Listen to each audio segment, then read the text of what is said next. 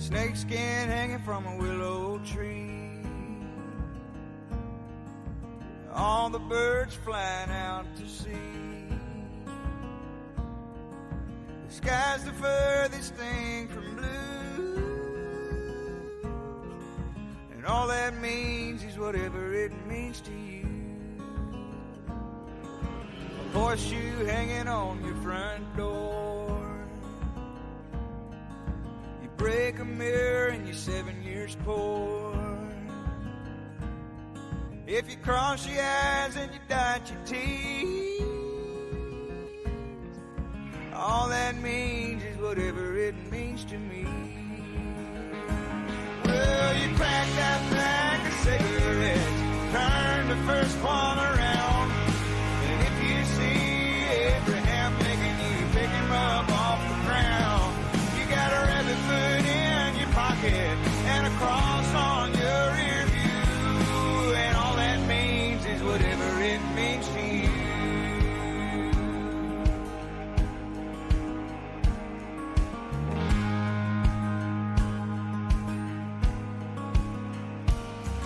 If the sun shines on a rainy day, you hold your breath when you pass a grave. Oh, and if knock on wood is all you can do, all that means is whatever it means to you. Well, you pack that pack of cigarettes, turn the first one around, and if you see Abraham Lincoln, you pick him up off the ground. You got a rabbit foot in your pocket and a cross on your rear view, and all that means is whatever it means to you.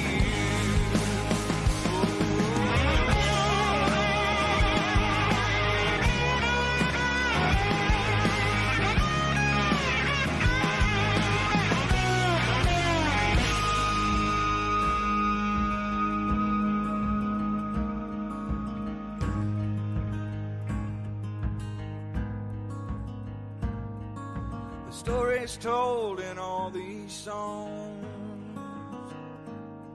don't sound the same to everyone. Some you hear, some you see, and all that means is whatever it means to me. Not all are real, but all are true, 'cause all they mean is whatever they mean to you. Well, you pack that pack of cigarettes, turn the first one around, and if you see Abraham Lincoln, you pick him up off the ground. You got a rabbit foot in your pocket and a cross on your rear view, and all that means is whatever it means to you.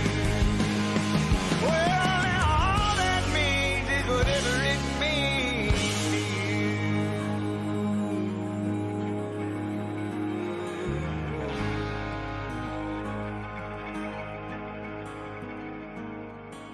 The snakeskin hanging from a willow tree, and all the birds flying out to sea.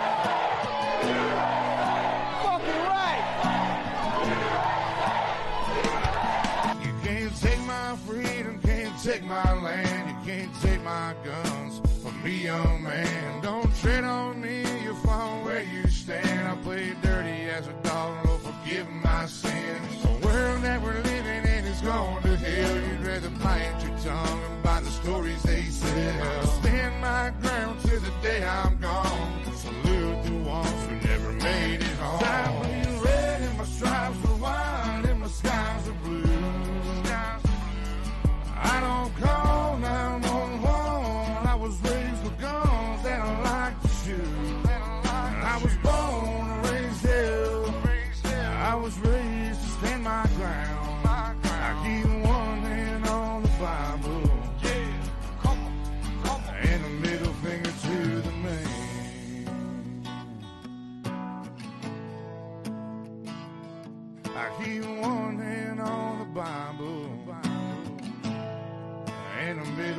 to See, the we man. soldiers in this new age and tread on enemy lines. Old school in our veins and never change with the hands of time. All these crooked politicians on a mission just to find all the brains they can wash and all the rules they can't apply. Just a bunch of sheep inside these fences, all asleep and mostly senseless, medicated, incarcerated. I hate to say it, but the truth is vicious. Lied to and deprived too. They got us in the system. Middle finger to the man. You either with us or against I'm us. bleeding red and my stripes are white and my skies are blue. I don't call 911. I was raised with guns and I like to shoot. And I was born and raised hell. I was raised to stand my ground. I keep one hand on the Bible. And a middle finger to the man.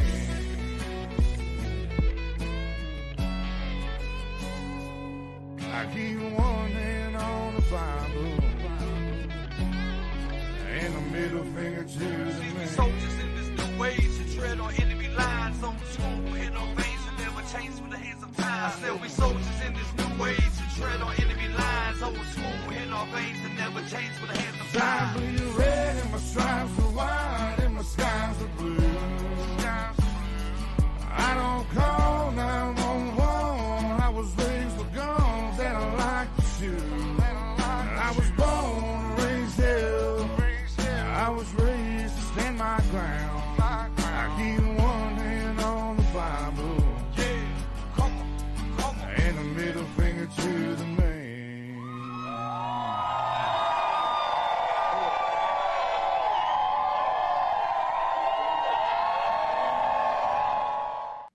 Hey, good morning, good day, good evening.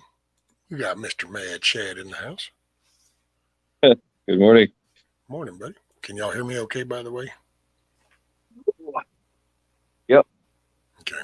I got serious technical issues this morning. I don't know. Got a phone that doesn't want to connect. Then the tablet's like connected. Then it's not. And then it's like, oh, shit. Okay, start turning the computer on. That's not wanting to read. I'm like, okay, I don't know. It's just Tuesday, whatever. Kick it. That's what I say. That's my that's my go-to. Just kick it. Not working. How was your Christmas, brother?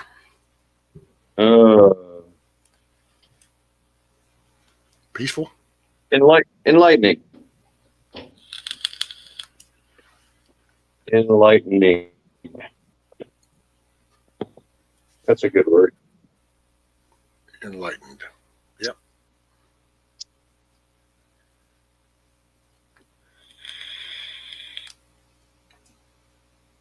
And enlightenment doesn't mean happiness. Should say that. No. Depends on what you're enlightened about. Exactly. What does enlightenment mean? It means you know something. Basically, You know more than what you did. Yeah. You have been enlightened. Might not always be the best. Yeah, that's right. But you just got to go with it. Oh, man. I'm finally glad we're above the freezing shit all the time. I know that sounds weird for all you northerners up there because y'all are just used to this 4 and 5 feet of snow and shit. But down here, that was a rather shock and awe.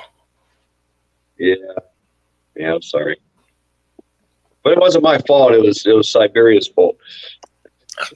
They didn't even want the cold weather, man. They said, shit, no, get that out of here. Yes. I like, and like I said, this is late for us.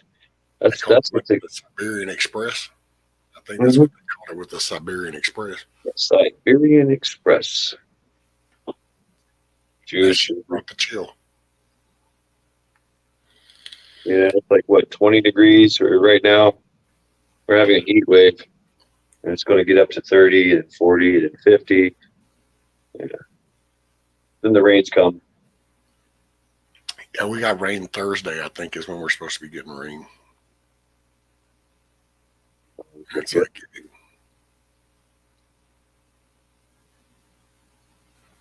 It looks like we're at 36 right now.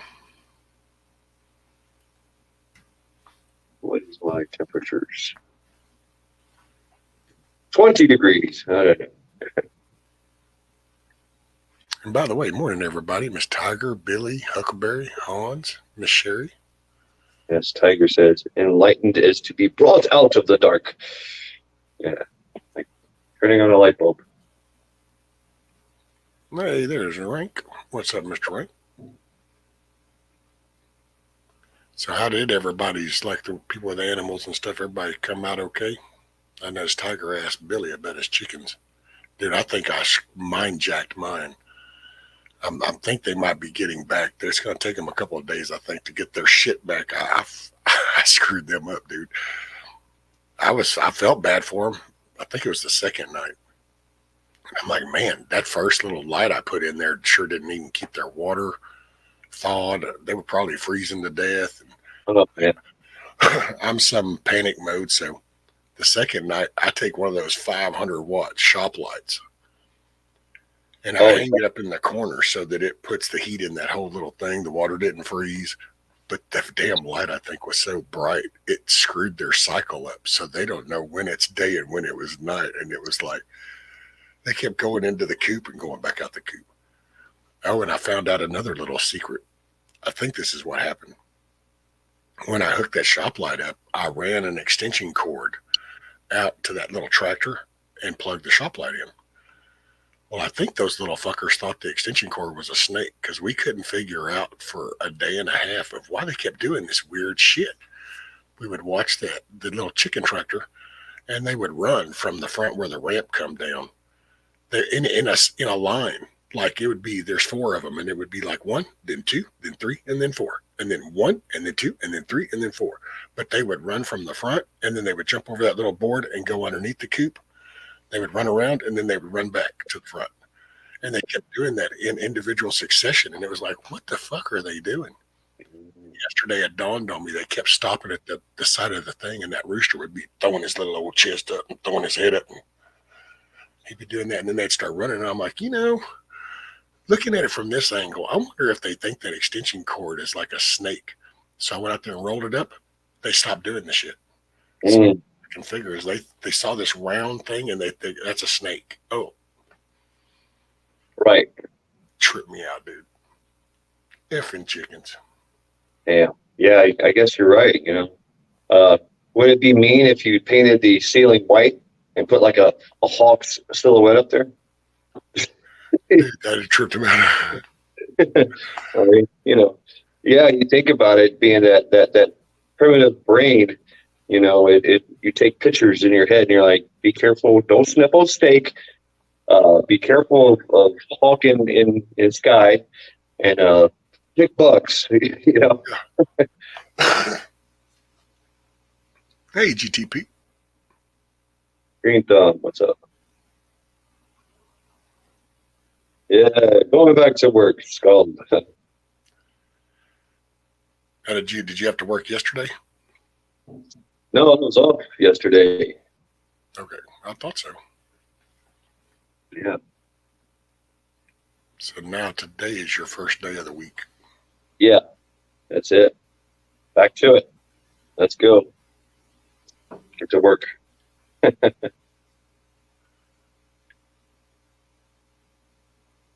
Like Billy said, dude, mine even came out at -20 for a minute to get scratch. Yeah.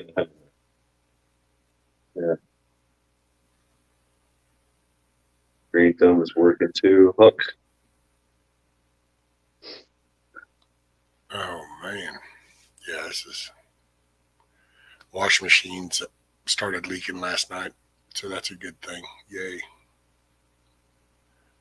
The washing machine. Oh, that means it's not frozen. Yeah. Yeah. Well, the other night it did it on the discharge and it leaked, and I told her, I go, oh well, shit, it might have frozen the discharge pipe, so it might have just hit like a little ice block. Yeah, well, that's not it. Apparently, it's got a leak, and I think it's because the house is so unleveled that the washer's been sitting in an angle, and it's been wearing the bushings or something, so now it's starting to leak. I'll try to take that apart later today and figure it out. Right on. Oh yeah. It just seems like one thing after another. Oh yeah, of course. Living the dream, baby. Living the dream. Right. That's right. Living the dream requires maintenance.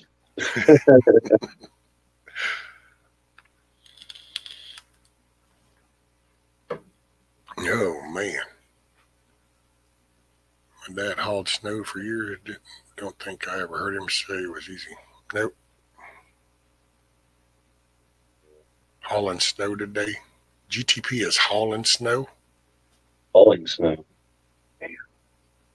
So Mother Nature didn't bring you enough. You needed more. For their exporting.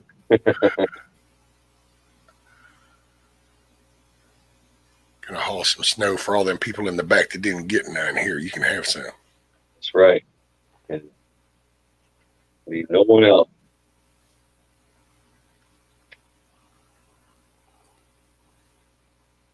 Yeah, this thing really affected all of the United States, man. Even Key West was at 50 degrees. Yeah. But that was the end of the world for them. Throw a wrench into everybody's moment. Yeah.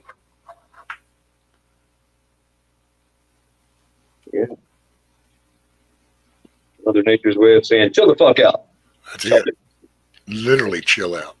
Chill out. Stay at home. Do nothing. Yep.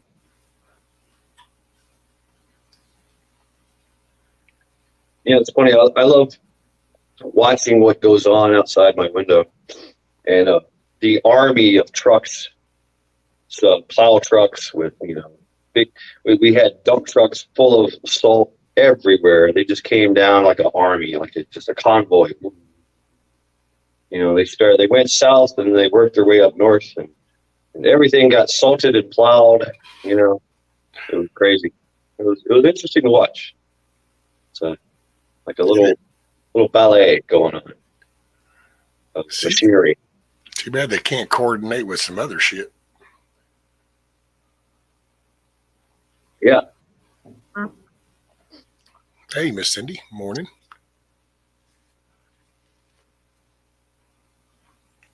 Hey, Cindy.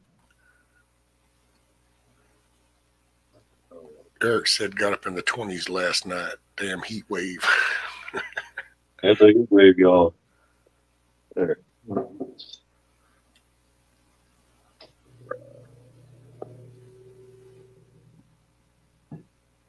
So out of the smoke room back into the house. Yeah. Here we go. Billy said my main water line to the house is frozen, so I'm hauling water every day. Yeah, see, that's what I was worried about you, Billy, because I remember last year you had hell with all that.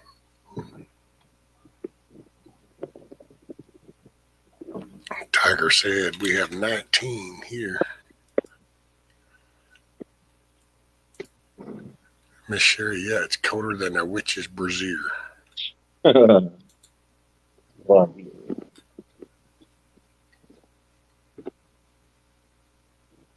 I'm contracted today to some random company that has to clear out the snow from a big gas station.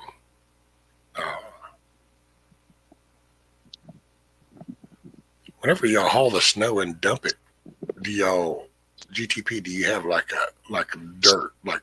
There's dirt lots, so specified places, or do you guys just kind of go out into the natural and just dump it out in natural, just like a reservoir, a reserve type, or something natural? Morning, buffering.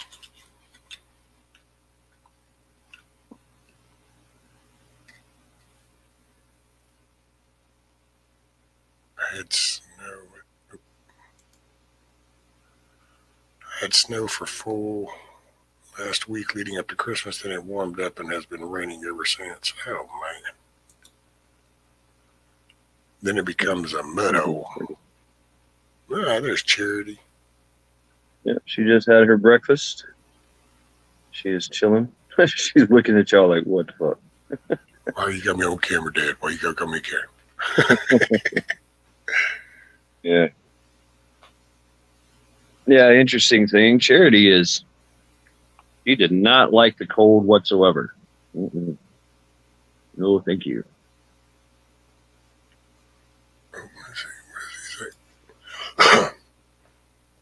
Her poor paws got frozen up on her, and it traumatized her. Yeah, she didn't poop for 2 days. Oh, see, I think Rudy was like that with back foot. He just kept doing this. It was like there's something wrong. And I'm like, man, what the hell? And so I got all the paws and I'm looking. I'm like, there's nothing wrong. Well, he would just lay there. And but every time I went outside, boy, he'd get on that. And it's like it's really so cold. I guess it could have been for him. I mean, used to it. I mean, think about it. If you went outside barefoot in this, how would you feel? Not happy. Yeah. Yesterday, she couldn't hold it anymore. She won't go in the house. I laid out all this elaborate plastic and towels, even cleared off the balcony so she could go out there. But no, she's old girl. She don't want to be, she don't want to do that. She wants to go outside. So finally we braved the elements. She did well. She did her thing. And then we tap danced back in the house,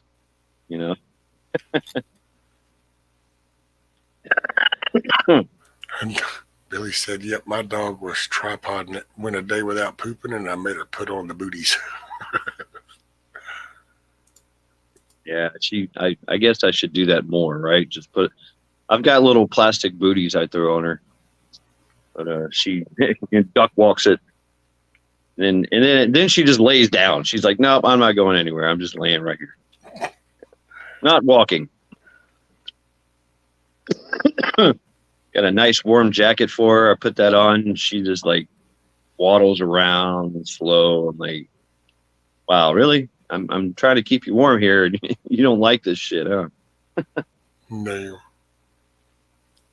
It was interesting. And I was going to say, so GTP said that they're going to be dumping it in a big field behind some farmer's house. And I was like, okay. But then Cindy was like, because when I said about just dumping it in a reservoir or reserve or something like that, and she said it's not that simple to dump the snow because it's been treated. Well, then it made me think going, well, but if you treated it with salt and then you're hauling it behind the farmer's house, well, being a farmer, does that mean he grows stuff? So is that going to be in the food? If you put that if that snow dissolves into the soil, do you take those same things into the soil? Makes sense that everything would leach into the soil. Yeah. Okay, so here. So some farmers will set up snow dumps and do it under the radar, but he has to have a permit from bylaw to do so. And we also have registered snow dumps that have drainage installed for the melt. Cool.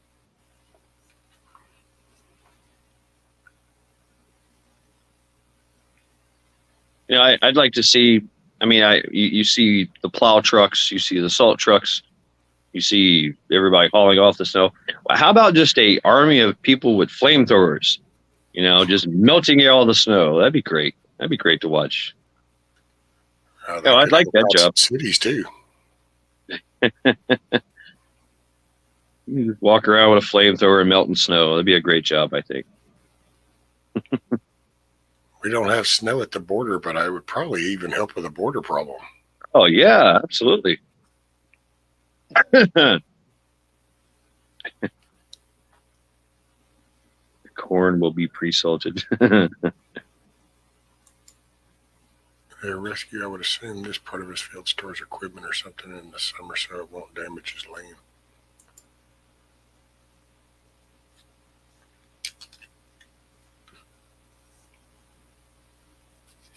Oh, GTP says on the East Coast, they have snow dumps right on the coast, and a bulldozer just pushes it over into the ocean. Wow, that's cool. I remember when I lived in South Carolina for the longest time, they only had one snowplow for like 150 miles. Just one. And we did get snow. We got snowed on, and it stopped everything. And I guess they just started getting more snow plows and salt trucks, trying to figure it all out. You know, retrofit everything. I don't think South Carolina. I think they got down to about the 30s or 40s, but they didn't get any snow. I don't believe. Not the coast, anyway. Oh no. Right, Eric's like as if the ocean isn't salty enough. It's just recycling. But see, just random shit. But see, there's that people aspect because we don't change the way we think. Can you imagine how many solutions have come up with how we're going to address the snow on the road, the ice on the road? And I never take into account of like, okay, we're going to dump all this on the road and then we're going to shove it off, half a dozen times a year. We're going to kick it over into the ditch so traffic can keep going, and we don't really realize what all that's doing as it leaches down into the soil and it carries down in the ditches and it gets in. We talk about like the soy and making their little man boobs, or we talk about other stuff that they might intentionally do. But what about just the stupid shit? I mean, like, I remember when they used to gripe about people dumping oil, and you kind of, at first, I didn't think it was a big deal. I'm going, really, man? Y'all are just gripe about everything. But then you kind of start to put it and you zoom out and you go, okay, that starts to make sense. If everybody went out to their car and changed their oil and just walked to the end of the driveway and just dumped the old oil off, well, you got 330 million people. So if you did just half of those people just did that, all of a sudden you got a shitload of contaminated oil just all over the soil. Oh, just a quarter of that. Yeah. Yeah. So it starts to make you think of going, okay, well, if that's the oil change, then you got radiators, then you have work, and you have, it's our thinking. We think we always have the solution to everything. Yeah. Lake Erie has a big problem in the summer with algae buildup. This massive algae buildup happens when the sun hits it. And it's from all the runoff of fertilizers and pharmaceuticals, and it goes right into the lake and creates this massive bloom that you can see from space. And that's the people's interaction. Yeah. But hey, not to brag or anything, but they did have a river that set on fire here. From all their dumping waste. I forget what year that was. What, 30s or 40s? I don't know. Oh yeah. Morning, Larry. Let's see. GTP said, so to put things into perspective, my company over a winter probably lays down 10,000 tons of salt in the city, and that's just on the properties we do snow maintenance on. That's what I'm talking about. That's an amazing number. And that's set in on paper all the right way. It's all being handled proper. It's the right. But then how much shit really gets done by the book? Oh, well, it's the book is just a guide. That's it. That's it. So it sounds good on paper. Yeah. Yeah, right, Huckleberry. It turns the frogs gay too. Damn gay frogs. Population control for all species.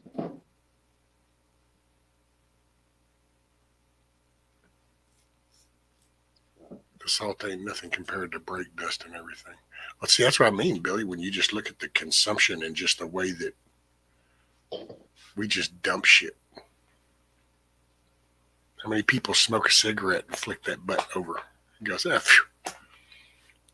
Get done with the Coke can, chunk it over. And what's ironic is hell, I remember growing up hearing this shit. So then you kind of start to go, yeah, nobody really gives a shit. It all sounds like they do, but apparently we don't, because here we are like 60 years later, and then guess what? It's still an issue.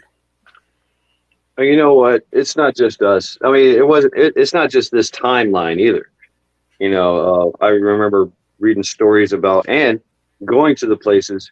Like, there's places in Greek where they had these massive fish sauce production, and fish sauce means that they literally take a fish, ferment it, and turn it into this fish sauce. It's absolutely disgusting smelling, but it tastes great. Salty. But that land is salted and dried out. It's done. There's all kinds of trash that they threw into the ocean right off the shore. I remember them talking about it, and they did it for hundreds of years. So you can imagine the impact it had on the environment. So they didn't care. No, you just got to get through this. This is the only issue. The ramifications of after the fact, that doesn't matter. Their only complaint was the smell, and so they had to do something about the smell. So they would plant flowers around this production place, very aromatic flowers and shit. And that was their plan. Damn. Well, there was I remember there was a story about it was a blubber plant. Oh man. And I was like, man, dude, can you imagine? It's like, I don't know. I think if I had to work in that would have changed I don't think I could have done that, dude. I was watching them just through piles of lard and blubber and shit as they're scraping this off that hide. And I'm just thinking, zoomed out, going, I can only imagine the smell around that place, dude. It's like you wouldn't even want to work at the grocery store around there. It'd be like the kind of smell that just doesn't come off you, just don't go away. Kind of stuck with it. And it was also a social status symbol. You're the well blubber guy. You're the fish sauce guy. And everybody knows it because, well, you probably smell like it too. Right. You're going to the bar, or you're trying to go home, and you got to stop at the store, and you smell like, fish and whale. Well, I guess the good thing though about that is everybody in the bar is going to smell the same thing too.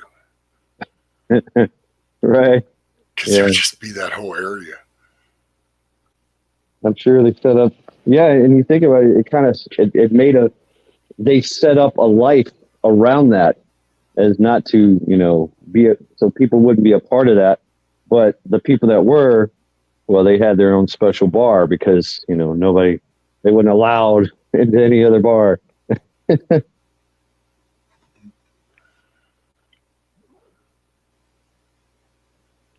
All right, Jared. Ready to do this? Okay. We're going to go outside. 20 degrees. See what happens.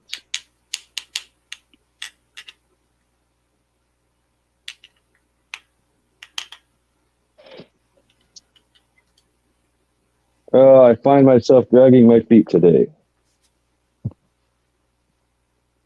Well, that'll be easy to do on ice. Oh, that's the weird thing. There's not really a lot of ice. It appears, even though the snow never, the amount of salt that they dumped did not melt any of the snow because the temperatures were so low. It didn't produce any ice, and the snow that you're running on has like a crunchy effect. It's like you're. Oh, it's got that layer. Yeah, so there's a layer of a layer of salt between the snow and the ground or the parking lot asphalt. So it's weird. It's all sludgy though, and we know it's going to be a sludgy mess today when it starts to thaw out. We didn't get a lot of snow, maybe 4 inches or so. That's it.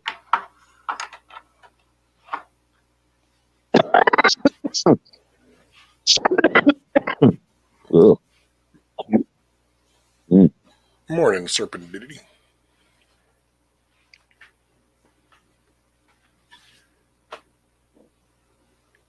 Charity. Are you ready, girl? All right. Let's go for a walk. Tiger said we were never allowed to throw trash or cigarette butts out the window. My sister threw a candy wrapper at her one time, and my mom pulled over and made her find it and take it in. Well, that's how it used to be. It just, it was the whole, you were taught not to, pollute, don't trash the place. And it just used to be common sense, I gotta say, but you watch now. Hell, dude, I got on to, what was it? I think a freaking FedEx guy, because I watched him throw a cigarette down. And I went, hey, dude, not in my driveway. Yeah, right. Oh, I'm sorry. It's like, yeah, see, you're just so used to it, you forgot where you were at. Exactly. Yep. And we all used to do it. I used to do it too as a kid and growing up, But and of course, being told never to do it. But it became apparent when I went to the Marine Corps, playing around in the woods. And, well, that's how they track you. If you're in the woods and you want to find somebody, just look down. Look at all the trash they leave behind. Cigarette butts, all kinds of stuff. So that's when I stopped. That's why I learned not to leave a trail. I was like, okay, we're not leaving a trail. Come on, Charity. Let's go. I gotta say, once I got grown and I guess you could say really starting the firefight and shit, then it just didn't compute anymore. It's like I understood what was happening and I shouldn't do that. Right. Yeah. Now I empty my pockets and they're full of cigarette butts.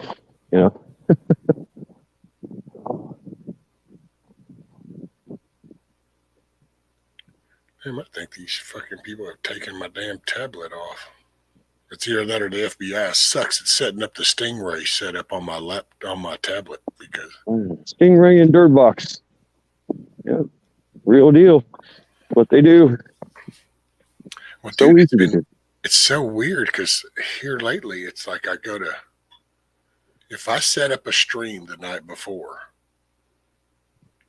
and then the next morning that tablet won't connect to the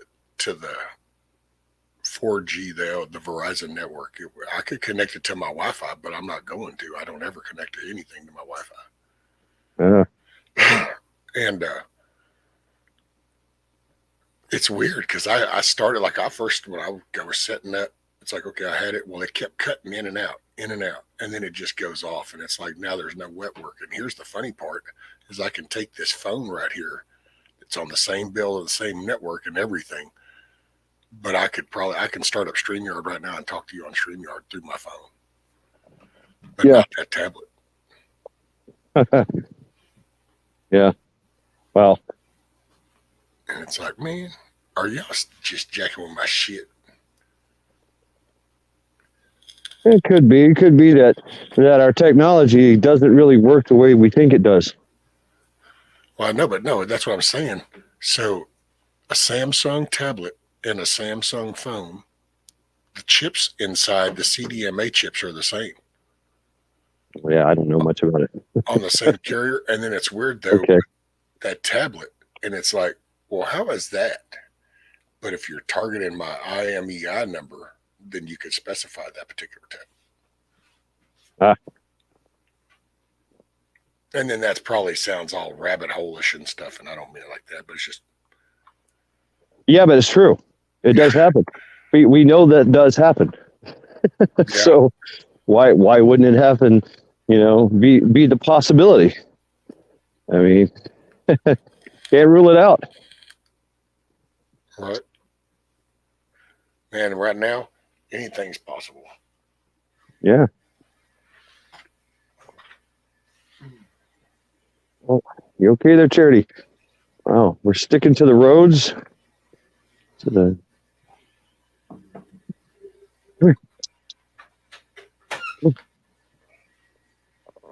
Yep. Oh, yeah.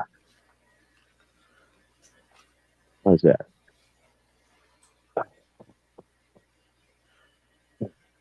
Hey. The snow truck. Snow plow coming. All right. Billy says, I'm embarrassed how many cigarette butts are in my jacket pocket. Well, don't be embarrassed about that, Billy. They're in your jacket pocket. They're not down on the ground.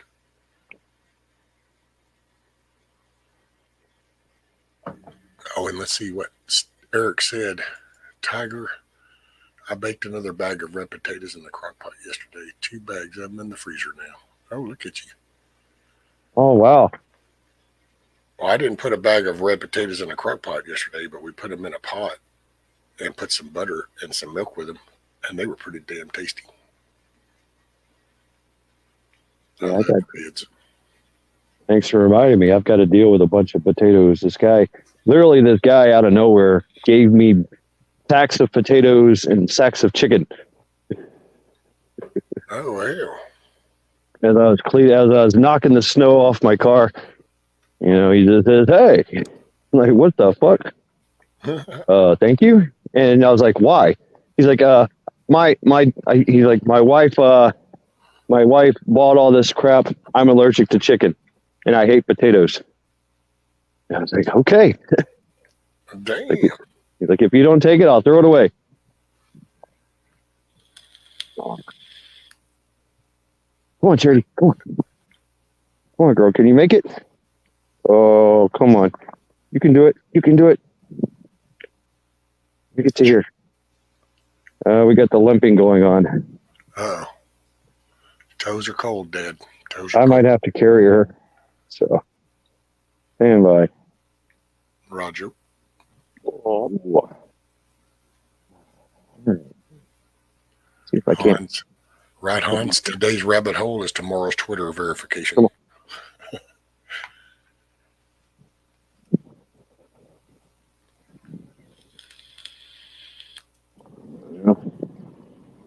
Oh, yeah, Billy, cornbread in the crock pot.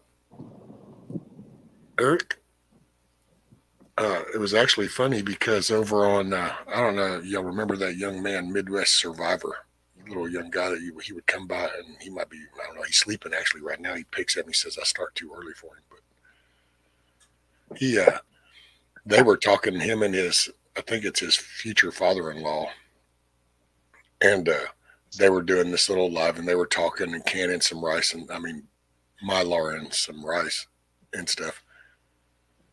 And Eric and Huckleberry got to talking about crockpot cooking with cornbread and shit. And they see, that old Midwest Survivor looks over and he goes, I don't even know. Do you remember mentioning anything about a crockpot? Because they're talking all about crockpot stuff. And then Huckleberry was spoken on, man, there's 5 conversations going on in chat.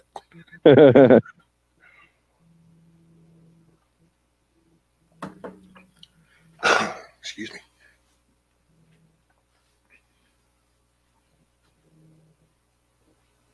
Oh, and by the way, in chat, guys, don't forget to go up to the top and go to live chat instead of top chat. That way you're included in the conversation. Yeah, I do that from time to time. I find it happens on my lives. I'll just get knocked down to fucking top chat. Oh.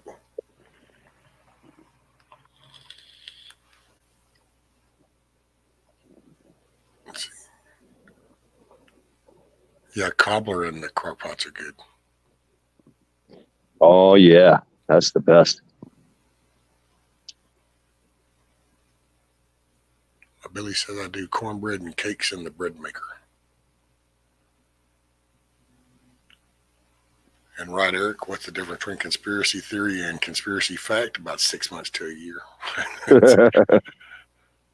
Right.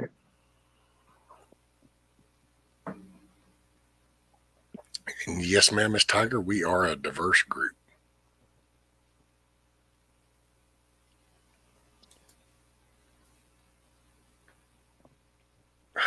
Eric says live streams are only for the chat to do their own thing. That's the beauty of chat. That's a great thing, Chat is where it's at.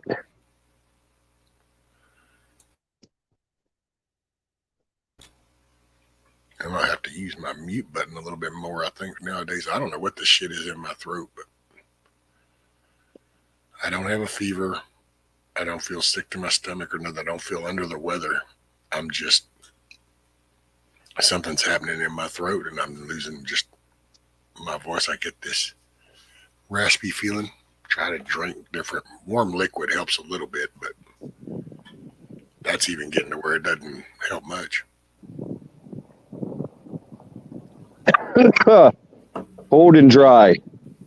Right. Cold and dry. Hey, Hill Bill. Welcome. So that's I think that's another fellow person there, Shad. He says greetings from the Erie Coast. Hey, what's up, Hillbill? Yeah, I know Hillbill. Okay. What do we got here? Well, then let me start up my YouTube window. Come on, Charity, you can make it. All right. Got a snowplow chasing us. All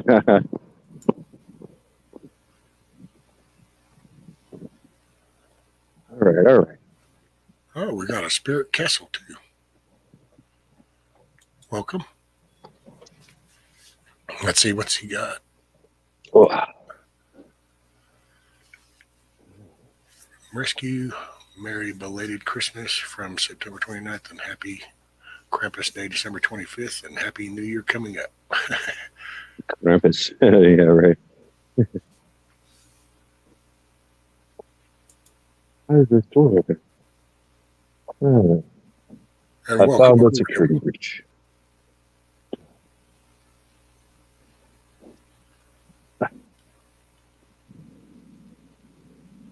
Does the crockpot have to have an individual degree thermometer versus low, medium, high to bake in it? No, I think isn't there a range? Like low is this range of temperature, and then the medium is this. So it's, I forgot how you look that up. Stop vaping oils. Okay. Which I don't vape as much because it just doesn't. Hell, I don't do my butterscotch like I was. Something's up in my throat. Oh, yeah. Butterscotch is lovely. Good stuff this time of year. I know, man. I love butterscotch. I usually sit here with bags. I got them in my toolbox, dude. My wife goes and buys me bags from the dollar store. Oh, yeah. I keep them in my toolbox, and then I'll go get a bag. And then right now, because of my throat, then I've been doing peppermints. Oh, I don't know why that won't even show that. There it goes, peppermint twist. Been trying those. I like my butterscotch better.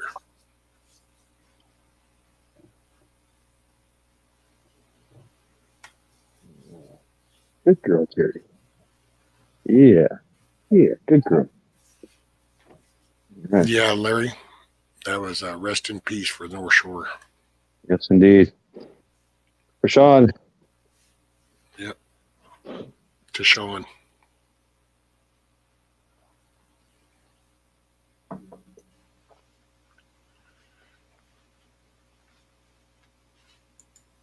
Tiger, I can tell your throat's still. Yeah.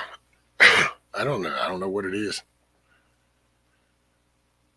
At first I thought, well, okay, it's kind of that phlegmy kind of shit. And I usually just get in the shower and I let that steam come up, hack that shit all out, move on.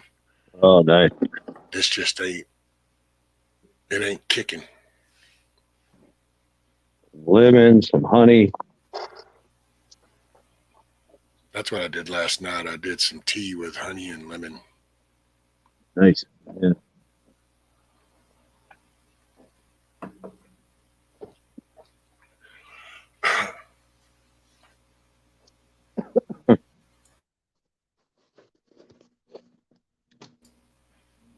Yeah, and half the time I'm coughing and I don't even really have to cough. I'm just trying to get that.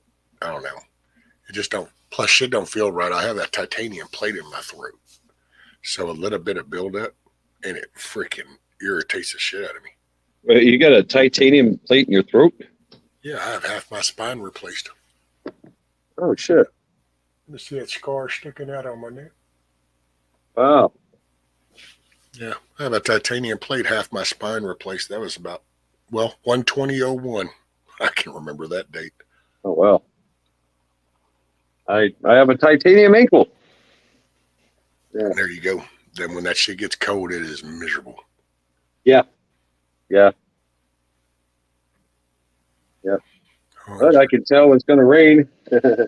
right.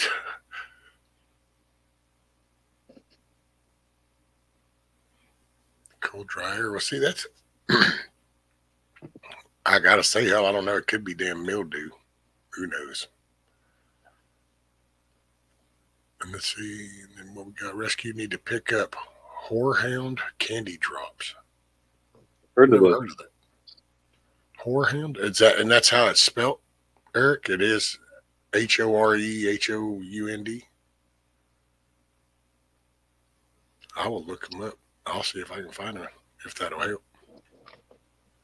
Spirit says use a lava dome and a bag. There's no oils involved. It's just whatever you put in it to vaporize. Oh, okay. I got you, Spirit. Well, yeah. So, because I live in Texas, which is almost on some topics is as bad as talking about certain things on YouTube, because there's just some things aren't allowed.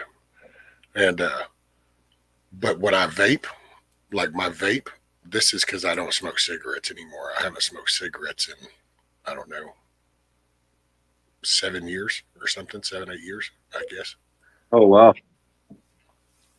So I want to quit smoking. Man, this is what did it for me. But then I think everybody has to find their trigger. Like, what is it? For me, it was boredom and thinking. And so it was my thinking tool. So I would have a cigarette and I would just chain smoke that while I'm kind of going, wait, what is that? But I'm reading.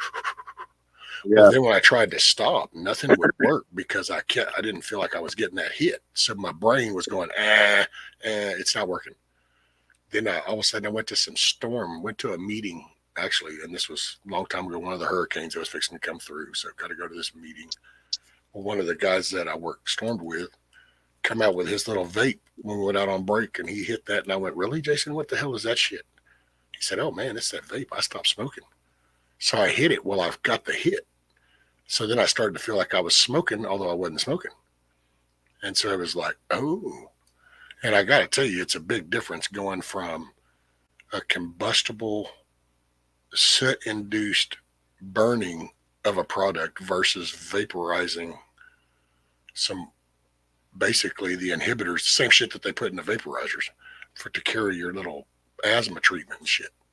And then with medical grade nicotine, bam.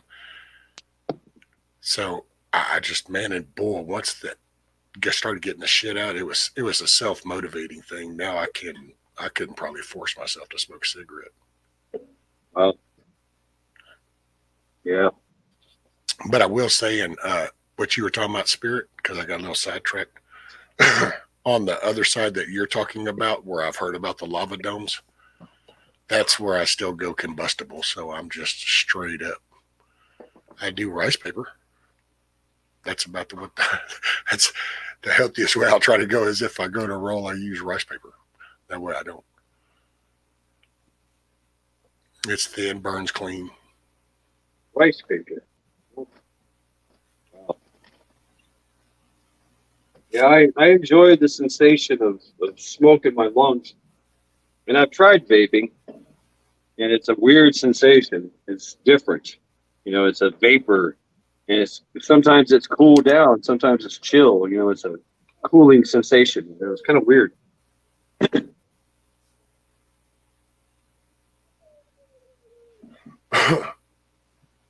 Excuse me.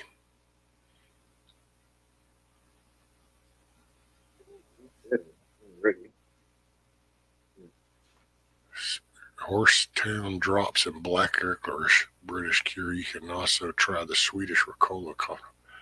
I could probably try the Ricola. I just ain't got a big old horn to blow, but I can tell you now, black licorice will not cure my throat. It will make me nauseated, and I would probably puke if I had to eat that nasty shit.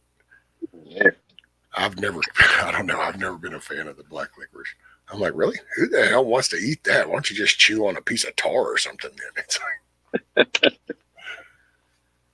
I enjoyed some black licorice. I do.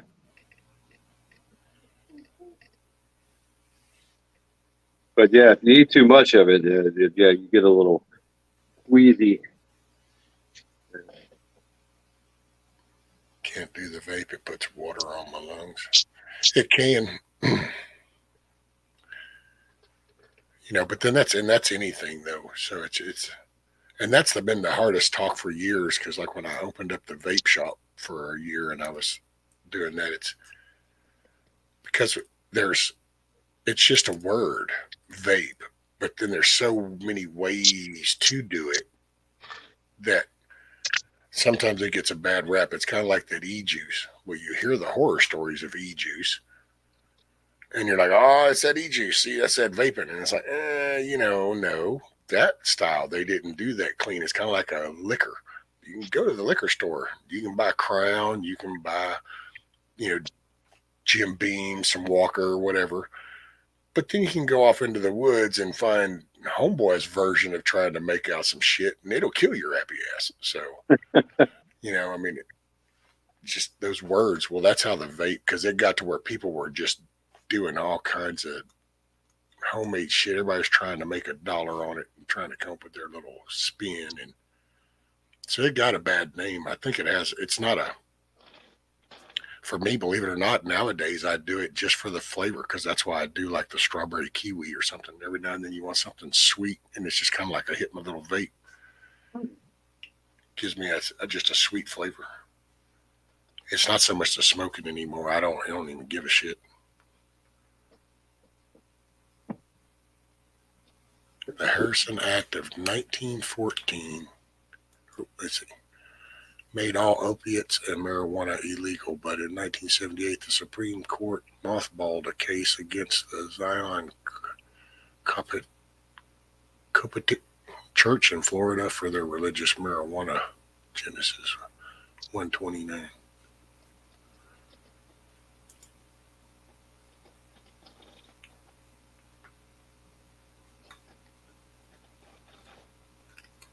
Black licorice makes you feel better because it's so disgusting you'll get over it fast.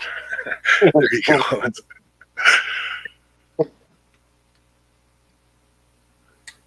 go.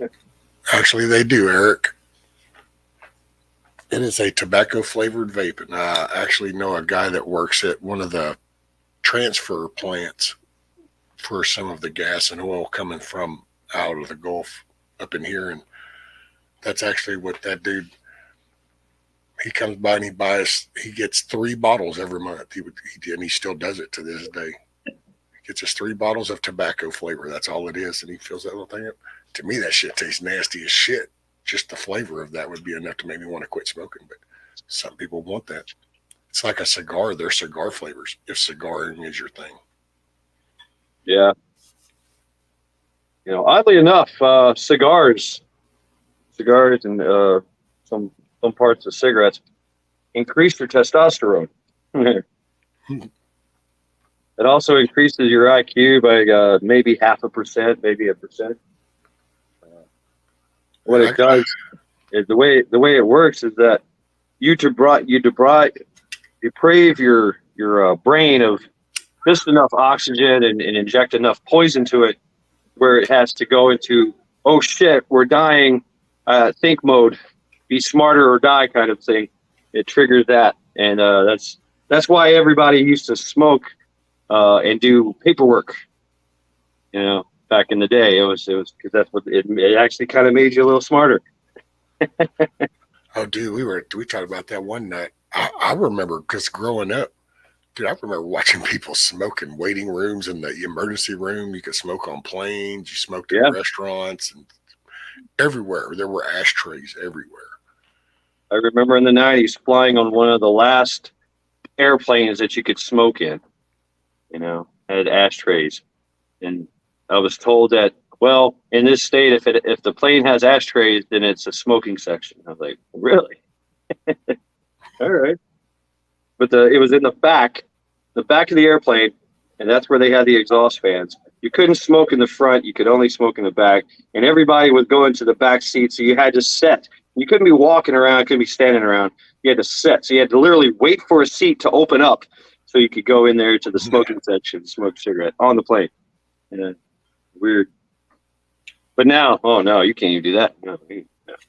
Right. No, it's now it's, you can't even stand outside the building. You now have to go, 150 feet away from, because, oh my God. And it's like, really? But wait a minute, we have an ambulance and we have vehicles for pickup and drop off that pull up right underneath the awning and pump that Cummins or that fucking, turbo diesel going. That's okay, but don't you dare stand over there against that wall and smoke that cigarette. That might cause somebody some issues.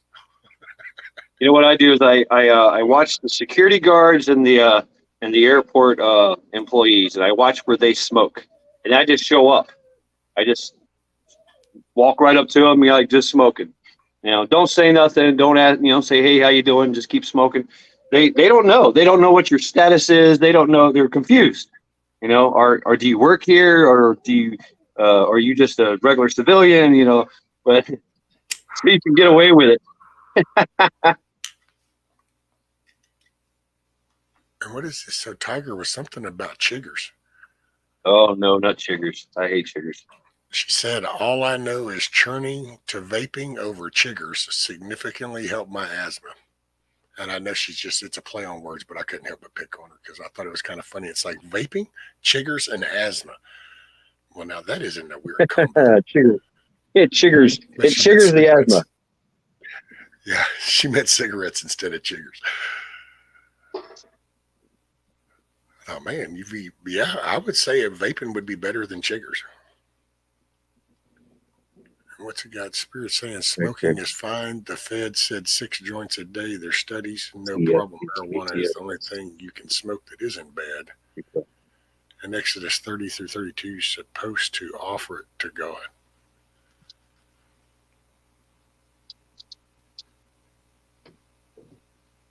Try Black Panda licorice in the little black bag at the gym.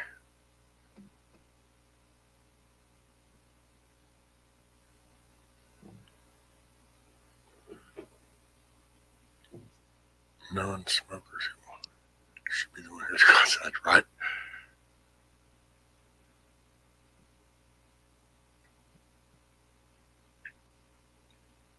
Tiger says apparently my phone isn't awake yet. Nope, it hadn't had enough chigger vape.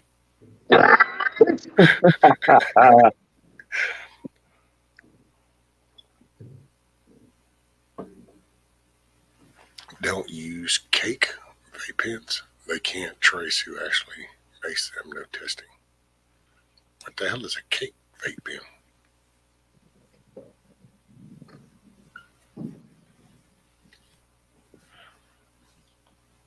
The ambulance is a benefit cost trade-off. The cigarettes were just bad. Miss Sherry Evans, I want to say when I quit, I think I'd been smoking, most all my life. Matter of fact, I actually laughed and made fun of it because after I stopped smoking, Dr. Pepper tasted different. It's not that I didn't like it. It still tasted good, but I was like, damn, that's weird. My whole life, I thought Dr. Pepper was this flavor, but it really wasn't. It's just that I had smoked so long that my taste buds were different. The minute I got rid of them and then it started cleaning out my taste buds, all of a sudden it was like, oh, kind of has a little bit of a sweeter taste. Oh, wow. That's another benefit of quit smoking, huh? Be able to taste things. Oh, man, and sleep better. My wife even pointed that out. She going, you don't really toss and churn as much. Wow, really? Yep. I got to say, that's my biggest 2 epiphany moments in life in 60 years has been smoking and sugar. Smoking and the impact of sugar that you don't even really realize that it's happening. You're just doing and going and doing and going and doing and going. You stop it, all of a sudden you're like, oh, wait, oh, shit. So this is really tasted this way. I really have this energy. My body now processes this a lot better, and it's like, oh, wow, what a big take, depression. You don't feel as shitty when you get rid of the sugar. It's amazing how that has an emotional connect to the way your system's operating. Yeah. Yeah, I don't like a lot of sugar. I've stayed away from sugar most of my life. I like savory stuff. But yeah, I like sugar, of course. We all like sugar. But I don't do it a lot. I one of my epiphanies was going gluten-free. That really completely changed my life. I was getting overweight. I had no energies. I was just all backed up and, feeling heavy and lethargic all the time. Even having some heart issues, and stuff like that. And so heard this guy talking, this doctor, Coast to Coast AM. You guys remember that? Art Bell, George Norrie. Yep. Dr. Joe Wall at criticalhealthnews.com. He told me about the 10 bad foods and all that. And I was like, what is this? And, get away from the gluten, all the oils and the gluten. And man, I turned into a superhuman. I regained my superhuman status. And I was in my 30s, I was like, wow, this works. See, sugar was kind of that way, and it could have been actually even some gluten too, because I kind of once I had this colon shit and everything, because I didn't choose to cut off the sugar. It was a side effect. It was when all this colon and gut shit started, and I had to then, for a year and a half, I didn't eat anything but chicken noodle soup. Oh, yeah. And so that was it. I drank water and I drank coffee, straight black, and then chicken noodle soup. And that was it for a year and a half. And it cleaned a lot of shit out of the system. Yeah. I mean, and I had a bad ulcers one time that nearly killed me. I went septic. Yeah. You know what that means. Yeah. That was terrible. So it was a bit of a wake-up call. I was like, oh, I'm living life wrong. I'm doing life wrong right now. I need to change or die. You're living on the edge and you're not even getting the benefit. Yeah. So I tried it, and I tried it for 2-3 years straight, religiously militant. And man, it changed my life. People seen a definite change in me. I was superhuman again. Yeah. Well, it's like it's an awakening, man. It's like you didn't realize how sluggish and how just kind of you thought about, no, I'm still going, man. I'm still doing it. But then when it's like going, all of a sudden you're like, okay, wait, and it's like, oh shit, did I just get my youth back or something? It's like, wait now. Yeah. I don't know. I had overabundance. You got energy all of a sudden. You're kind of like wanting to kind of get back in the mix. I was in the pest control industry, which is a very an extremely physically demanding job, and going up and down stairs, all the time, working on these freaking high rises, crawling under houses, getting into attics, crawling under restaurants, and just all kinds of lots of up and down movements. I was so bad I couldn't walk down the stairs. I was like, every step took me like an extra second. I was like, oh God. And I started getting off the gluten. I got a lot better at it. Joined Shaolin Kung Fu, and that changed my life. Really turned superhuman. We're not talking your run of the mill mall kind of karate or whatever. It was torture. It's torture with some enlightenment in there somewhere. But that changed my life too. Tiger said they say sugar is the most addictive substance on earth, and I've heard that before, and I believe it because it's subtle to me. it's a subtle, and it's a flavoring, so you can grow accustomed to it in all different kinds of foods, but it has an impact on your body. So it's a subtle, it would be like drinking alcohol without getting the buzz, only then you end up with liver damage. And you're like, well, wait a minute, what? I didn't get drunk. Well, but you still had the alcohol that did the damage to the liver. You just didn't feel the buzz in the process. Yeah. And that's kind of sugar. Sugar steady gets in your system and it just changes and it slowly alters you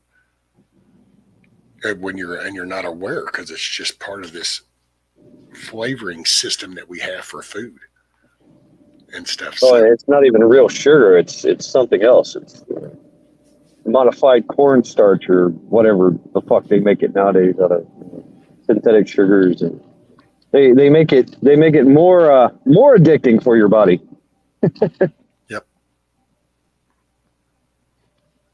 But I mean, we do need sugar. Our bodies do need sugar. Our cells need glucose and stuff like that. You know, that's what your body does, is it breaks down sugar and turns it into glucose. But you just don't have to be gluttonous about it. Yeah, but you get it naturally in foods anyway.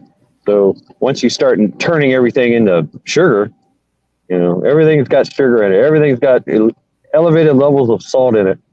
You know, wow. Dude, Nicotine's the same way.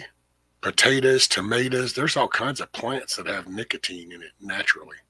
Right. And I learned that nicotine is a natural pest control.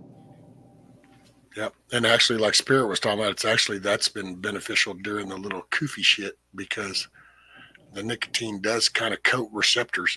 And while it can be bad for you, in this particular instance, it would actually help people, because by covering those receptors, you weren't as susceptible to the koofy shit. Ah, is that how it works? I had heard that. I had heard that smokers don't get the coof, but I also learned that there's no such thing as the coof. Yeah. It's always been. They just renamed it. Well, you had to introduce the coof. That's the only reason you could justify that vax you were bringing. Right. Which didn't work anyway. Well, I don't know. It depends on what the job was. That's true. Yes. Yeah. I'm pretty sure it got their desired effects, but yeah. Well, and I'm sorry, but when you know that you now know what a good over 150 million, 200 million people have this particular series of things in their body, regardless of whatever their DNA was, wherever they were from, it doesn't matter. They now have these components in their body, and you know it. You can then target that. Yeah, the genetic targeting. Yeah. And then, you know, they started doing that back in the day. I mean, you know, Hitler started looking into that.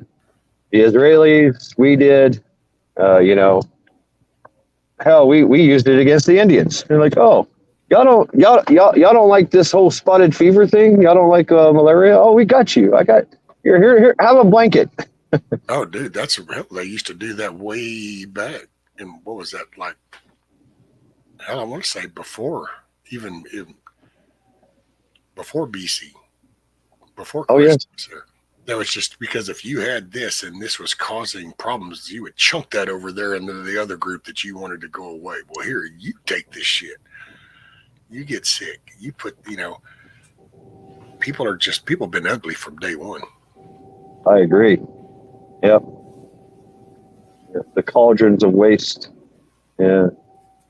Putting things into the well.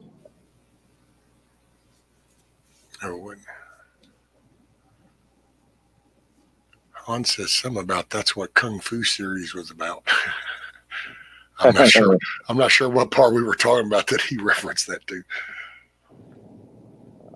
It's not the couple from my heart. Ah, grasshoppers.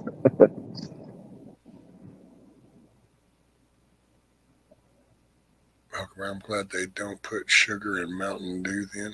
I wouldn't know what to drink. Hey, man. Well, they do, but. Yeah, high fructose corn syrup. Yeah, I quit Mountain Dew. I was addicted to Mountain Dew. Yeah, me too. That was Breakfast of Champions. Was little pack of chocolate covered donuts and a Mountain Dew. Damn. That was the Breakfast of Champions. and lunch of champions. And depending on where we were at, might even be supper of champions because that was the shit you could just keep over in the seat of your truck. Keep a case Yeah. of Mountain Dew in the cooler. Have do, will travel. Yep. Hey, Kiss Off. Morning, ma'am. My little trouble. Kiss off. What's up, kiss off? Oh, it's only 22 degrees out here. Is that all? I'm commuting to work now as we speak. Exodus cannabis is referred to as sweet. Oh, wait, where'd it go? Sweet cane. Or calamus, but the Hebrew word for it is cane blossom. Want to be healthy? No sugar, no gluten, no lectins, which are in peppers, nightshades, peanuts, and feed the bacteria in your gut, making you think you're hungry. Okay. Oh, and then Spirit says cake is the little white flat square vape pen. Yeah, I don't know. I don't use all them little cheap commercial ass things. I saw that shit coming from a mile away. It was somebody came up with this. People started kind of making up ways to make the little coils and to make the vaporizers, and then corporate world says, "Oh, really? We can make a buck." And then here comes in all these little pens and the cheapest ass fluids to do. Next thing you know, you got vape pens in gas stations, and it's like, really? So that's. I'm not saying it's an answer to all, but it definitely will help people if you want to stop smoking. But it's up to the person, man. It's no different than anything else. It's all based on the drive of the individual wanting the change. Yeah. Well, most of my friends are telling me, hey, yeah, I got lung cancer. Hey, how about that? Like, oh, nice. All right. And then of course they say, hey, I want you to make me a promise. Your New Year's resolution: quit smoking. Quit smoking. I'm like, oh shit. Yeah. When a lifelong smoker, is faced with cancer or death, they start telling everybody, hey, quit smoking. It's like the canary in the mine. Yep. What now? Kiss Off. What is it? I don't know what you've done. She done putting up shipping stuff. I don't know. She's always up to something. Oh, Miss Sherry says, I'm off to get some sleep. Have a great day, everyone. You too, Miss Sherry. Get you some rest and wake up with a smile, man. Good night, Sherry. What's up, William? Morning, Firefly Forward. Lori. Good morning, good day, good evening, wherever that fits for you. Sorry if I've missed you as you come in. Oh, Eric says that Mountain Dew was started in Tennessee as a drink mixer. I remember the commercials. Had the old man with the corn pipe. He was in coveralls, had a straw hat, had a corn pipe, corn hob pipe, and he would drink a Mountain Dew. Like, woo, it tickles your innards. That was the saying. Do the do. Like little steam would come out of his pipe. Little whistle.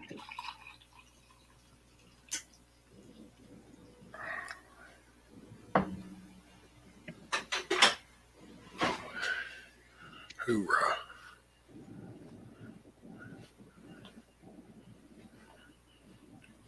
Today, the day, LOL, the thing you busted my ass on. Well, you're always into so much trouble, Kiss Off, so I'm not. Which thing was that?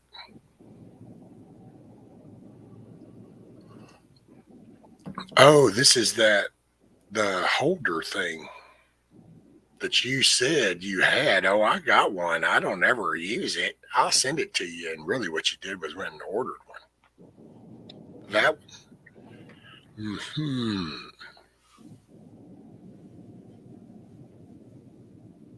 Mr. Williams says ginger ale #1.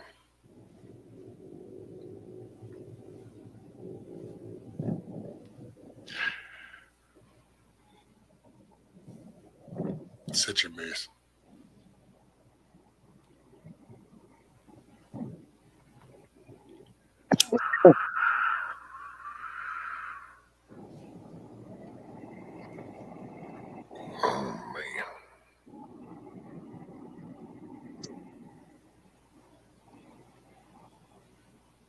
when the hillbillies were on the Mountain Dew bottles with bottled by, it was a way for the company to tell where it was bottled.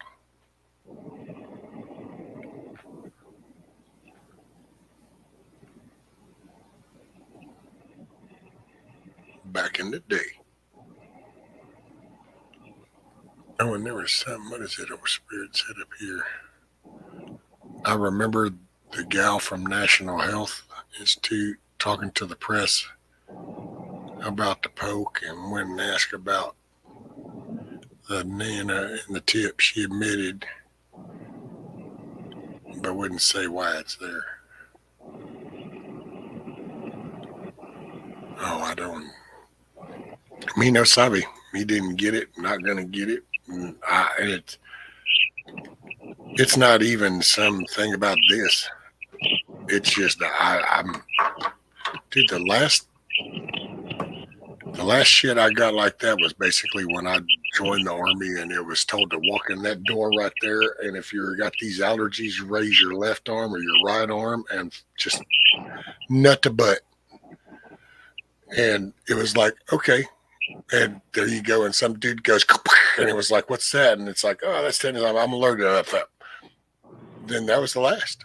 I've never worried about it ever since. Don't get no shots. Don't do the flu shit. Don't do none of that. And then here we are with this, when all of a sudden all the science is thrown out the window. You must have this, and it's now booster 45. And it's like, wait, what?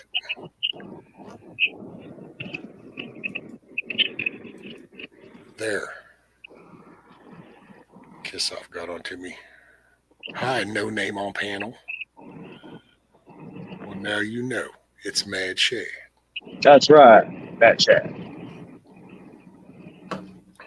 I would say, though, had you been paying attention all this time for months, then you would have recognized the voice and wouldn't have needed a visual name.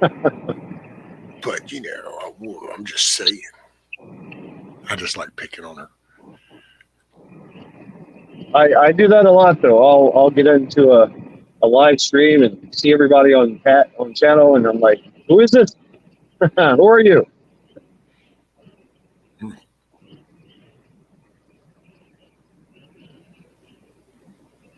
Huckleberry says, I know sugar is bad for you, but I can't say no to a Mexican Coke.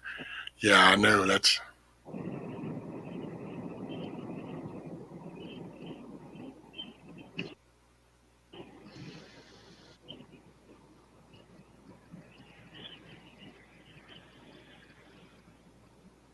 You gotta, she says, touch you and the horse you rode in on. Touchy, touch me. And you're gonna touch the horse I rode in on. Alrighty then. Sounding kind of weird now. I know. What's going on here? Too early in the morning for all that sex talk.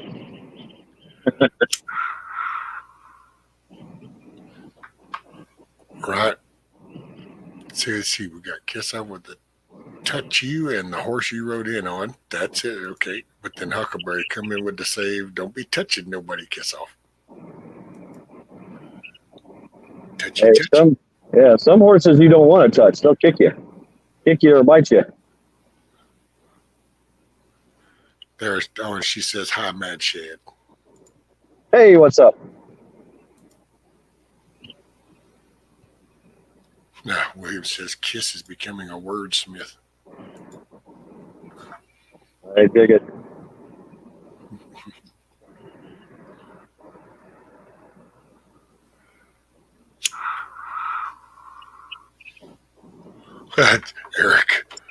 Eric says, I think I had some Mexican Coke back in the 80s. Oh, wait, never mind. Move along. Nothing to see here. Bolivia.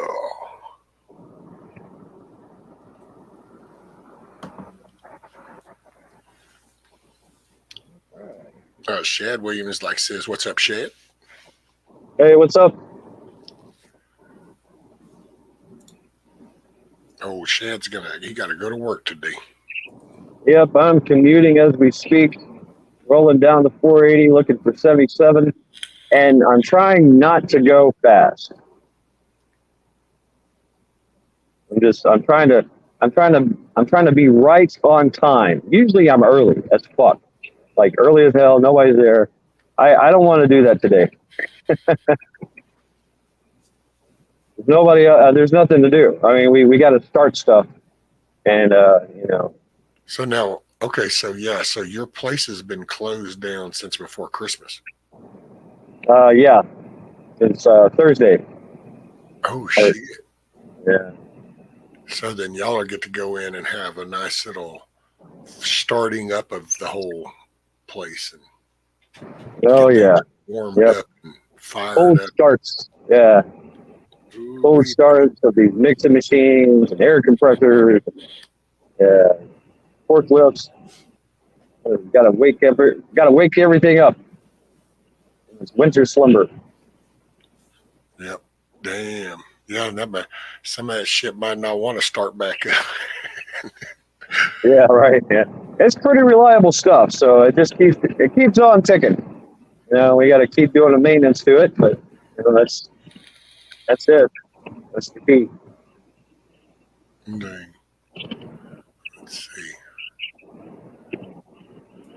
I guess give me a couple minutes. I'm going to walk her to the door. She's fixing to go to work. So 2 minutes and I'll be right back. Chad can entertain themselves. If you don't want to talk to them, Shad, that's okay. Or you can just- All right, I'll try my best. all right, brother. All right, welcome to the Shad portion of the rescue show. Hope everybody's doing well. Had a great Christmas. But you know what? It's time to get back to work. Right? I'm sorry I cannot see chat. Right now I'm focused on driving. If you know anything about Cleveland, even in the morning times, it's a little crazy. There's only three laws to the traffic here. That's lead, follow, or get the hell out of the way. And usually it's get the hell out of the way. Lots of moving parts. And it's currently 24 degrees. The roads are nice. Everything's covered in snow, but the roads are nice and cleared.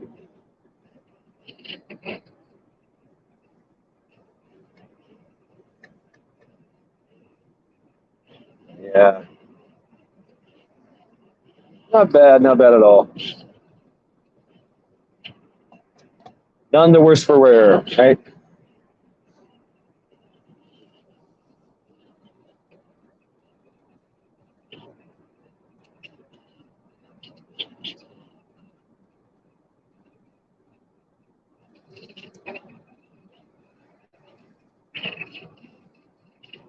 Yeah. What is it? The 26th, right? Yeah, today it's the 26th. We got less than a week for about a week till New Year's 2023. Wow. 2023. See what this year holds for us. We know it's going to be crazy. You know, we already know their plan. So we got to have a plan. Make the year, seize the year, seize the day, seize the year. Okay. Hey, there he is. Yeah. Sorry about that, buddy. But you handled it well. Yeah, I just talk. And that works. Yep. Oh, Spirit Castle says Kung Fu had the best morals of most TV shows I watched on repeat as a kid and learned. Actually, mine was Wagon Train. Have gun will travel. Because, dude, Paladin, you know, he was kind of that line that would show you an asshole, but doing the right thing. And then you had like the rifleman, good old Lucas McCain, and the single dad, and the education. And me and my wife talk about that all the time because we sit there and I watch them, and you kind of just watch this lesson nowadays, and you kind of look at this current bullshit that gets put Right. out for entertainment, and you go, oh my God. Yeah, you're right. Every show had a lesson. Yeah. You know, Honesty, stealing, honor, respecting something, right. politeness, whatever, hard fortitude. Matter of fact, you know what? Because they made me do it on my computer. I was actually playing with this yesterday. I have an episode from The Wagon Train.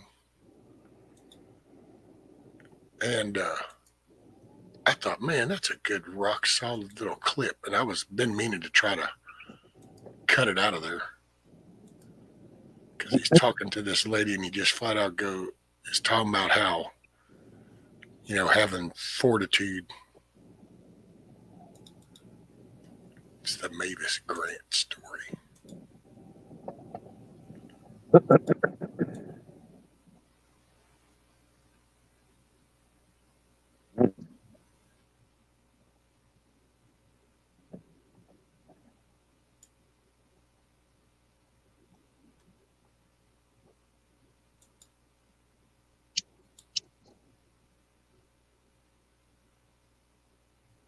Oh shit!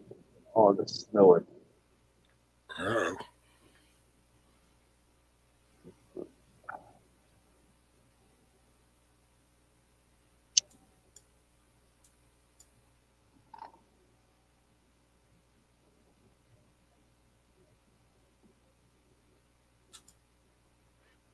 Okay, let's see if I can.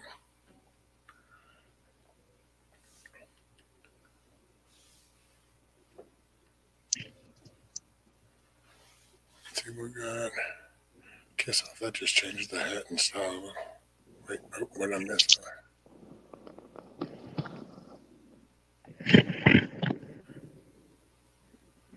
Oh, and by the way, Christmas was just. I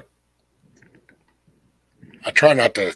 I don't talk about it much because I don't want to bring it down for nobody. It's just a day for me, man. It's. Yeah. I don't see it like I used to. I wish I could go back and see it like I used to when I was younger, but it doesn't. Yeah. I've been Same here. deluded by life. I do like watching families, do their thing. The kids, unwrapping presents and all that. I know that's not mine. That's not my life. My life is a life of hardship and work. So, and mostly a lot of loneliness, which is by design, by my own design. Right.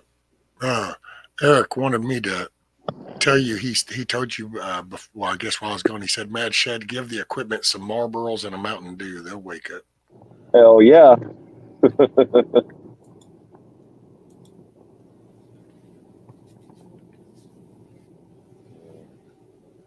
I have a green light. Green light, go. Green light means go.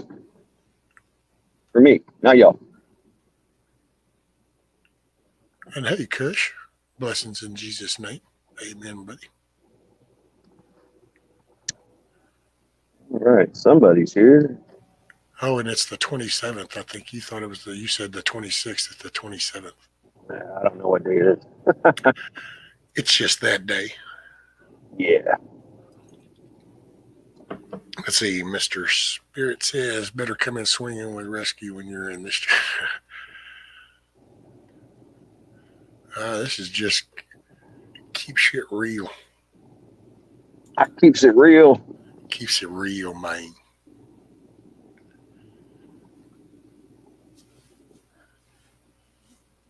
Well, let's see it. Tiger's got a day off.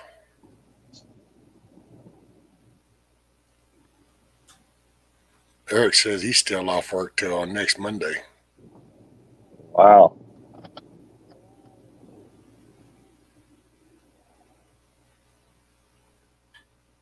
GTP says, I just got to the shop. Someone has snapped a steel plow harness cleaning too. Damn. Oh. That steel don't even like that super cold shit.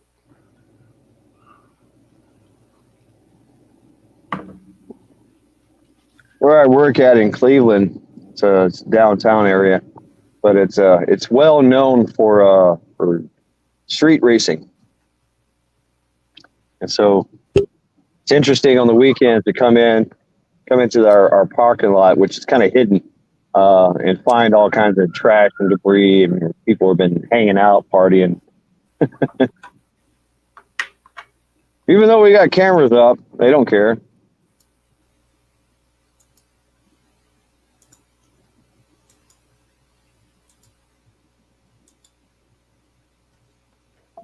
Oh, yeah. All right, I'm here to work. So this little clip, it's from Wagon Train, the show called Wagon Train, and there was a young lady, and this lady was like a bitch. She's had a hard life, man. She's hardcore, just tough woman. Well, she decides that girl can just stay with her, and she's going to show her how the world really is. She's going to teach her so she doesn't get used. And I just love this guy's response. So I'll let y'all listen to this.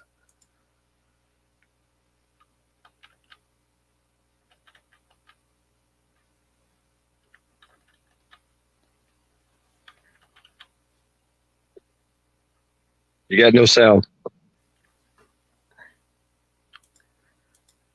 Uh-oh. No sound. Shit.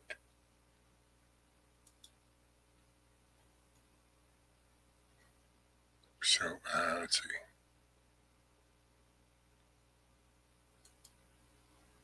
That's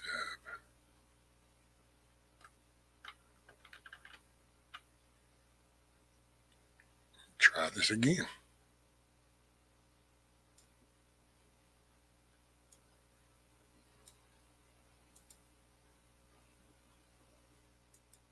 Did you hear that?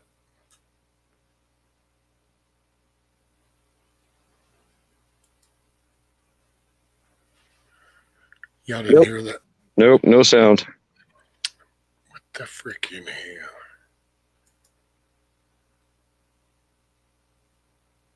Well, okay.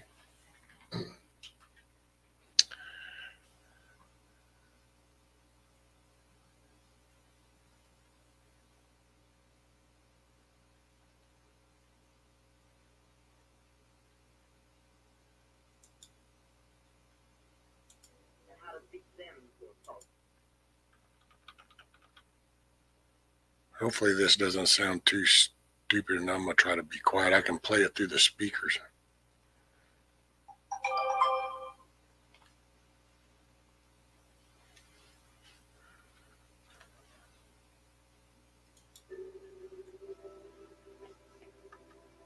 You're a self-pitying coward, Mrs. Grant. Perhaps you were wronged once. Everybody's wronged one time or another in their lives. But most of us take it, straighten our backbones, and go on. The other few whine, run away, and blame the rest of the world for their own lack of courage. That's what you did. See, I just thought that was good. I don't know if y'all could hear that.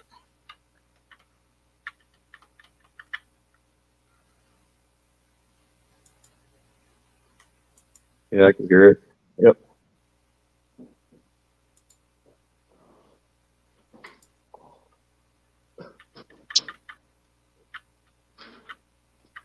I don't know. Everything's all out of whack.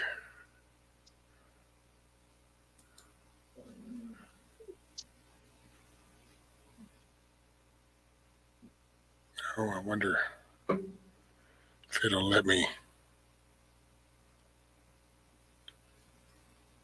Yeah, see, what kind of shit is that?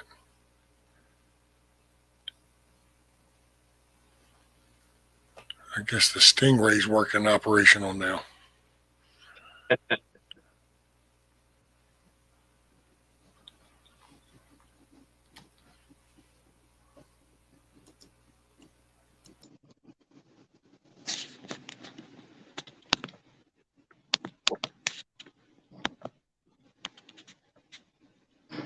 Okay. Can you still hear me? Yes. Okay. Now I'm on my tablet. See, and now all of a sudden, boom, just like that. It's like the Stingray finally got synced up, going, okay, you can let him on now. It's like, okay, cool. Look, I just go right to the browser. Oh, yeah, sure, I'm connected. It's on. No worries. Yeah, your audio is a little different, but it's okay. Oh, yeah, sorry.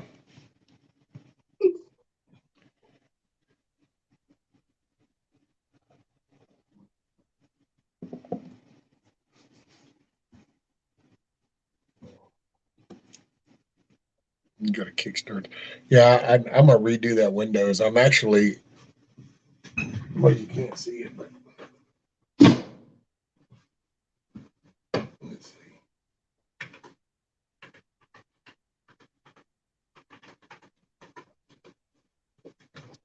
I'm working on that computer there. I'm going to try to make that a streaming out of Linux. It's an old ass little computer. In that little box.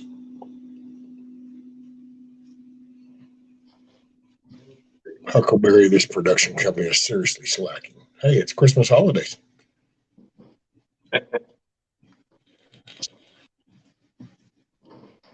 Only the best in lackluster content.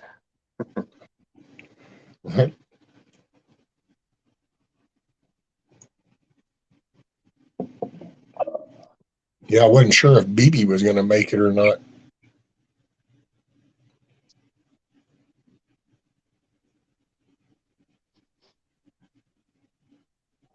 He does his day shift.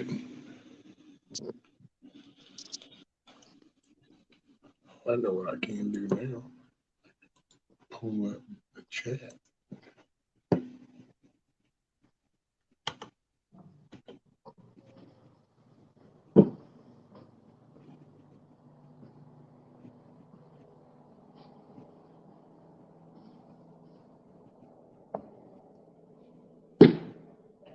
Oh, cool, man. Shit, Oh. I just saw where you shared my post. The stream. Oh, yeah. Thank Yep. Yeah, I always do that before I come in. I share and I like and hit top chat, hit live chat. Yep. Don't forget the live chat. Oh, hey, I gotta go. We're having a meeting. All right, brother. Later. Be safe. Keep All right, your guys. safe.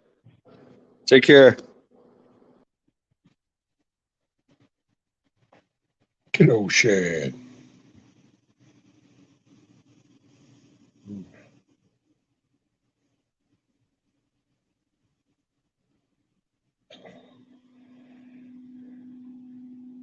Straight over, yeah, how rude of me. Good morning, everybody, and good morning, mods, and kiss off. You want to tussle? Who's lurking? You know Nikki's lurking.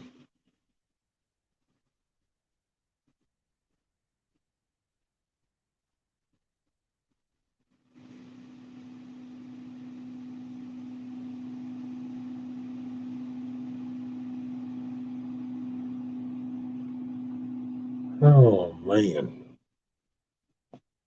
Yeah, January next year is going to be a little different. I haven't decided. I think I'm going to, I don't know. I'm just going to do shit different. And,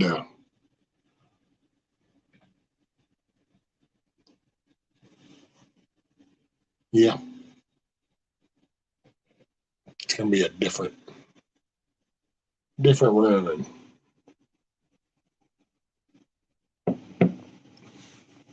I was thinking about in the evening, maybe do a little talk thing a couple of times during the week, kind of bring the sand lot back, do the panel thing. But during every morning, trying to do something, just take you, I don't know. I'm just going to get my shit together. And I just thought about bringing everybody with me and people can get from it what they want. And it'll just be like that. Cause yeah, Right on, Spirit. Yeah, Rifleman, Bonanza. Those were the good shows, man. Wagon Train.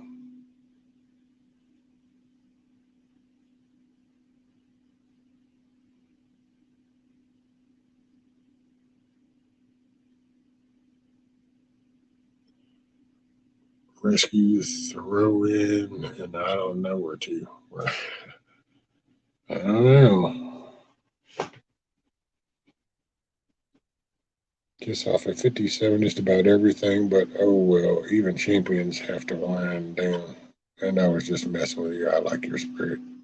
You know, just a little rascal.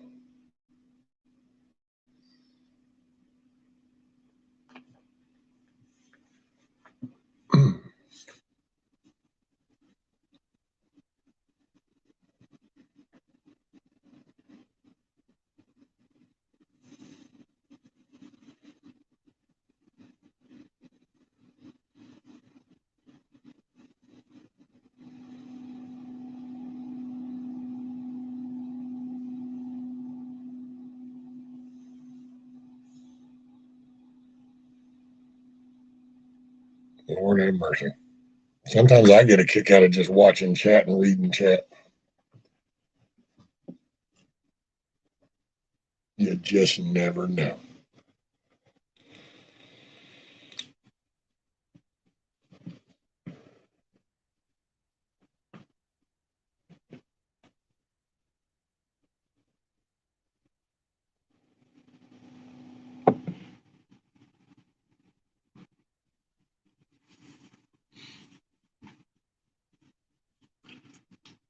Happy New Year.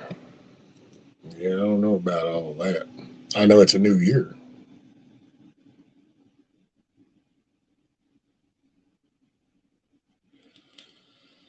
Same shit, different toilet.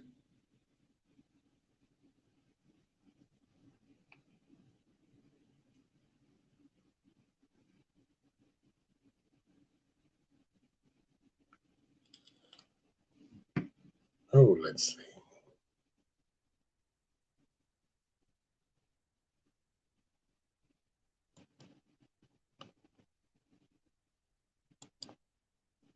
I don't have a new Paul Harvey, I don't think.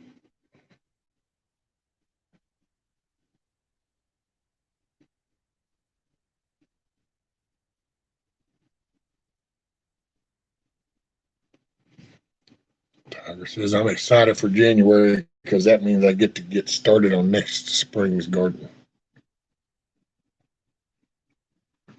Well, it depends though, right, Tiger? I mean, is it going to be a normal January or is it going to be an unusual January?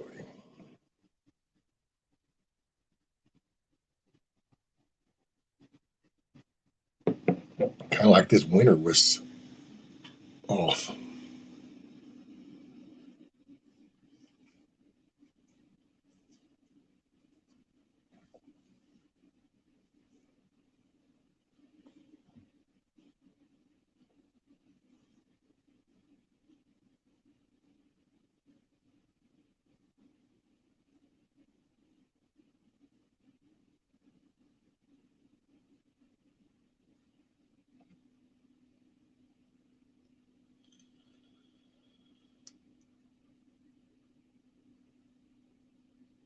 Yep. Welcome, everybody. Let's see. I don't know. It sounds so quiet. I can't handle this quietness.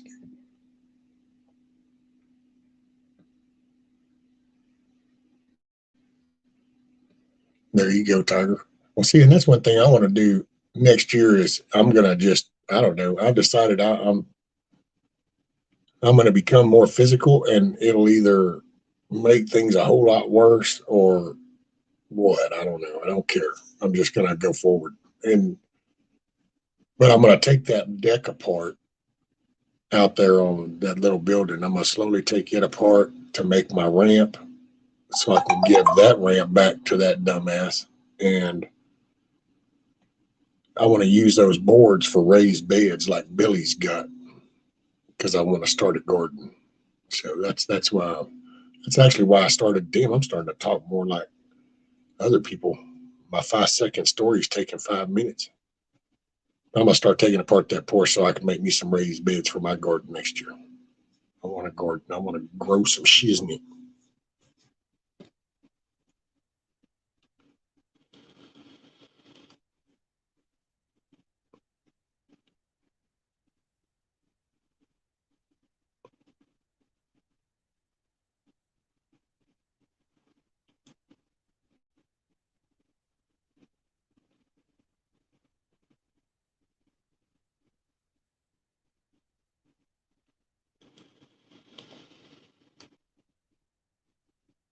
That's it, Uncle Bert. 5 second story becomes 5 minutes.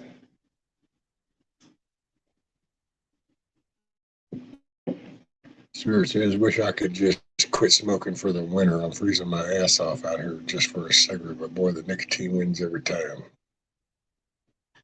And the acetaldehyde, that's added. They had 4,000 chemicals are sprayed on that tobacco. Actually, last I saw was over 4,000, but that was years ago. I'm not sure how well they got better this time, but if anything added more. Oh, there's Miss Nikki. Morning. Morning, man. Oh, I saw your little dancing session. oh Lord. Yeah, man. Whew, I'm tired. Yeah, we went dancing Friday night. In-laws, family, Saturday night on Christmas Eve. My mom's Sunday, all day. And I spent the night and stayed there all day yesterday. And we brought the grands home with us last night. And they're asleep, and Jeremy's getting ready for work, and I'm still just permanently tired. I think I've had like 8 hours sleep the last 2 days. Oh, hell. What's up, Tiger? Oh, yeah. Yeah. Yay. Christmas is over, though, sort of. We still have a family Christmas to do in 2 weeks from now here at our house. It's like an extended extended Christmas. Yay. Sorry. Christmas was just, it just happened. I don't know. It's the main thing for this window, this time period was the weather. Yeah, it was cold. Shit. Yeah, it's just been, matter of fact, it's actually funny because today I noticed it's like right now we're above freezing, but for about 2 hours, it's going to drop down just as the sun's coming up. And I was like, well, that's kind of strange. Usually it's the opposite, but so just as sun rises, we're going to drop below freezing supposedly for a couple of hours and then come back up. So I don't know if just some weather person's got their shit screwed up. So I know I didn't cut the water heater off last night. I said to hell with it.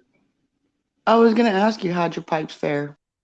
You know, well, I think the pipes came out okay. So hopefully the water bill's not going to be too bad because the solution, which I don't think it will because it's just us nowadays. So hell, we don't even hardly use the minimum. All right. And, but what I was doing is I would cut the water heater off, like after the showers and everything was done, cut the water heater off and then literally just drain all the hot water out of it. Just let run it until it was all, and then had cold water in the lines. The line, actually, I say the lines like a normal house. It's the line to the bathtub with cold water, and it kept it on a trickle, and so everything managed.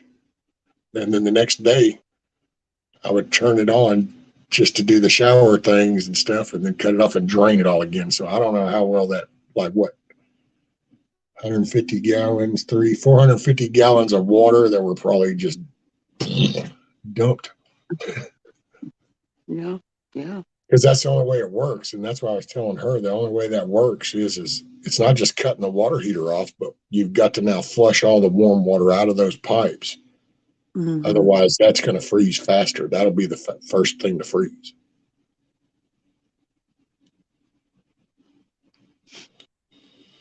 Anyway, I'm just glad it's over. Hopefully it's over. Yeah. It's going to be back to like 70 something by Wednesday. I know, and rain Thursday. It's like, oh shit, man. Yeah, and more rain. That's right. I don't know. It was okay except for every bit of water outside was frozen, and we'd have to go out 2 or 3 times a day and switch out pans of water for the rabbits and the chickens. And yeah. Oh, I know. I think I totally mind jacked my chickens, but I think give them another couple of days and they'll sink back up. I totally fucked them up bad. I didn't realize what I did, but the first night it got real cold, man, and their whole damn everything froze, and it was real bad. And I was like, shit, man. Okay, guys. So then the second night, I went and got one of my 500-watt shop lights, and I hung it up in there, and it kept the water from freezing because I hung it in the corner right above the water thing and had it pointed down on the water. But it was so bright apparently in there, I think it mind jacked them, because then they kept going in and out of the coop all day, and then sometimes they would just go down and just sit, and it's like they're weird. And the extension cord, yesterday I finally figured out the extension cord that I had running out there for that shop light, it was jacking with them. I think they must have thought it was a snake or something, because me and her were sitting there and we were talking, and it's like, man, check them out, they're doing the weirdest shit. All 4 of them in a line would be down at the front door, but where the ramp comes down, and then at one at a time, they would go in a single line, and they would go towards the back under the coop. They would jump over that little bar. They would spin a circle, and then they would come back up to the front. And then they just were doing this in a chain. And I was like, check them out, dude. It's like weird. I went out, I'm looking all in the sky. I'm looking around for cats. Is there something? And then I was just sitting here yesterday evening, and I'm like, that extension cord, I wonder, because the rooster, he finally come over to that fence, and boy, he had chest bucked and poked that head straight up high, but he kept looking this way. And then I went, I think the extension cord. So I rolled it up, and sure enough, then they stopped doing that. So all I can figure is I freaked them out. And morning, Mad Dog. Welcome aboard. Yep, you freaked him out. They'll get over it. Yeah. My little old raptor, she's just a B word. Oh yeah, she's a mess. I'm telling you. I told you. Sorry. But I will say, hey, don't let those little mellow reds, deceive you, because we've noticed that they have a tendency. It's like they're almost like the kids that are sitting there going, "Can you leave me alone? Can you leave me alone? Can you?" God dang it! And it's because you watch it. That one little shithead, little raptor head, should be jacking with him, or poke him on the butt or whatever, and they don't do nothing. But then when they flip switch, buddy, they flip switch, and then they start chasing her in circles, buddy. They just got her going everywhere, and then finally they'll stop, and it's like, now, will you leave us alone? Right. Yeah, she's something else. And the damn rooster, he's so confused sometimes. He looks like he's going, well, I don't know which side I'm supposed to take. I'm supposed to be on all y'all's side. Can y'all just settle down? He's standing in the middle. Just calm down. Just calm down. Has he started crowing yet? Not yet? No, not yet. That's crazy. Well, he might have been on the verge of fixing to. Now he hadn't figured out. Man, I can't believe that. I think no, that was bad. I was like, man, hopefully that didn't screw their cycles up so bad. Maybe. They'll readjust. Oh, Kiss Off. I haven't even checked the mail in like 5 days. I don't know. I'm sorry. I've been so busy. I haven't even really been home at all in 2 days. So late last night. I shouldn't even be awake now. But hell, here I am. My mailbox is probably full. I'll have to go check it later today. Right. Hey, morning, Grumpy. How are you, bud? Good morning. How's your little lamb doing? Oh, I saw that. Yeah. Now, saw the little lamb. Did you see the one where they had it inside? Because then he just did one yesterday where it's outside with the mom. Oh, no. And it was actually cool because while he's standing there and he's talking about him down there, he's even looking up at him. You can see he's like looking right up at him like, hey, what's up? Cute. I did not see that one. Like I said, it was a couple of days ago. It was right after I saw the morning.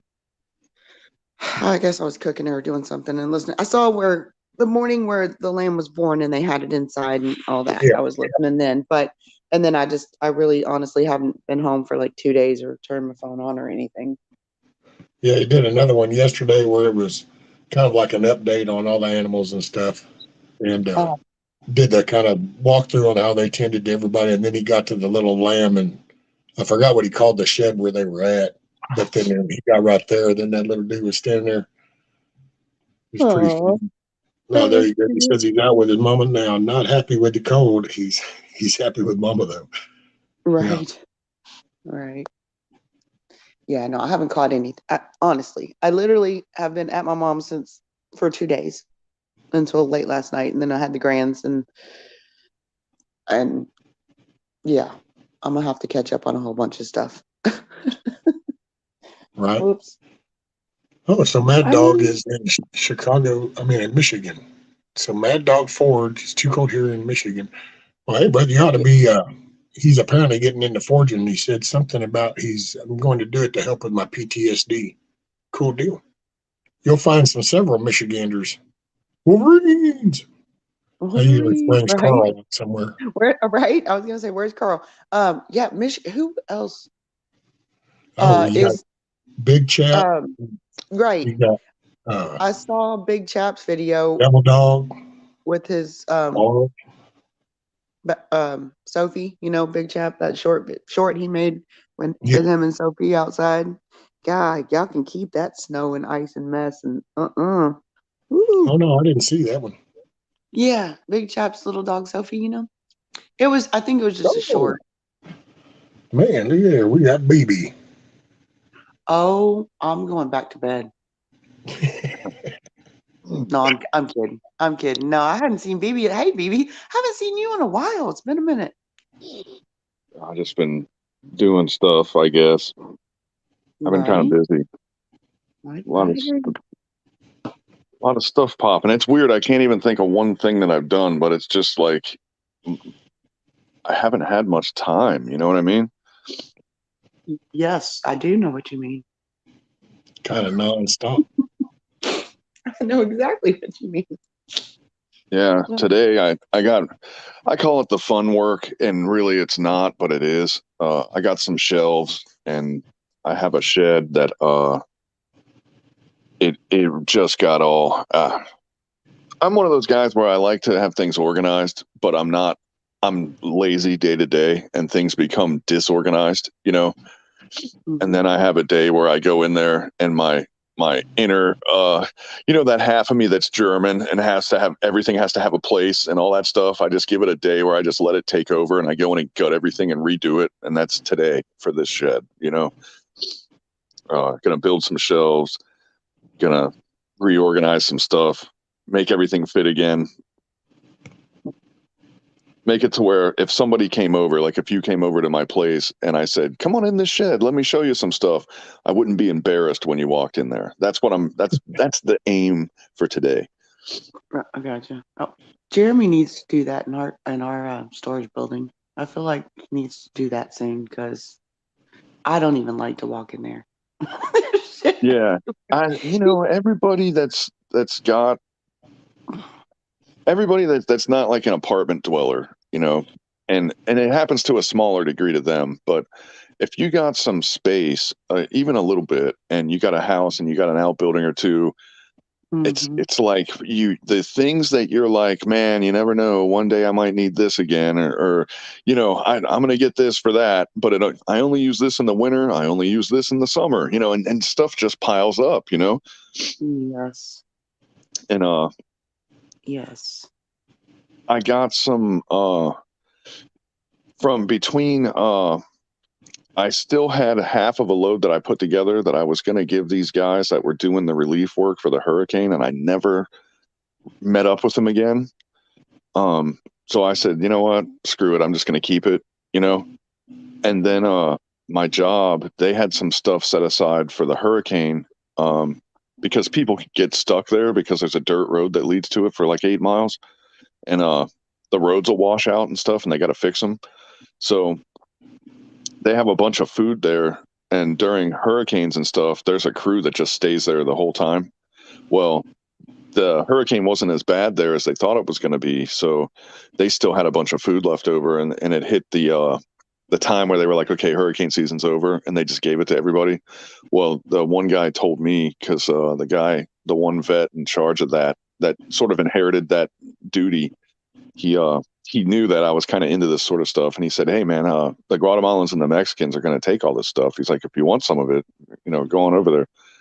So I went, and man, I like, everybody likes me there because I'm like the cool one, like I really don't give a shit. Like if you're not breaking something or like, trying to kill somebody, then have a nice day. Right. Mm-hmm, But yeah, whatever. so when I showed up, they were like, oh man, you gotta get this rice and you gotta get this. And, they were like giving me all this stuff. So all that stuff is just kind of sitting in there because I there was no space on my shelves or anything to put it. So I just kind of stacked it. Well, like, man, I got like hats and coats sitting on top of it now, and there's just crap everywhere. And I had to go in there and find something and move stuff around and didn't put that away. I found a bicycle in there and I was like, oh, that's where it was, Hold on just a sec. So Mad Dog says, I have several grandchildren, LOL, but then turned around and says my oldest is 34. So now I'm just kind of getting a little clarification. Your oldest grandchild is 34? Probably oldest kid. Yeah, I mean, I would kind of go there first, but then it was kind of like, I don't know. It's been a crazy year, so I never know anymore. It could happen. Okay. See? Oldest son. Oh. That's bad. I was like, son, either you got started really, really early, or you on up there. So how was it when the waters were parted?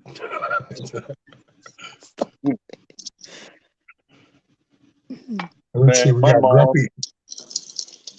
She impulse bought a little $40-$50 drone that she gave to me.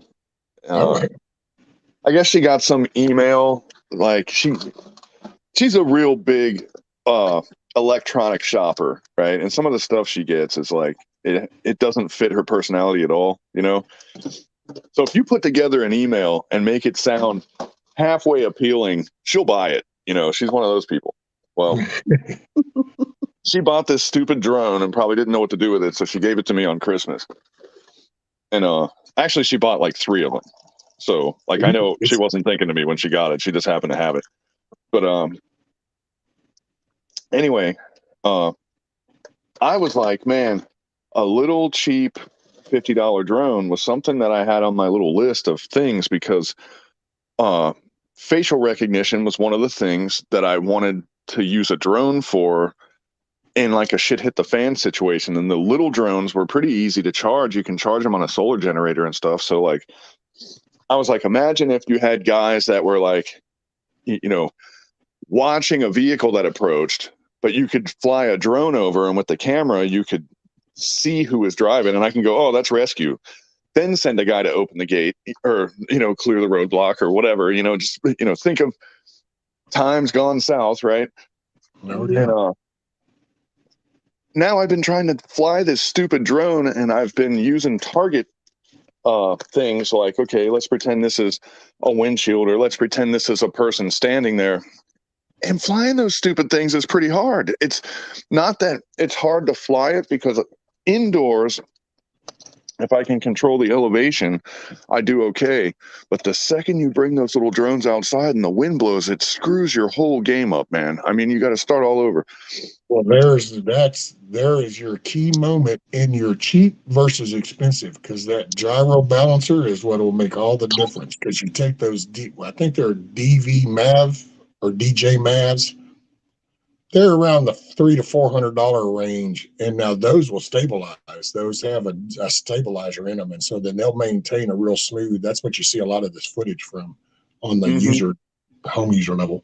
But that's what makes or breaks the cheap ones. Is that stabilizer. Well, they're a lot heavier too. Yeah. I even think that without that stabilizer, if I just had a heavier drone, it would be fine, because I mean the slightest gust of wind was beating the shit out of this thing, and it is what it is, I guess. I will say it was kind of interesting because you bring up drones. Because yesterday I just happened to be coming by and I got a pop up that Funker 530 was on, so I went ahead and I started. Sometimes I listen to them. Sometimes they get on my nerves. And dude, It's funny you would say that. I Dude, went to Whips with one of the guys from Funker 530. But he was a cool dude. He wasn't in my little shtick, so I never really like trained with him in there. But like when that guy did his Department of State stuff, I was with him. But anyway, go ahead. Sorry. I got it. Well, and he's mellowed out a little bit at the beginning of that Ukraine shit, man. He was like, I tell you, I actually stopped watching him for a while because it was like, damn, dude, you're like some parrot for this whole administration shit. You're like coming up with this whole poor, evil, bad Putin is and what? But then now he's finally realized, don't do politics, dude. Just stick with the footage. And but he yesterday happened to show where they used a little drone and a little concussion type thing. I don't know if I should say it out open, but you know what I'm saying. They basically did a Call of Duty type shit on their ass. And homeboy was in a little barn, and he literally flies this drone out. He comes around, he goes around the road, and he loops in, and he flies it right down in and does this Call of Duty kind of. And it was like, there's a Telegram feed that has tons of that stuff in it. I've seen so many drone strikes over there, and man, it doesn't make me feel any better, because I'm just thinking like, man, if they had drones back in my day, I probably wouldn't be here right now. Like, man, people get so, and they're so accurate. They are so freaking accurate. They're actually hitting dudes with the things, like they're not getting close. They're like, you can practice this in a video game. That was one of the key things about that video game, was being able to do that. At first, they started off with the remote control cars. You could drive the car and take it into wherever the enemy was. And then, of course, next thing you know, we're doing this shit. And then here's the drones. That's been going on in Call of Duty. And now all of a sudden, here we are. We actually have a conflict going on that's using, let's throw the little drone up and let's go take this nade over there and take out. Well, you remember the 9/11 guys having Flight Simulator and all that stuff. Yeah. I mean, that's. And now there's Arma 3 footage keeps getting released as like war footage, so the video games are as realistic that like people are believing that it's real when they're watching video game footage. It's pretty wild if you think about it. People are, I gotta say, I'm so naive nowadays. Gullible. Well, I mean, the sky's the limit today, too, though, man. I mean, if anybody was going to believe some crazy shit, it would be now, because there are no rules, Well, and people can't think outside the box. Well, I was going to show this, and now's a good time. Damn, I can't do that on there. What do? I'm going to have to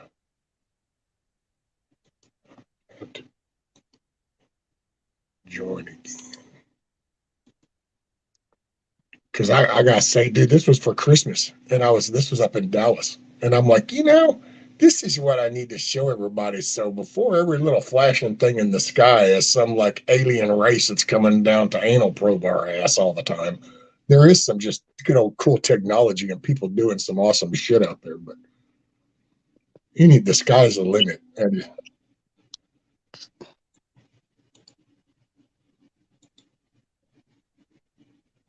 okay, so I think if I just sit backstage, I can share this screen.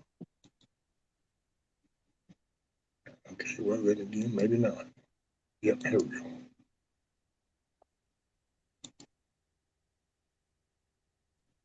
Okay, now I can bring it up here. So this video is 1,001 drones. Shit. So let me see. I'm gonna go full screen. Oh. There. This is 1,001 drones, and it's telling a story. Look, the train is coming through the thing across the bridge.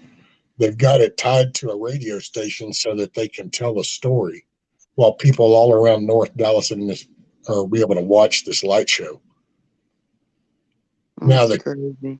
what I kind of wanted to just kind of highlight. So this is a company called Sky Element Drones. So they do these things, and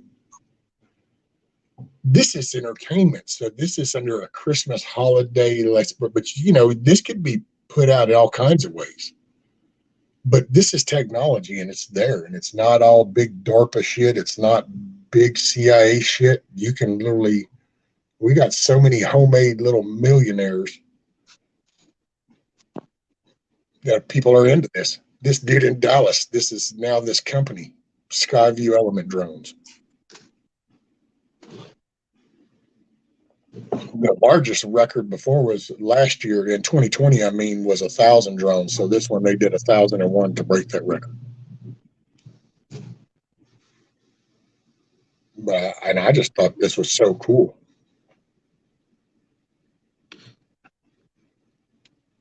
Well, it's cool, but it's kind of scary.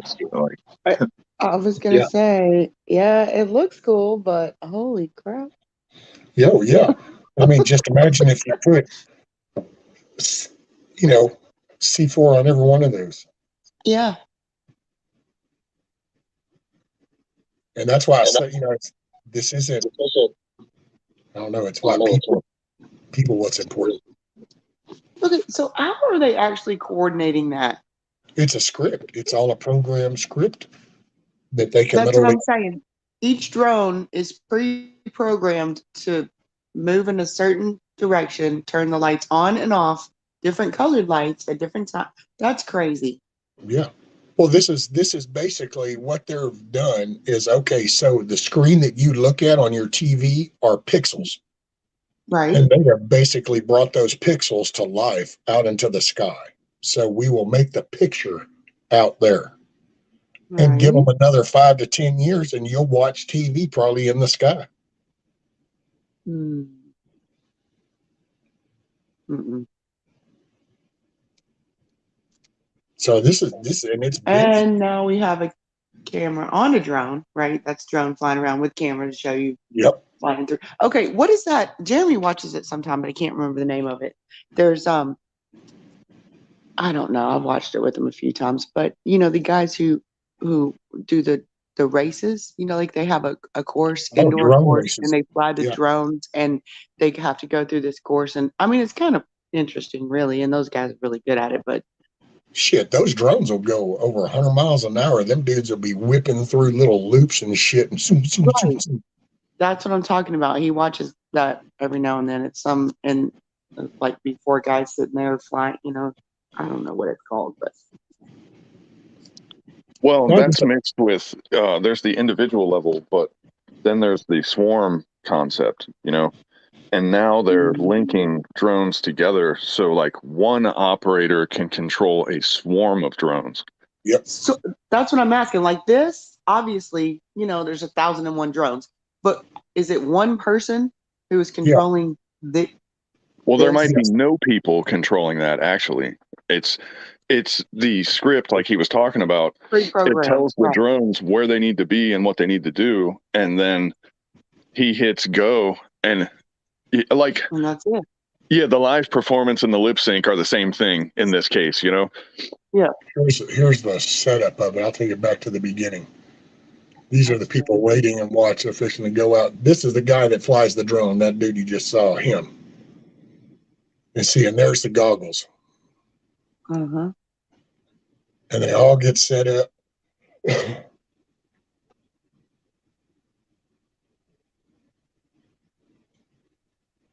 Thousand. Oh no, that's nuts. Well, and if you remember, shit, a long time ago, it used to be some cool new shit whenever people had their Christmas lights on their house or their Halloween things tied to a radio that you could pump out so people could drive by your house and tune into that AM station and hear the shit. And there's like, ooh, this is just waiters to the greatest shit. anyway, that's I want to show that beginning part because they fire them all up, and then a dude controls that. See, there he is right there. That's the flight crew. I gotta say, it's pretty Okay. pretty impressive. It This is. was pretty cool.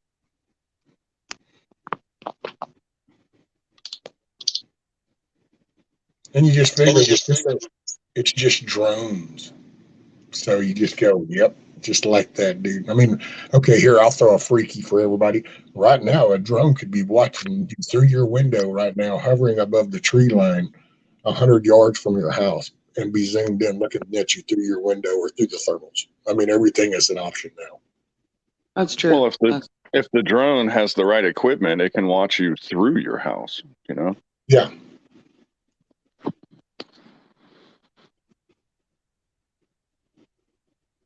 Yeah, Grumpy. By the way, check your email, Grumpy.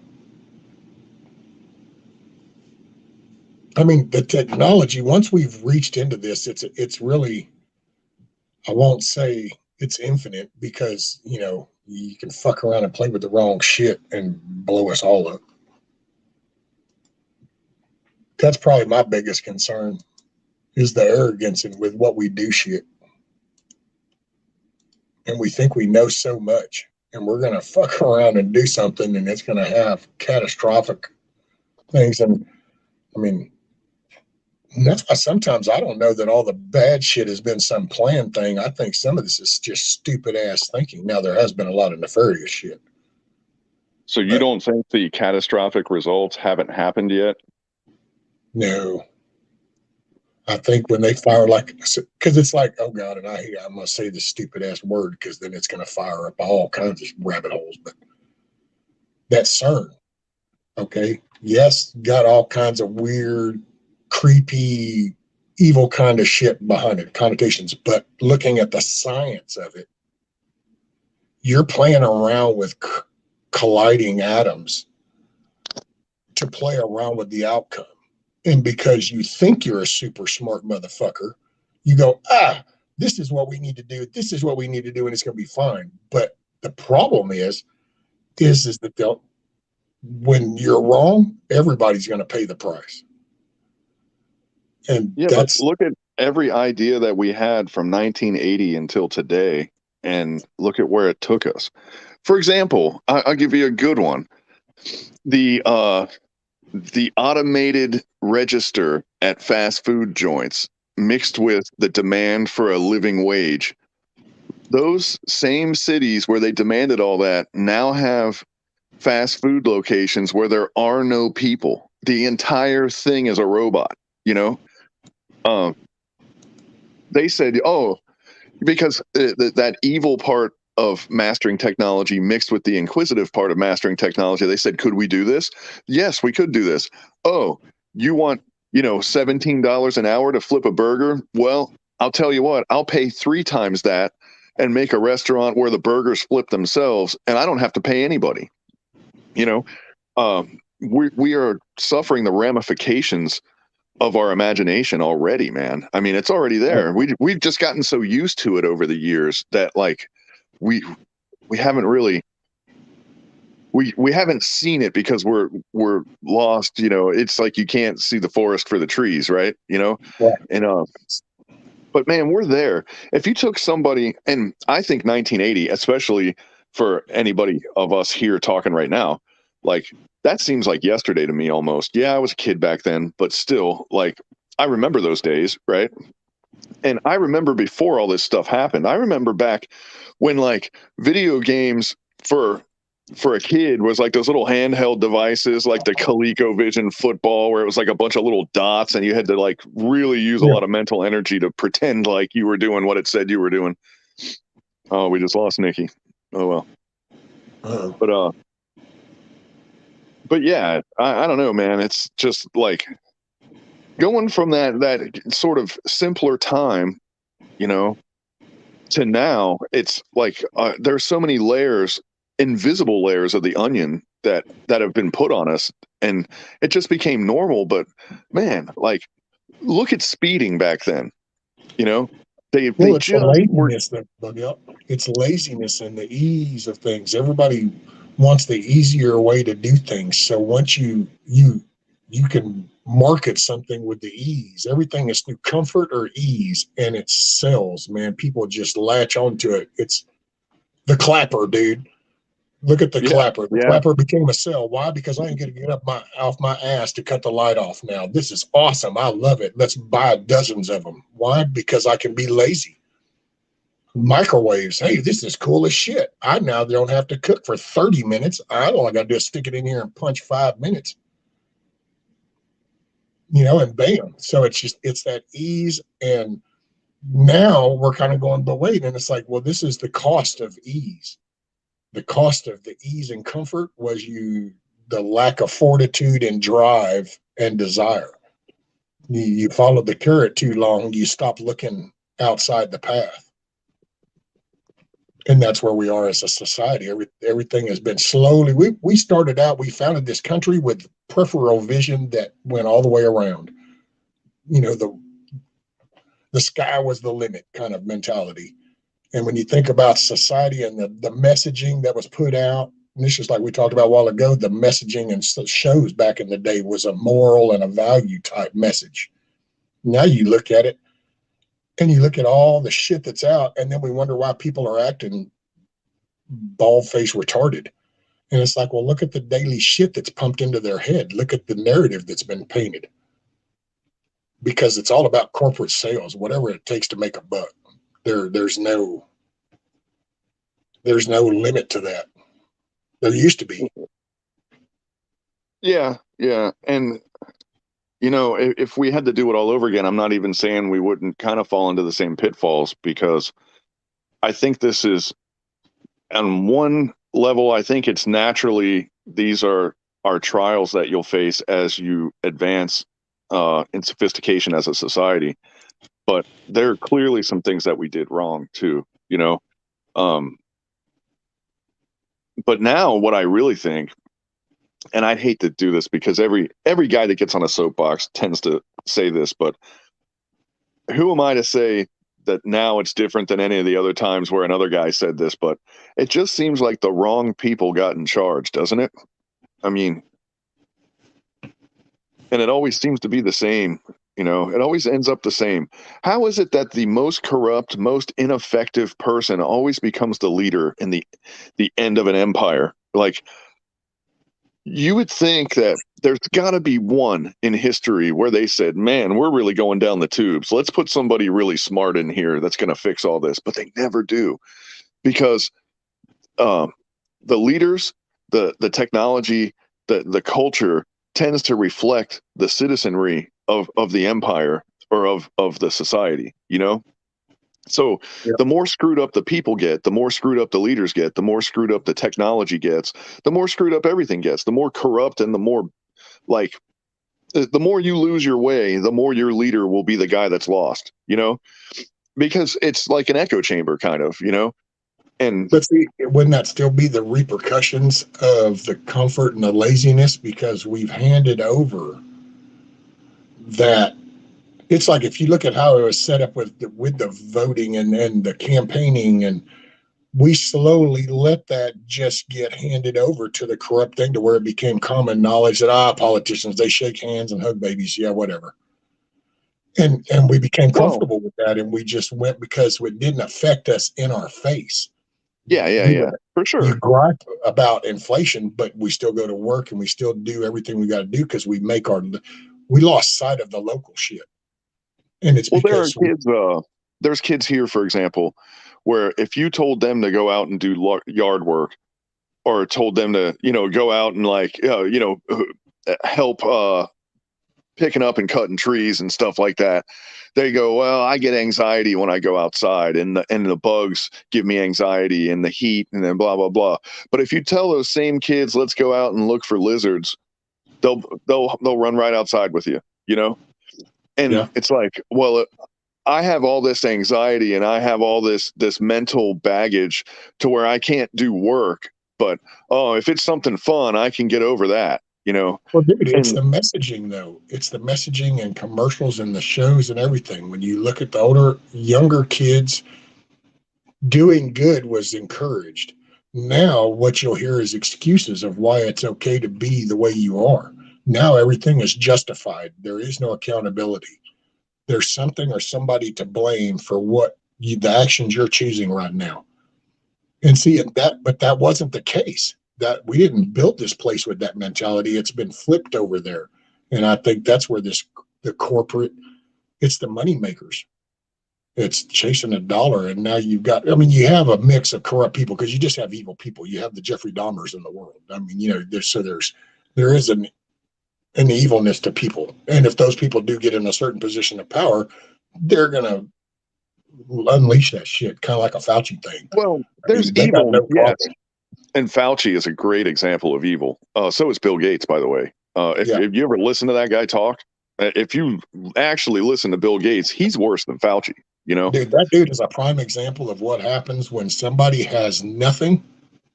They don't put in work, but they were handed shit, and then they became the most important person in the country's aspect for a while. And, you know, Bill Gates did invent the computer. Everybody knows that. And, you got to give him credit for inventing the computer because he learned how to write a document that said that even if your dumbass isn't going to own this operating system, you're still going to pay me for it. And because people were too stupid to go, wait a minute, what's this clause right here? He became the richest guy for a while. I know, I'm just screwing with you. But the dangerous part is not these evil people because, back in the day, a handful of old guys at a VFW could have fixed this, I mean, between letters and martinis, they could have stopped all this shit, right? But now it's not evil. There's an apathetic thing where these young people somehow, have you noticed that the rates of Asperger's and autism are through the roof right now, and kids are not the same as they used to be. There's something about our society that's making these kids that they're these fragile little things now, and they grow up and I don't want to out my son or not, but he's 30 years old, right?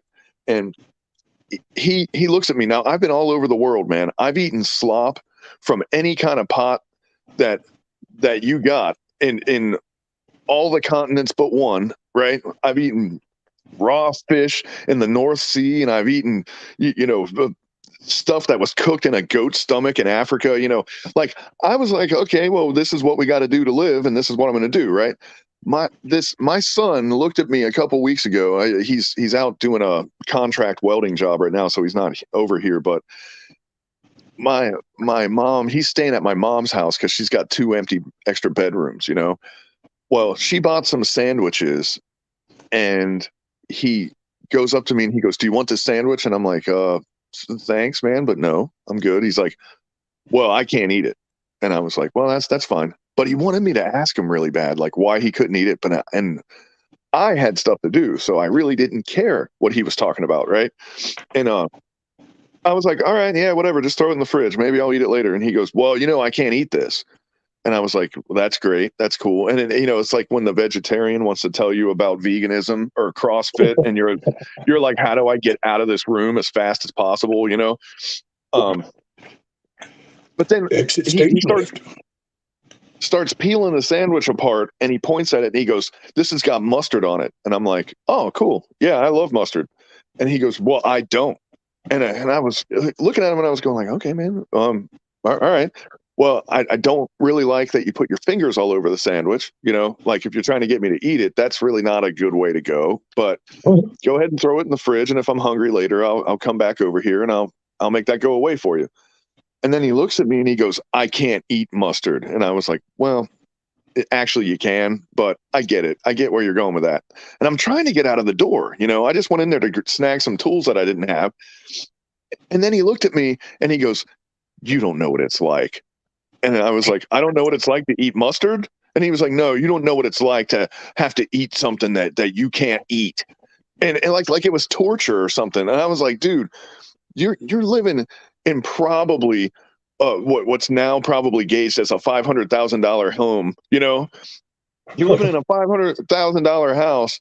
You know, you're not paying rent because you're living with your grandma. You know, like you're telling me I don't know how to suffer because you had to eat mustard. You know, which you didn't even eat. Like what the hell, man? But that straight face as ever, dude. I mean, they looked at me with conviction. Like I almost believed him. For a second, I was like, man, this dude's been through some stuff. And then I stopped and went, wait a minute, this kid's been given everything he wanted his whole life. He doesn't even know what suffering feels like, you know? Like, but man, he sounded like he had authority for a second there until I went, wait a minute, you're full of shit. You're just a spoiled little Zoomer, you know? Yeah. Oh man. But man, it's like now I know because for me it was my grandparents' generation, you know, and they were in World War I, World War II, the Depression. They went through all this stuff, and they just looked at me like, "You are never gonna make it in life, kid. Like you are gonna get eaten by a freaking homeless tiger, and you're gonna die before you ever become an adult. Don't even worry about college. Like you're not gonna make it that far," because they were measuring me on this scale of somebody who had to survive all those challenges that they survived. And they're looking at the culmination of the lessons they learned and how they had to tighten their belt. And they were looking at kids like us in the 70s and 80s and going like, these kids don't have what it takes, you know, but that's how we feel about these kids now, you know? So how many times is the wheel going to turn? And maybe that's the plan. If there's a big evil plan that these guys have, it's to turn the wheel so many times to make us so weak. Like, look at our military now. The Marine Corps was saying you can't even address somebody by a gender-based role in boot camp. Can you imagine that shit? You know, like, how are you going to create a fighting force that's so fragile that you can't even call them by a gender? You know, I don't know, man. I mean, I'm on a soapbox right now, and I know I should probably get off of that because this just definitely ruffles feathers and attracts attention from the, you know, from the capital letter proper YouTube, you know what I mean? But it's just like, oh, we are being groomed to fail. And I think we're being groomed to fail in a rather abrupt, immediate way. They are weakening our society and they're weakening our military. And the fact that they're purposely targeting the military really makes me think that they have a couple of options on the table where they're like, okay, we're going to kill the dollar. We're going to do this. We're going to infiltrate the schools and we're going to indoctrinate people. And if all else fails, we'll just get invaded by someone or get sucked into a war that we're going to lose our ass on. And then that'll, you know, we're going to break this place. We're going to break this country one way or another. And they're working on it a couple different directions. And one of them is going to be what it's going to be. But I don't even think they know which one they're going to use yet. They're just working on all these models at the same time. And when the opportunity arises, they already have a plan for it, you know, just like they already had a vaccine before they had a virus, you know?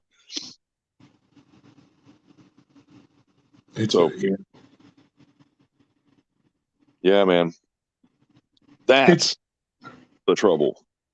Well, see, I don't know, man. It's crazy because I remember, which I don't remember the 80s. Sorry, I don't have that luxury. When you were saying that, it was like, no, there's blips I remember, but I remember standing in a line.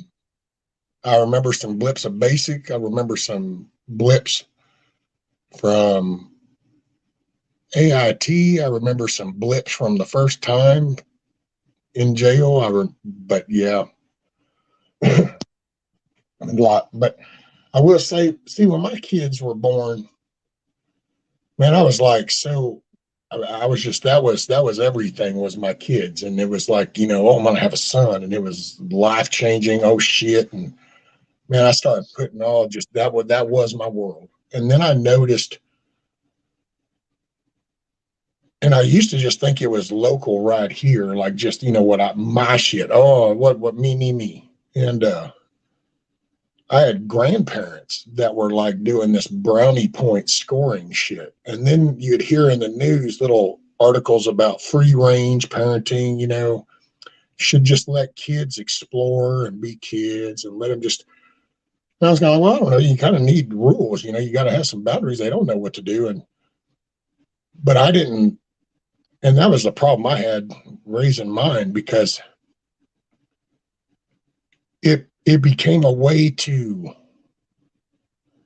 win over. So you actually had older people that were allowing things. I used to have these conversations with my very mom and going, I would look at her after something and it'd be like, I'm sorry, when did that become okay? Because I remember you, my whole life, you said no. I remember when you would counsel these other couples and shit, and you would tell them that this isn't good, and yet you're doing it. Well, I just didn't see it for what it was, but it was the overall message that was being put out. And then nowadays I sit and look and I think about it. Good God, dude, look at the shows and shit, and just the music, the shows, the messaging.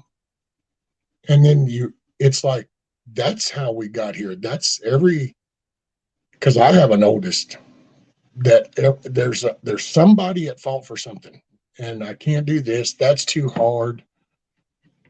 And it just drives me up the wall because I don't understand where that came from. My you gotta parents were remember, man, divorced. I didn't have no easy life. Well, I didn't either, but with our kids, we dove into trying to provide, and the system got to the point where, and I keep bringing this up, but in the 60s, before my time, but I listened, I paid attention.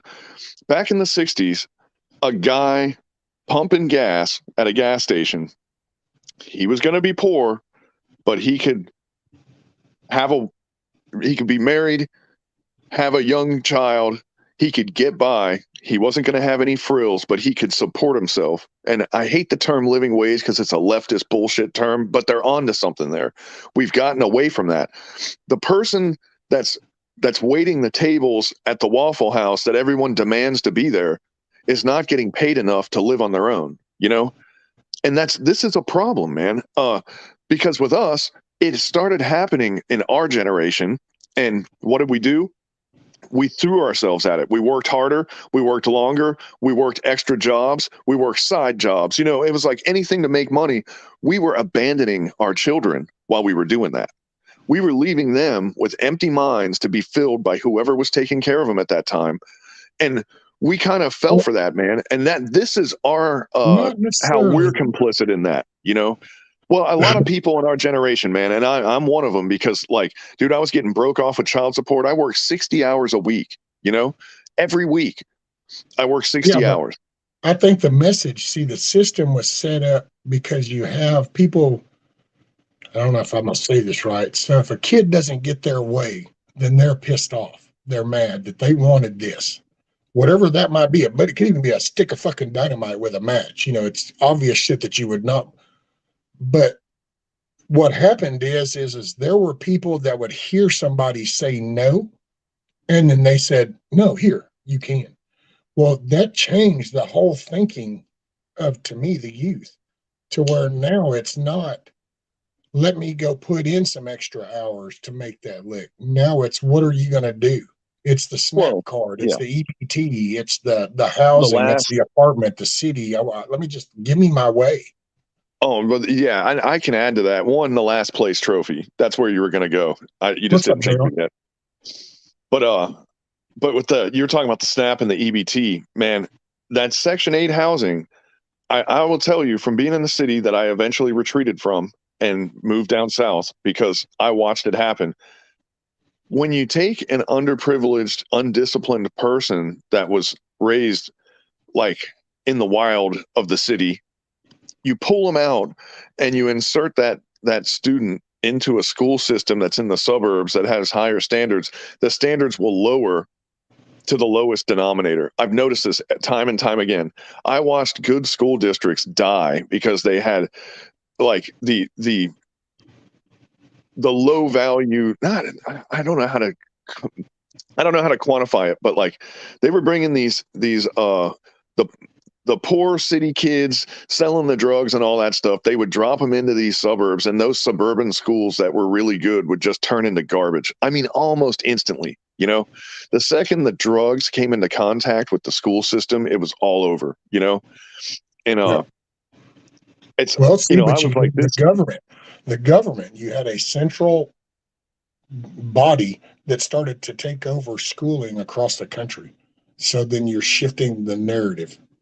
you now get to control the messages and the behavior that gets put out, what's accepted and what's not.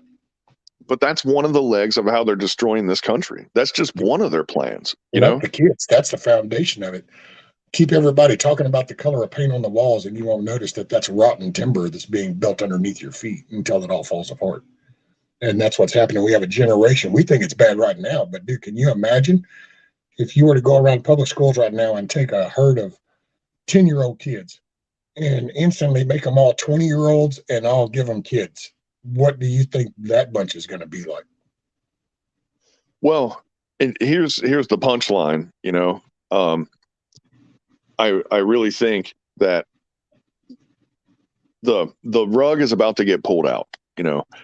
And I think an unfair hand, the unluckiest generation are these kids right now that are getting everything they want, because they're going to experience having nothing and not being happy about it and eating the bugs and all that stuff. You know, not everybody's going to be eating the bugs, right? But all these people that they're corralling in these cities for electoral votes, now the left is going, well, we got to pay for these people, you know?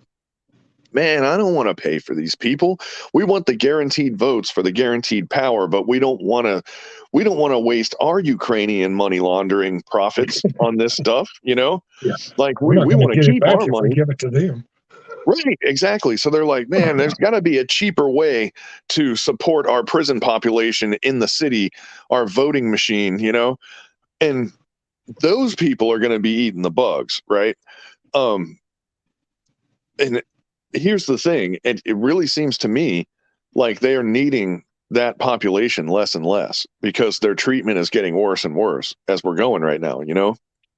And when they don't need them anymore, which I think is coming really soon, man. And a lot of people unanimously seem to agree that it's close. How close is a matter of dispute. I think, and more of me is starting to think this, and we've talked about it before. There's a pretty big part of me that thinks that at the rate that they're going right now, and at the rate of how they just cannot hold on to the football, they drop it every time. There cannot be another election for them to remain in control, putting this plan in place. They can't let another election happen, because they're going to lose an election. No matter how bad they cheat, they're going to lose, you know? And yeah, that's bad enough. They can't lose this election. They have to. They're already behind, you know? And I think it's important enough to them that they will make an event that gives them the ability to negate the election, and they'll play that card. And I'm telling you, man, this is, you know, they've talked about it. If they don't intend to do it, they've talked about it. I think I thought the same thing, because what struck me funny was they've all left, so they all went for Christmas break. So, which wouldn't normally sound weird, because this is kind of what would happen. But I found it kind of strange that they just, after that omnibus bill, see, there's some shit in there. And I haven't figured out what it is, and I ain't heard nobody point it out yet, but I personally think there's something in there, because dude, they all just walked away from all this other shit that was on the table. They still had the control. Nancy still could have had them all voting by proxy shit from wherever they were at. And so they could have been pushing the shit until January 3rd. But they went ahead, and after that omnibus board, that one there was a push. Okay, yeah. Okay, cool, whatever. Y'all go ahead and talk. Y'all just spend the rest of the month. Go ahead. It's no biggie. It's like, wait a minute. There's a reason why you're okay with walking away, and just don't know what that is. But I think something's coming. Yeah. No, something's gonna. Yeah. Well, but look see, if I was a representative, or if I was in Senate, okay, I would say, no, you don't give me a 5,000 page anything. Like, if you want to make it to where cargo ships have orange handles so people don't fall overboard, give me 3 pages and explain it to me, and then I'll vote on it. You know, if you want people in Pakistan to have money to get sex changes, make that a separate bill, bring it across my desk, and I'll tell you yes or no. Like, why is it that to give Ukraine money, we have to, and this is the slap in the face, man. This is the big slap in the face that really has me just, I walked in circles when I read this. We are throwing millions and millions of. That was our defense. That's our budget. That was our omnibus bid that they inserted that into that. Right. But what I'm saying is, like, for this thing to pass, we have to completely ignore our border. Meanwhile, we're giving money for Middle Eastern countries to strengthen their borders. And I'm like, so they understand that a border is important. They just don't want our border to be secure, you know? They put a fence up around there because they were worried about the very citizens right here in this country, but they don't give a shit about the ones coming from another country. Well, go back to that whole Section 8 concept where you bring drugs to a good neighborhood and school district and it goes down the tubes. They are bringing in record numbers of drug peddlers because you go through with the cartel, you have to pay them money to get across, and then they give you a backpack full of drugs. That's how it works, right? And every time you see these mass things at these crossovers, and you'll hear about, oh my God, there's 1,000 people that just crossing. There's 5,000 people over there. That's because then about 5 miles down, because now everybody's occupied at this opening, there's now squads, you could say, damn near coming across, bringing shit. It's a hustle. It's an intentional distraction. Well, they with keep the tunnels stuff here, and then they go here, get over there. And when they go over there, then they start hustling over here. Right, and that's the other part, because these tunnels are pretty sophisticated, especially around California. You know, the Tijuana area. They're like, well, the people that are getting pulled don't have drugs, and it's like, well, there's a crew that's bringing the drugs through the tunnels into the country, but they need people that they can trust to peddle these things, and those immigrants are who they use because they have no lifelines, right? So they need the cartel, and at least until they get established, you know. So they're gonna move those drugs. So their family's still being held hostage. They have to do the hustle, otherwise their family will pay the price. Exactly. Yeah. And that's all part of it. And, you know, they know that the odds of them getting caught coming across the border are high enough that it's not worth putting drugs on them at that moment, especially because they have to cross a river at the end, you know? So that's automatically, there's a risk of losing product right there. So they're getting these drugs across on their own, and then they're bringing the mules over, and then they're loading the mules once they're in the country, you know? And that's the part where, like, people act like they don't understand that. But I was like, man, when we were doing JTF missions in the 90s, we knew that there was a drug factory in Arizona that the cartels ran. And I'm like, well, why doesn't the DEA go in there and do something about it? You know what? They never did. I don't know if that factory's still there or not, but like they ignored that drug factory the entire time that they were saying, we got to catch these drug dealers. And it's like, well, why don't you blow up the factory? You know, just blow the fucker up. Right. And they're like, nope, not going to do that. We're getting a lot of valuable intel out of here. While meanwhile, the whole West Coast is hooked on the drugs coming out of this place, you know? Oh, see, that used to piss me off even way back in my, when I wasn't always doing the right thing. I would even get pissed off about shit like that. Well, it's a weapon. It's narco terrorism, right? It's like, so you'll let that dude hustle this little dime store shit to all these people because you're just waiting till you can follow the guy that'll bring him the little bit bigger stash, so then you can follow that dude. So never mind all these thousands of people, million people that get affected. You're still trying to find that bigger fish. Yeah, the one that'll get him a medal, you know? Yeah. Always want the bigger fish. Big budget enforcement needs big budget crime. And the problem is, like, it's the low end crime that affects the regular person, you know? Now, look at like these cartels in South America, or any criminal organization, or let's say a pimp in, like, you know, New Orleans or something, right? If that guy makes $100,000 a year, does that any skin off of my ass? You know, It's not. That drug dealer in South America or Mesoamerica, Central America, that drug dealing family that has millions and millions and millions of dollars, that doesn't rub my ass one way or the other. But now all the people I knew that have kids that died because they got hooked on opiates, now that affects me, But that's what the enforcement end of it, they don't give a shit about that. They're trying to get this family in South America that's going to be replaced by another family the second they catch them, And we keep sending weapons and guns and fucking, with tanks and shit to these people. I mean, the Fast and the Furious was just one instance of that, and they got caught and we didn't do anything about it. So we want it to happen because we didn't prosecute. Eric Holder didn't even go to court for that, and Obama got redacted off of every page. Like, they were all over that thing, and they just wiped him off of it. And that's when I knew. I was like, man, because the cartel problem wasn't as bad back then, but I told everybody, like, get ready for that. I said the cartel is probably going to control all the border states. Now they might. People think of the cartel like these are some little, crime thugs type thing. That I think most people, they don't comprehend that the cartel, man, they even blow the mafia out the water. As embedded as they are, and I saw this my last little stunt vacation with the state. You could even see it, and that was back with the Mexican mafia. And it was like, oh shit, because they got it. They got it right out the gate. It's like they literally have people that don't get in any trouble because you need to study this and then go work here. You need to study this and go work here. You need this shit, dude.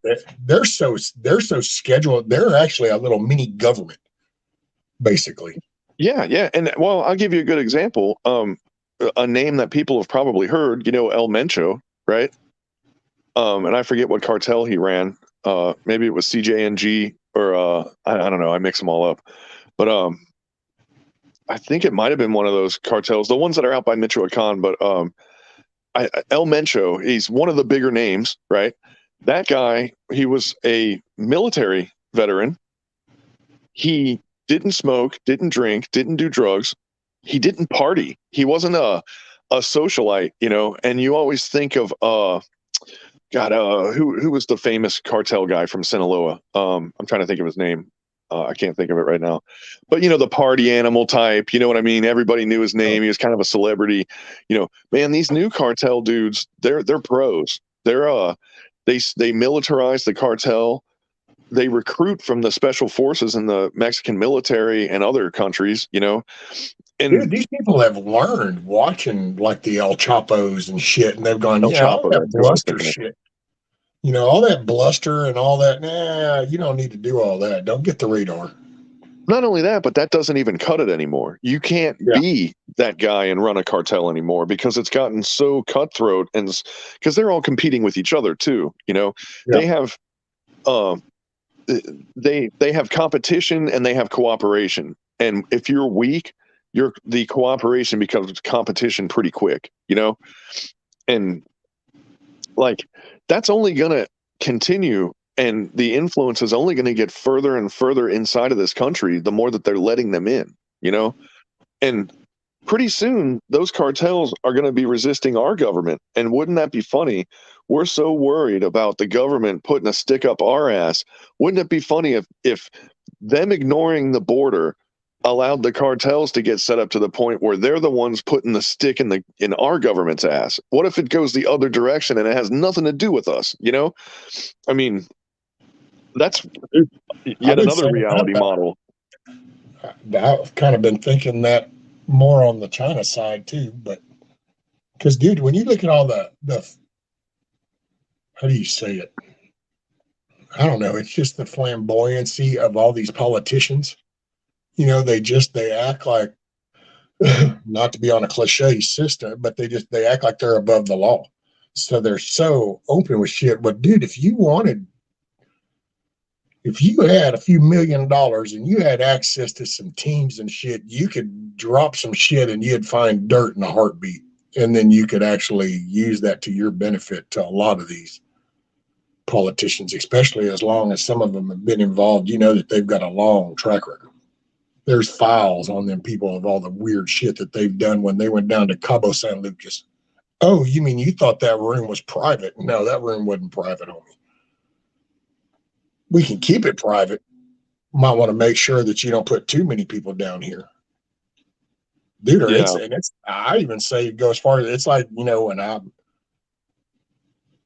wouldn't put it past you could have a commander, dude, in Border Patrol. You could have a commander in DPS. It's just that's where I think people lose sight of a lot of that cartel being like the ultimate mafia. They've got it. They realize, you know what?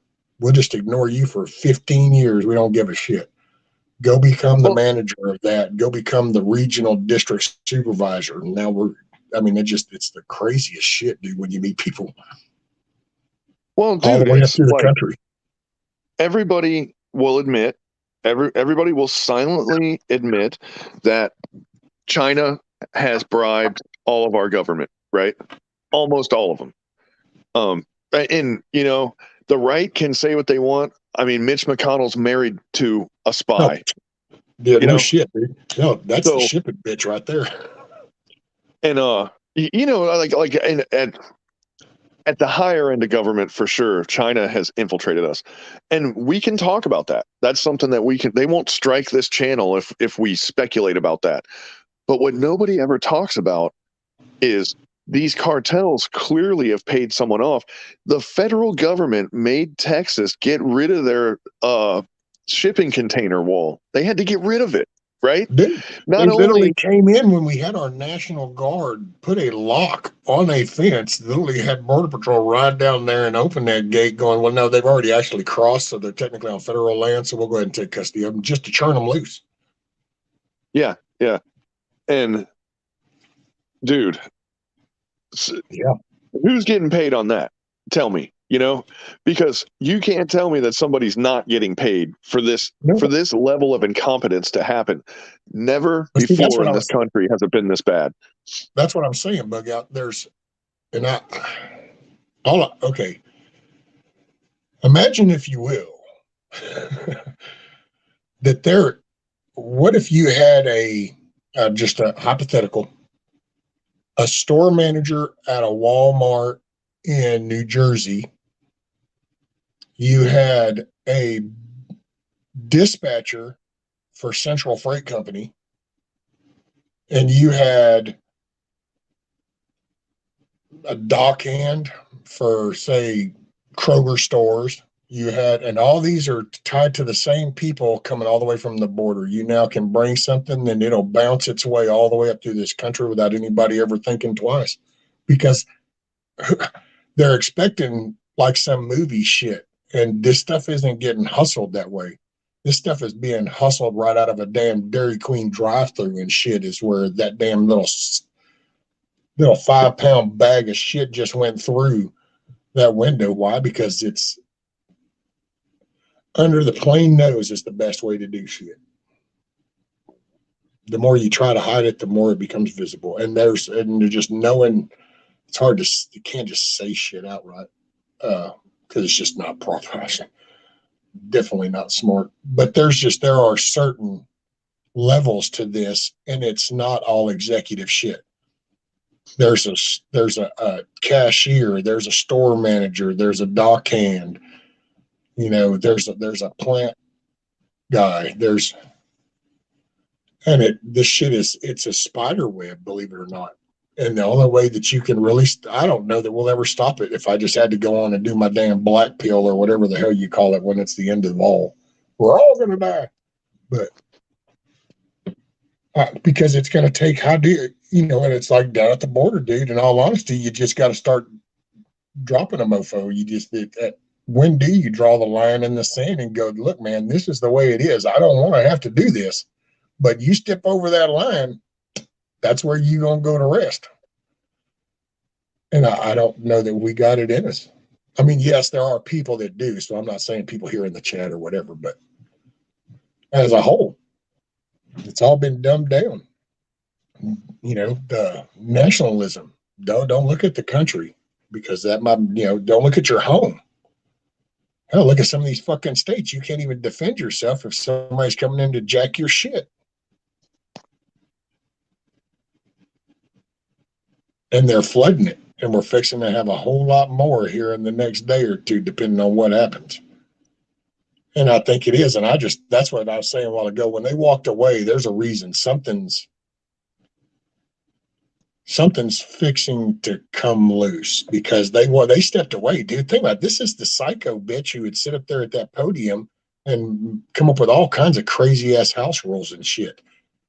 Crazy ass shit pushing for the last 2 years. Crazy hours of by proxy here, get this through, trying their damnedest. Now all of a sudden you just walk away. All you motherfuckers just lost all your positions. You won't be back next year. Some of you are gotten, the outvoted. Some of you are retiring, whatever, and you're just walking away. There's got to be a reason. Well, man, those people are looking at an exit strategy.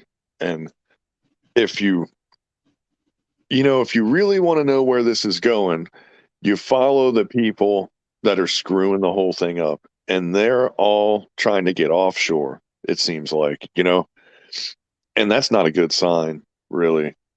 CONUS is not going to be your friend, I guess. Their worst case scenario, you can't be in the continental United States whatsoever because they're all looking at islands and shit, which is funny because it completely flies in the face of their global warming, rising sea level predictions, but I think that's just, all these things are just little, hairspray is bad, temporary get rich quick schemes to modify people's behaviors, but I think the reality of it is, I think the genie's getting close to coming out of the bottle here because they're all starting to get their island retreats in order and all that shit, they're not going to be here when it happens. So everyone's like, man, it would be great to just find these people and set up some guillotines and just make it happen. Man, they're going to be 4 time zones away by the time this thing kicks off. They're going to be gone. They're going to be over in Switzerland and over in them bunkers in Switzerland. Well, they're buying islands, man. They're buying islands and having them turned into like provincial estates and stuff. And it's, Well, see, in a global economy, that would be ideal. Then that would be no different than having your cool little mansion here in America type thing. Only since we'd be global, well, you got your little island and it protects you from all those, peasants, all those little scrunion people like us, deplorables.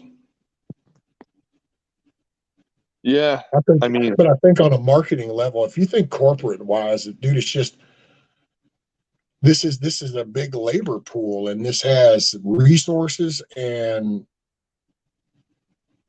if you look at old farms that got real big, and dude, they had houses. It gets associated to the slavery thing, but they actually had that on farms themselves. So you actually had families living in houses and their job was nothing more than to maintain and work this farm. Well, if you kind of take that scope and then just bless that, out, then all of a sudden you realize that's to me, what they're going for. You just don't, have your little fun, have your little stuff. Okay. Yeah. But here's the big picture, and then just follow in line. And it's because everything has become so intertwined, and the people running the money follow the trade routes, and you follow the trade routes, and we're so intertwined. That's why I think it's important to get rid of the nationality and then the patriotism type thing. You can't identify that way. You've got to be able to merge. This is one for all and all for one kind of thing. It's, one world, and do it that way. And think about it. This is how you also can now make these other small countries. That's how you keep them. Like, dude, look at some of these places where some of the hardcore minerals come out of. You would think that those countries ought to be booming, dude. They never are. Never. No, because this is what they would like to turn this into that. Well, they They become a want- host for Yeah. conflict. They're a host for conflict. And Well, they have their money Africa people. is a great example, man, because all these conflicts that I saw in Africa, it was over oil or fucking diamonds or like, you name it. They find something, they find a niobium band or, oh, we got tungsten, but like whatever it is, everybody just starts killing each other, and it ends up the same way every time. And I'll tell you what, man, I think we got lucky because, we can't locally source titanium and lithium, right? And everyone's like, oh, shucks. But it's like, man, can you imagine if we could? Like, that would make us way more appealing for an invasion if we had that stuff. That's just like putting a prize at the end of the mission, Like, I was listening. I was picking at Milkmaid at the same time while you were talking though. Yeah. That's the only reason why titanium is so expensive to us is because we don't have it here. You know that, right? Like if it was made right down the road, if it was coming from Canada, it'd be half the price. It's the fact that it's so scarce because of importing is one of the reasons why titanium is so expensive to us here in the States. It's not as expensive other places. I just ordered a titanium little skillet, so I'm still a little mad about that. I'm kind of pissed off, but whatever. And they are yummy, Scat Pack. They're pretty good, I gotta say. There was some cookies, Chips Ahoy cookies that have Reese's peanut butter cups. That's what I had on the screen while you were talking, and Milkmaid was like, "Ew, get that shit off the screen, Rescue." Because you know how much she loves Reese's peanut butter cups. Man, I'll tell you, there's still. I'm not much of a candy eater. I'm not much of a sweet eater at all. I never was, even when I was a kid. But I'll tell you, man, you go to Steak and Shake and get those Reese peanut butter cup milkshakes. Oh my God, man, those things are so good. Okay, let me ask you something. So bringing with the Africa example, so to me, that's what I think that the money people would like here. It's like how all they do is they control that with chaos and violence, basically. And then they get to make their money, so they're getting the output of it. So for them, they don't care the lifestyle of those people. So those people just have to deal with that, and that's the environment that's been put on them. And that's what I think they would like to be here, is just kind of like a chaotic, violent situation, as long as we're extracting the resources and stuff that can be pulled from here. Well, yeah, our main export the last 55 years or so has been violence. Violence is what we export. And people don't want to see it that way, but look at how the world has went in our lifetimes. It is us invading places and forcing our will on other countries, to include Vietnam for that matter. That's probably when it started right there. Korea, let's say, right? Now, Korea was a little more legitimate. Like, we helped Korea. We still have a relationship with them and blah, blah, blah, right? But like, that's when we started using violence as a sellable product to get things done in the world, and that's the oil standard. It's a promise of violence. It's like you will trade oil using the dollar or what? What if you don't? Ask Saddam Hussein, because 72 hours later his country was invaded and he died. That's what happens when you don't use the oil standard. And violence was the only carrot at the end of the stick that kept people walking in the direction we wanted them to. And when we pretend like it's anything else, we really are just fooling ourselves. Now we have sent our means of violence, all of our fancy electronics and all of our cool guy stuff and our Javelin rockets and all that stuff, we've sent a lot of that shit to Ukraine. We have less of a potential for violence. We just gimped ourselves when we're facing off with China, which is the most powerful military besides our own in the world right now, right? And it's like, who didn't see this coming? You know, I know that those guys in the executive branch right now are just absolutely incompetent. I get it, but they're not that incompetent. Like, they know. They had to know, you know. And why didn't we clear out our closets? Because, I mean, we're dealing with 70s era tanks and equipment, which, by the way, Putin's doing on purpose. You know, he's just having us spend our way into oblivion, which is happening. You know, Putin's winning this thing.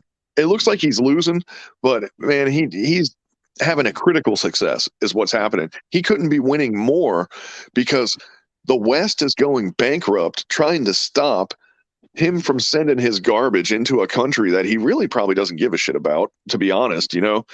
And man, he's making us go broke. And who's the dummy here? Like, he's just cleaning out his closets, you know? Look at the people, if you've been watching these videos, the people that are being captured by the Ukrainians, which, by the way, the Ukrainians are murdering people after they surrender and stuff. Like, I can't even watch these videos anymore. Like, the shit that they're doing is just like, if those were Americans, man, jail, you'd be under the jail if you were an American and you did some of this shit that I've been watching. But anyway, whatever. Because they're not Americans and it's not here. And I shouldn't even give a shit about this, but whatever, we're talking about it. So, but these Russians that they're capturing, dude, they're older than us, man. They're out of shape, old MFers that got conscripted and pulled out of a prison and said, here, you know, you want your sentence commuted, go participate in this invasion. And if you survive, we're just going to let you out of prison. You know, they're not sending their best and their brightest and their most fit military age males. They're not sending their latest and greatest equipment and tanks. They're sending all their garbage out there. And we're spending top dollar to blow this stuff up. And we're blowing up fat old men is what we're doing. You know, like guys that like are probably past their prime, that are not producing in their society anymore. Putin is he's getting rid of an undesirable caste of prisoners and the elderly in his country, getting rid of old equipment. He's taking Ukraine or parts of it, and the West is going broke. I mean, he's winning all across the board right now. Now, we think he's an idiot, and our news is spinning it to where this guy's incompetent and he doesn't know what he's doing. But if you really look at what's going on, he's playing us like a fiddle, man. And what do we get in Ukraine? We get Zelensky. He didn't get enough money. He flew to America, went on a stage and said, no, you didn't give me enough. And they gave him more. Who's in charge here? Who's behind that dude, right? Like, how does he have the clout to come up and decide for us how much money we're giving him? Because that's just what he did, you know? Think about that shit, man. Who's behind the curtain with this Ukraine thing? That's all I want to know, you know? Oh, dude, well, look at who placed him. I mean, this is shit. That was one of those moments again. You know, they said, hey, you know what? We need to stick our nose into you and get you out of that office so we can put somebody else, because we really need this to go a different way. And so Obama went over there. Wasn't it Obama? I think it was Obama. Wasn't it during his time that they reseated, they de-seated the old motherfucker? And yeah. It was 2015, I think. And so it was and you figure that's an intentional. It was when thing. I was on the Pony Express because we had some Ukrainians with us and they were really pissed off. That's the only reason why I remember. I think it was 2014 or 2015, somewhere around there. But yeah, they were hot, dude.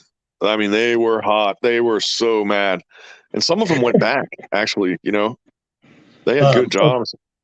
Well, two things for you. One, apparently Spirit Castle thinks that your logo, if you can explain your little icon there, because he thinks it's the logo of the reptilian being with his little gray servant that's effing Satan and a fallen angel. So to Spirit Castle, you know, I meant to change that. I meant to change that. I did that to piss somebody off the other day, and I was on a live with Security Guy 42, and he brought that up too. And it's yeah, I found the worst, most occultish icon that I could possibly find, and I put it as my icon to piss somebody off ages ago, and then I never changed it. So yeah, I got to go in there and fix that because it's the second person that's brought it up. I'm not a Oh, I didn't even know. I thought it was something else. I can't even. no.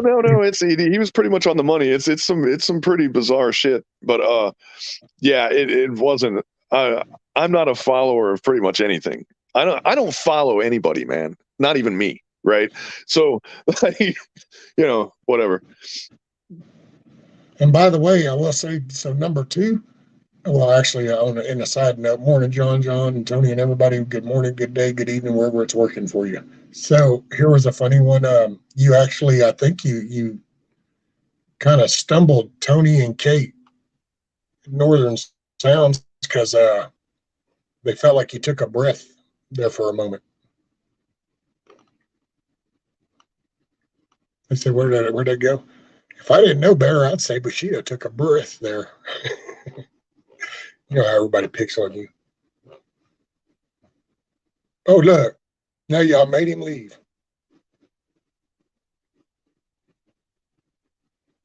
That's got to be a joke, though. He didn't go backstage. He did, I think, Milky. I think he rage quit on me. Morning, Carl.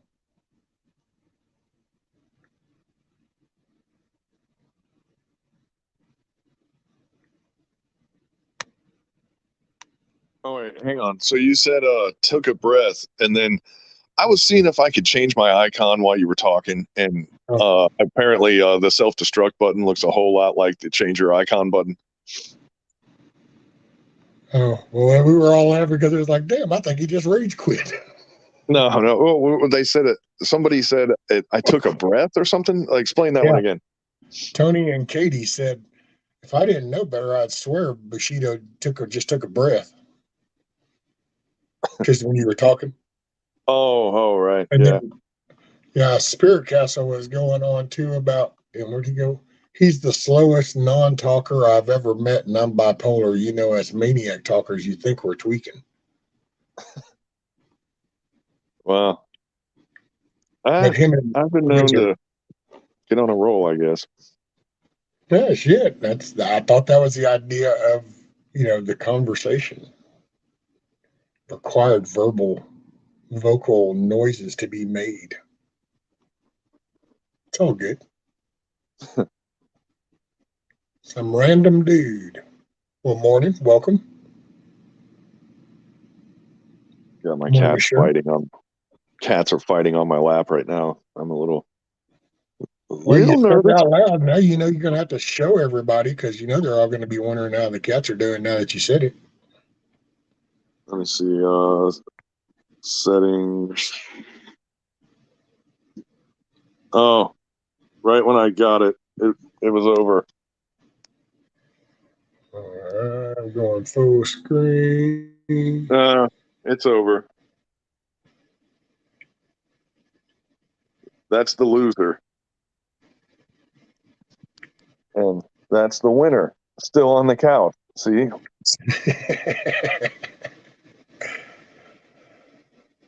I don't know. Maybe she'll come back. Maybe she's like, I'm not taking that stuff. Although she was getting whacked in the head pretty hard, man. So maybe she doesn't want none of that. Now, is that the new one? Yeah. She's getting big, right? Yeah. She's ripped too, man. So all she does is run around and play and stuff. So she's getting some muscle tone. Uh-oh. Are they making friends or yeah? Well.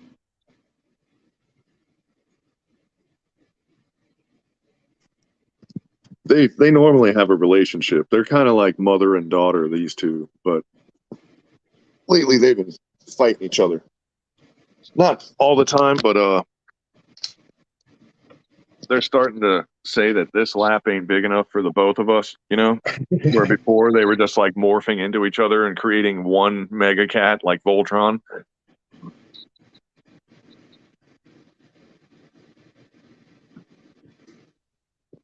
Yeah, they're not doing anything, man.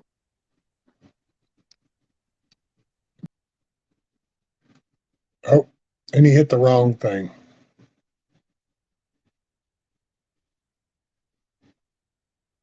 And she has gotten big, hasn't she, Milkmaid? That's why it took me a minute. I had to look at that, and it was like, oh, wow.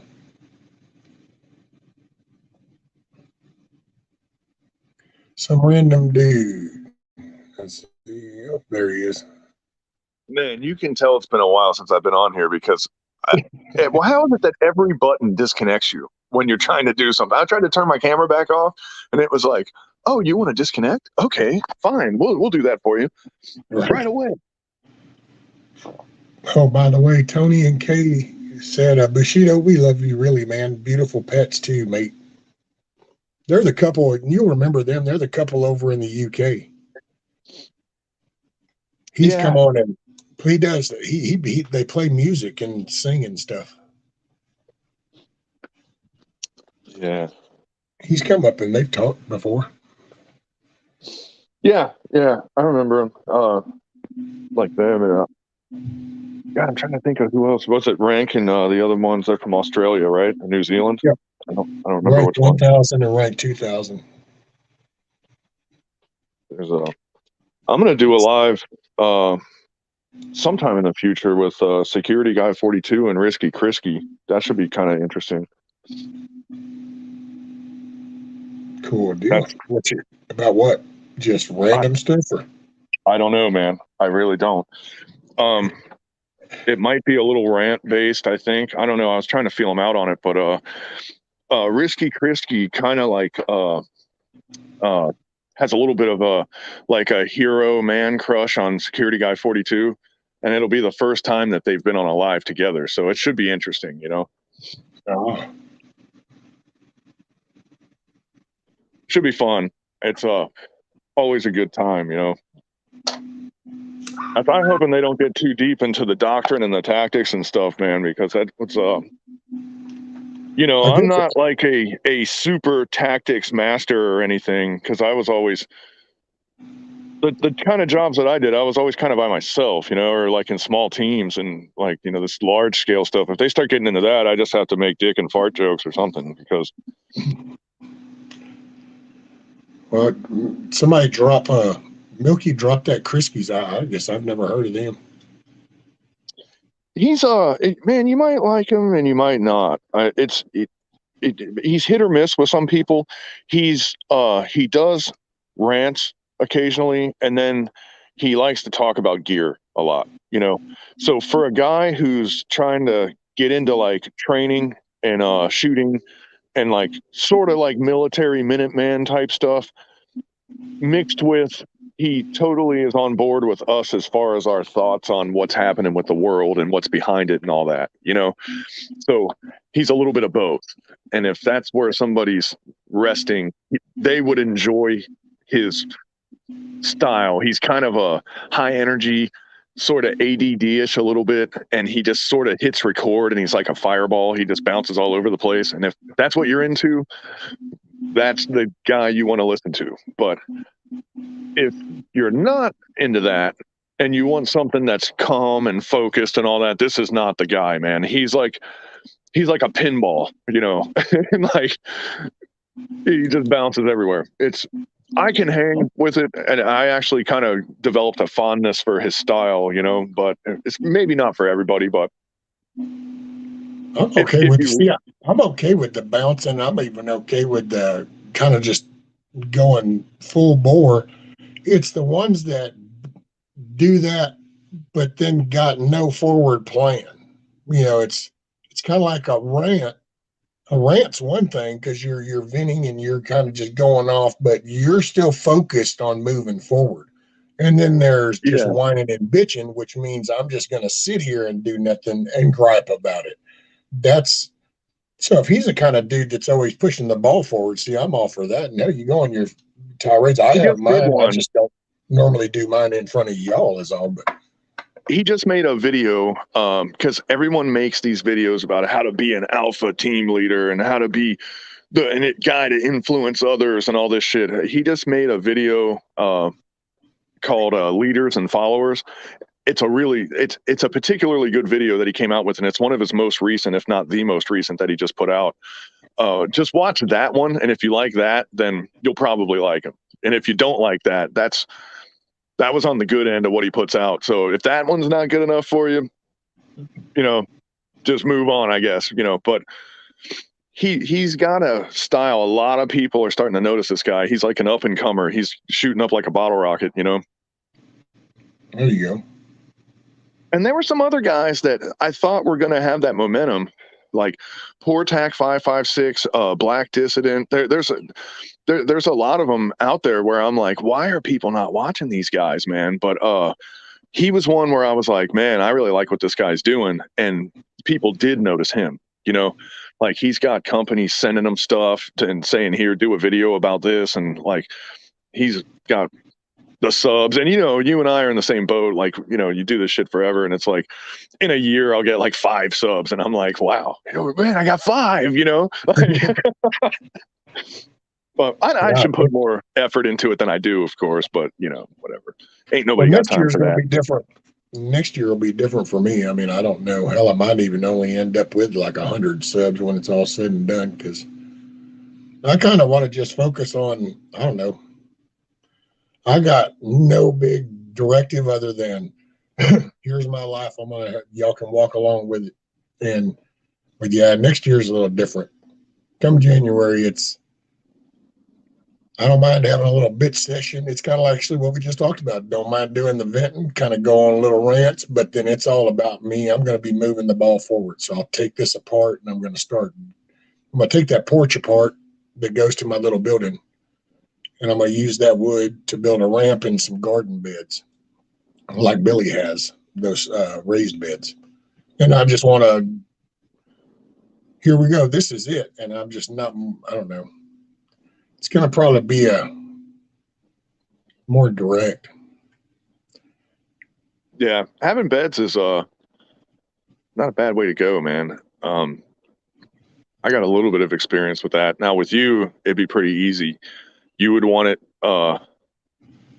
lower, actually, because you got to figure when it's time to start picking stuff, you could get most of it, pardon the pun here, but the low hanging fruit, you could get that without even getting out of your chair. I would make it thin and low for you.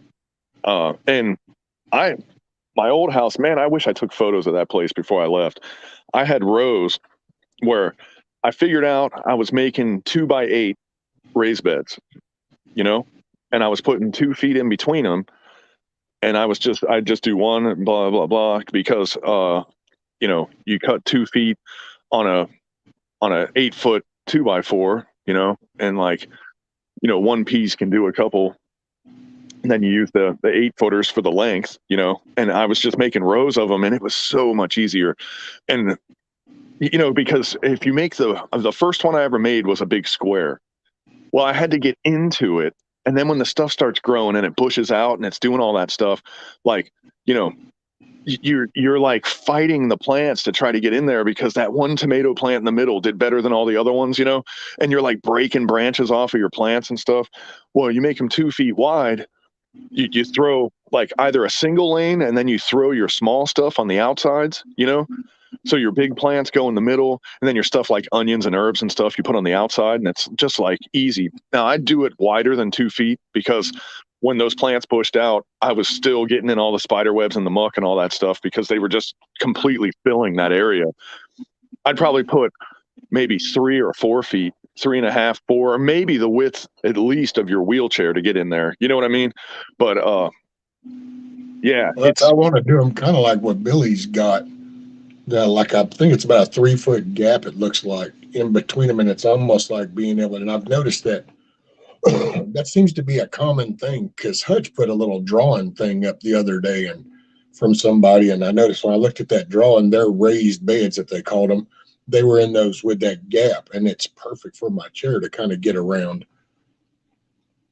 But yeah, for the lumber math, 2 feet wide is a easy way to go, because then you don't run into having cutoffs. You use the entire board.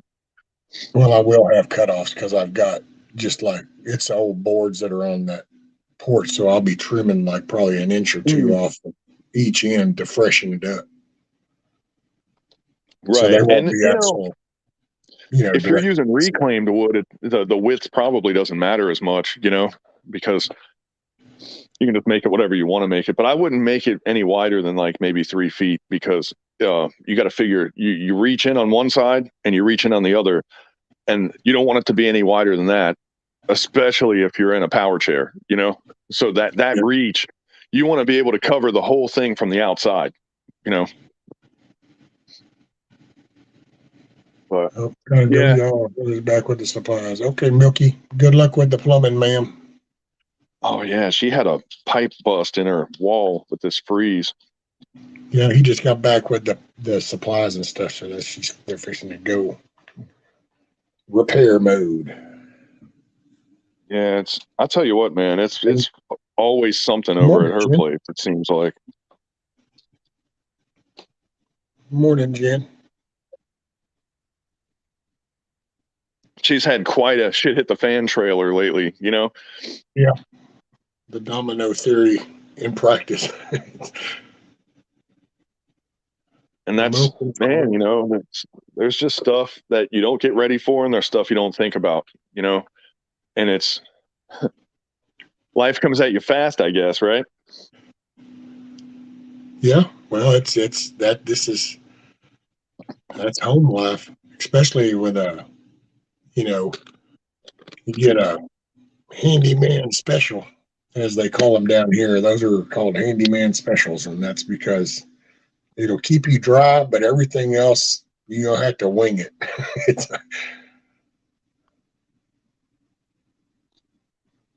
Yeah, I got an AC unit put in on this barn, this big metal barn that I've been wanting to do, but how it didn't work out, and it's really weird. And this is kind of like, welcome to my world, right? Where I want to do things on the small end, and I want to get it to where, I wanted it to be where if I had like a solar generator or set up a solar system, I could power this stuff by itself if I had to, Well, that didn't work out, but I did score a enormous AC.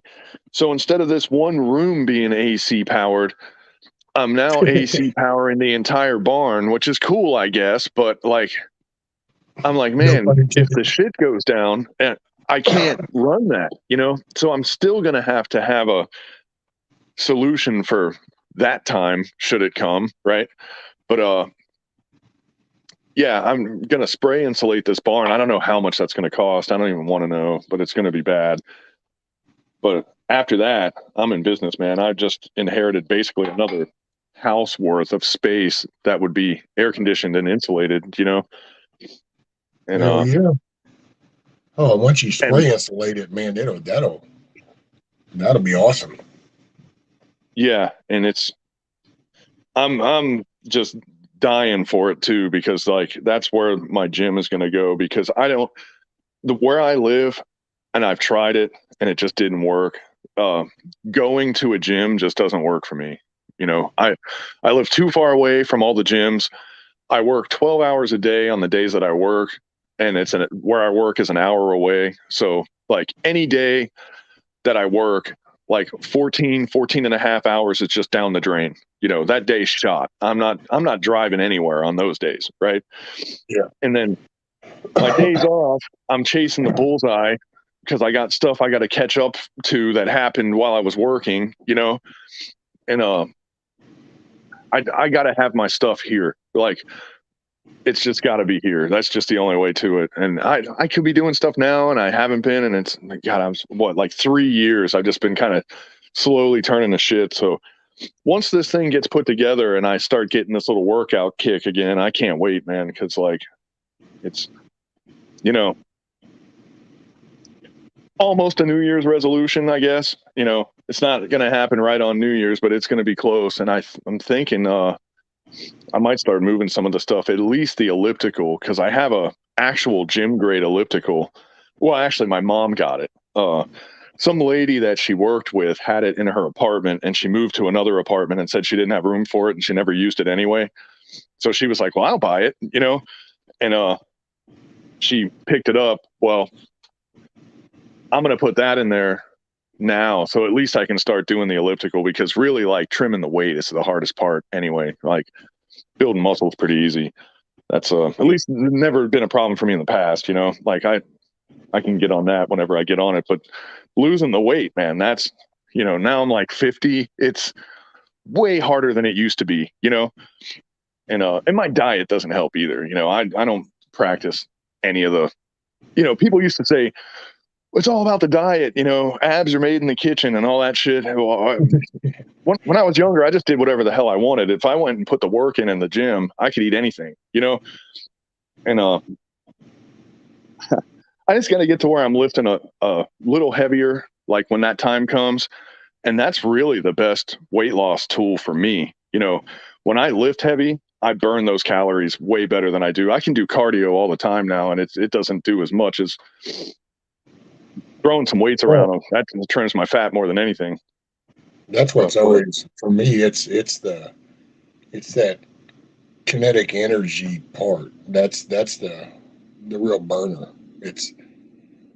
I don't know. I've never been a cardio kind of guy. I'm just more of I'll do the heavy repetitions. Actually, well, here lately, what I've been doing, and that's because next year I'm going to try to get myself up or something and see if I can't start. I don't know. I'm just going to something's going to happen. So next year, that's all there is. Something's happening. We'll see at the end. But here lately, I've been doing, because I'd like to, I wish I had gotten one of them gyms, but I've been doing the overhead pull downs. And because the only drawback that I wish I could have something I could like do that chest roll where you can kind of put your chest on and do the curls and stuff. Because any picking up, I can't, I can do more. How do I say that? Like, I don't get tired on my chest or arms. What'll do me is my whole midsection and my spine back there. I start feeling that push down on it constantly. So I've gotten to where I do a pull down so that then that way I'm lifting my spine up as I'm doing it, but it just doesn't give me the same movement. I'm an isometrics kind of guy. I always have been my whole life too. I don't know, ever since I was a damn 12 years old, I watched some freaking martial shit, and it was kind of like an isometric kind of movement. And it was from then on, it works for me. And I've just been prone to just sit. And I guess you could say flex, or I tense up. What's up, Backwoods? I'm trying to remember the name of that. Back in the day, there was that workout style that people had, and I'm talking like, the 20s and the 30s, where they used those clubs and they swung clubs around. And the whole Russian kettlebell workout plan is a direct copy of that. They just used kettlebells instead of those clubs. And I forget what it was called. It wasn't called kinesiology. It was called something else. And but if you look at that old stuff, they look like almost like bowling pins, and they had different weights to them. And the guys would swing their arms and move and throw it in different directions. And that was like a full body range of motion workout, and it's exactly what kettlebells do now.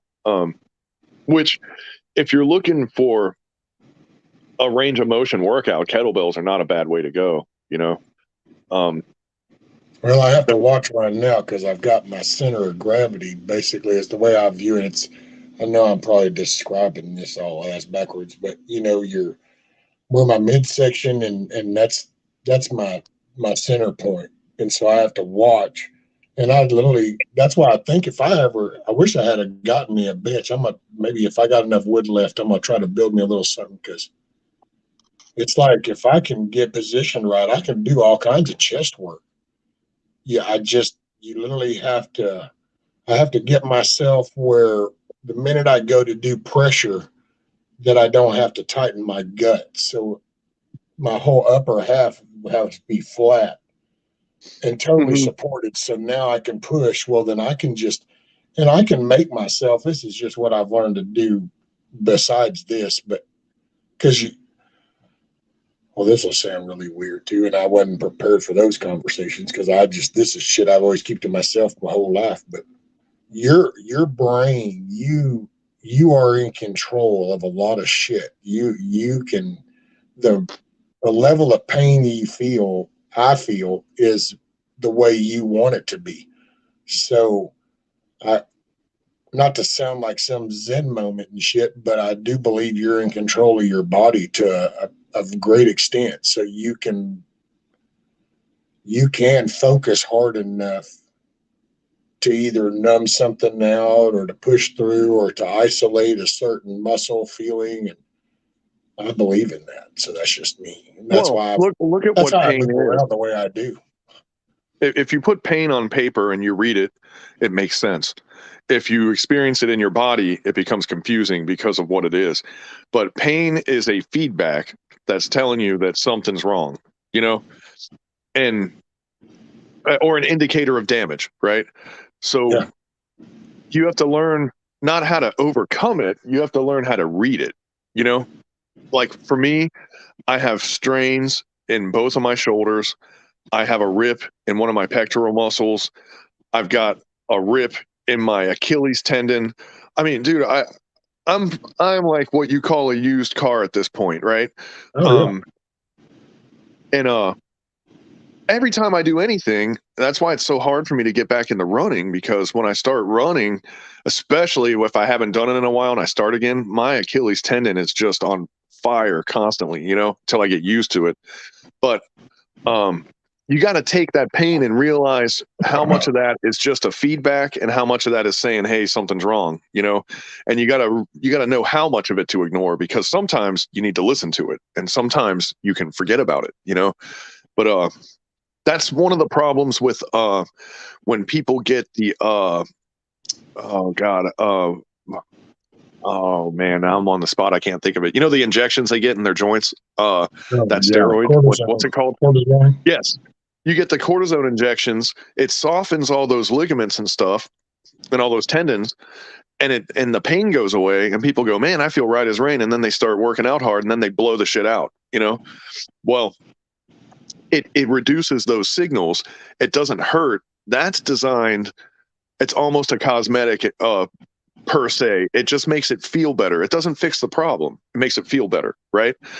Well, that's dangerous too, because more people that get cortisone injections that's when you injure yourself, because you're not getting that pain feedback, you know. Like you got to, it's a weird balance, you know, and that's like something where as you get older, you just learn to deal with it. But like, man, if you went back for a day and you were 19 years old again with nothing wrong with you, oh my God, I'd just be running all over the place doing cartwheels and shit, you know?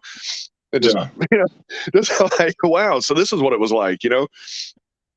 Hey, morning, Midwest Survivor. Good to see you, young man. But yeah, you know. Well, see, okay, so there's a variation of thinking there. See, because like, which I used to way back, just kind of medical advice, I guess you could say. It's, you know, the doctor would say, do this. So I've had shots in my back long time ago, 35, 40 years ago. Didn't really like that. But then I kind of stuck with just I really believe in, you've got these sensors. And so it's like that with the knees and cortisone shots. See, because I've right back here on this porch to this day, there's a tendon that basically it tore. And then for months, I even could tell it bunched up at the bottom. And I just had to adapt the way I walked and shit. And my back's the same way. I don't do like a normal person, I guess you could say, or like I used to just take off running because now I read those sensors and I just adapt. I don't stop. I just go, okay, I can't. Like I intentionally lean more on my right side when I walk, you know, and just little shit. I will make sure I step with the outside of my foot on the heel first, and I'll roll my foot, and it becomes a conscious effort because that's how I can kind of keep pushing, you know. And it's like that where my wife, she's a complete opposite. All of a sudden it's Al. Well, go to the doctor to find out why Al. And then if a doctor says this and this, okay.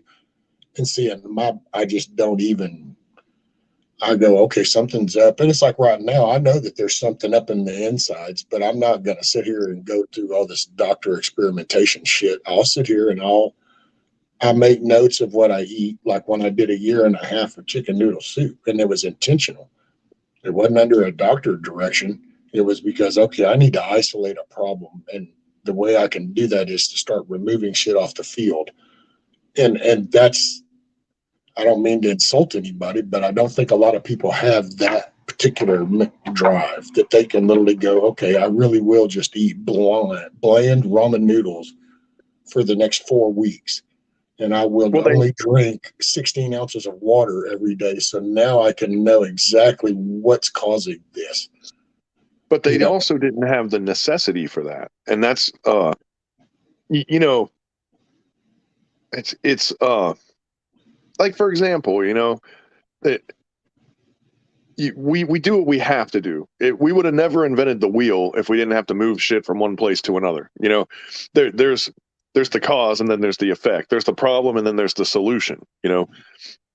Now, would people have the fortitude to see it through? Well, maybe not. But we'll never know who could or couldn't do that, because that's a pretty specific. You know what I'm saying? Like that was such an extreme case. So bug out, like random dude just kind of brought a good point. Narcotics do a good job of masking pain. Now, as I read that, the first thing that came to mind was, we talked earlier about how the laziness and complacency, how the ease of things, and we follow that comfort. And then there's the same concept. It's why that's just pretty tough to have to physically deal with this and to kind of go, okay, no, this is tough. Where if you can just numb it with some medicine. Well, now on the backside of this opioid crisis and all these doctors getting blasted for overprescribing and stuff, man, my mom, as part of this cancer thing that she beat, she had to get a hysterectomy. They didn't give her any pain medication for that. And I was like, they didn't give you anything? Like not even one? Not even one. They gave her some pain medication when she was at the hospital. She got home and she was stuck on the couch for like, God, I don't know, it was a couple days. She couldn't move, And I was just thinking like, well, why the hell is that? But it was because they got in trouble for overprescribing so much that now they won't give anybody anything. And it's like, man, you just let the bad guys win pretty much, Somebody we know just got through having knee surgery like last week. And when she was talking on the phone, I was kind of poke fun and I said, oh, is he hitting that little button repetitively right now? Because, typically you come out of the surgery, you got your little drip right there. And of course, well, you're pushing the button, but it only does it every so often. So, and it's like, oh no, he didn't get that. And it was like, wait, what? And what was it? It was basically like a Tylenol 3 or 4 kind of shit. Right. And it's like, whoa, yeah. But that's got an effect, dude. That's that reaction to that shit. Because those anesthesiologists, they make so much money. They're the highest paid person in the hospital, but they have to pay so much in insurance and they get sued more than anybody else, because if you're going to die on the table, it's going to be a reaction to anesthesia. Almost always, right? Anesthesia kills way more people than the knife does in an operation. Now, that comes down to things like when you have and this really, I mean, if no one's ever heard this before, like you might want to listen for about 20 seconds. But when they say don't eat or drink anything, what they mean is don't fucking eat or drink anything, like that's what took Jimi Hendrix out. They put you on your back on a table and then they overdose you on a drug. What do you think's going to happen? Half the people throw up if they got anything in their stomach, and they asphyxiate on it. They die. That operating room is not set up for, let's pretend this person just inhaled, 8 ounces of vomit. Like that's just not what they're wired for. They were like, we're going to replace this valve today, or whatever they were going for. And that's what kills most people in surgery. Their liability is so high that anesthesiologist today that's tired of getting sued is going, oh, replace your knee? Tylenol 3. That'll do it. Yeah, you'll be all right. You'll walk it off, and because they're tired of getting sued. They want to have their, that 50, 60-year-old anesthesiologist wants to be able to afford his 22-year-old girlfriend and his 60-foot yacht out there on the Bill Gates secret island. Like that dude's trying to buy his spot just like everybody else is. Yeah. He is not trying to pay somebody who, got hooked on opiates that's going to sue him over some dumb shit, like those days are over, man. Like, Can somebody, Firefly was wanting Bug Out's channel. Can somebody throw out Bug Out's channel? so many people get let down when they look at my channel, though. I don't talk about this kind of shit on my YouTube stuff. And it's really weird, but I don't really do politics. Now my community page I do, but that's a little different, But like on videos, I don't mention politics or anything at all. Like I kind of made a point of not doing that. So people want to hear me like rail and rant and stuff. I only do that on other people's channels. I get Rescue shut down. I don't get shut down. I'll shut him down. Don't sweat me none. But you know what I mean. It's Yeah. I've been IP banned from everything else, so I gotta really watch it. Whoever's in charge of erasing people from digital history, they're really watching me. They're my biggest fan, maybe. Dude, I don't know if you heard me this morning, but I gotta tell you, it's almost like I kind of want to drive around and kind of see if I can't find the Stingray module or some shit around here, because every morning, dude, and it's not every morning, but every time I do schedule a stream the day before, then that next morning, and I go to start this tablet, dude, I can't connect to the network, and I don't connect it to my Wi-Fi. Oh, there he just race quit on me like that. He can't click on them buttons. He just don't get it.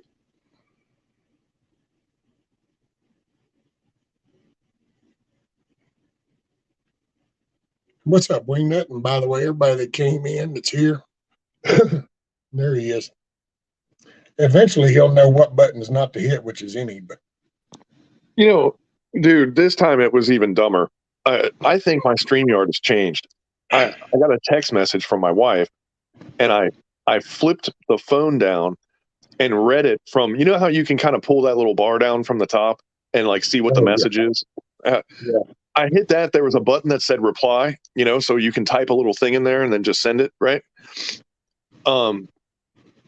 She told me about some little side gig that she just found out about by someone that came in her office, and in Sanibel Island, they're paying like $60 an hour to do some security stuff there. So she's like getting a lead on that for me. But I sent a text to her for a thing to tell that guy that's in the office getting his eyes done. And as I hit send, it sent the thing, and then it disconnected me from this. And I'm like, how does that do it? So there's something going on today, man. Maybe I need to restart my phone or something. Or maybe it's my occultist icon or something that's just bringing me bad luck. Yeah, I never even noticed that, I guess. Hell, I didn't even know it was a snake. I guess, see, here's the power of the mind. Since I've heard that, now when I look, it's like I can start to visualize. I can see the snake, even though I know damn well I still see the same thing I saw a while ago. But now I can visualize the snake as I see it. I didn't even It's know like it was a snake with a lion's head, and there's some other shit going on. And the whole picture, because it's just a little circle of it that you get. The whole picture, it just gets worse as it goes. Like there's like every like stereotypical like this is what people that wear robes and like, burn candles and stand by statues of owls, like it's all that stuff in one. And that was why I picked it, because it was such an over the top, like this is every occult image iconography thing just jammed into one picture. And I was like, I gotta use this, and what's funny is I think the time that I used it, it didn't even get noticed by anybody. And then I forgot about it, and that's been up there for a long time, man. I really need to get rid of that and I'll put like a teddy bear or something in its place, Who knows? I don't, man. I wonder I don't know how people will react to that. How's that going to go when all of a sudden it ain't the same bug out icon? Well, it's been different stuff before. For the longest time, it was God, I forget what it was. Well, for a year, it's been that. Yeah, for a long time, it's been this thing. I used to change it quite a bit, and then for some reason, I just kind of stopped. Well, I didn't really move around. I used to be on more lives, but I kind of like, I don't know, man. I must be a particular kind of flavor. It's like, it's not that they don't like me, but I think it's just like, I'm just a little too unpredictable. Like they don't want to roll the dice on me. You know what I mean? Well, yeah. That, or some people like to be in a power seat. So it's like, I don't know how to say it, but it's like sometimes you can watch and people want somebody there almost like the eye candy kind of thing, but they're really still, and me, see, I don't give a shit. Hell, I can sit here and I can mute myself and listen to you and Milky and Mickey talk, and it don't bother. I enjoy the conversation. Hell, sometimes I sit here and watch and chat, and it's like the deathly quiet because I'm just going to focus on reading chat because there's 4 conversations going on. So, but some people kind of want that narrative. They want that. It's a show style, and that's. I think there's. Yeah. Because they're doing that. I know what you mean.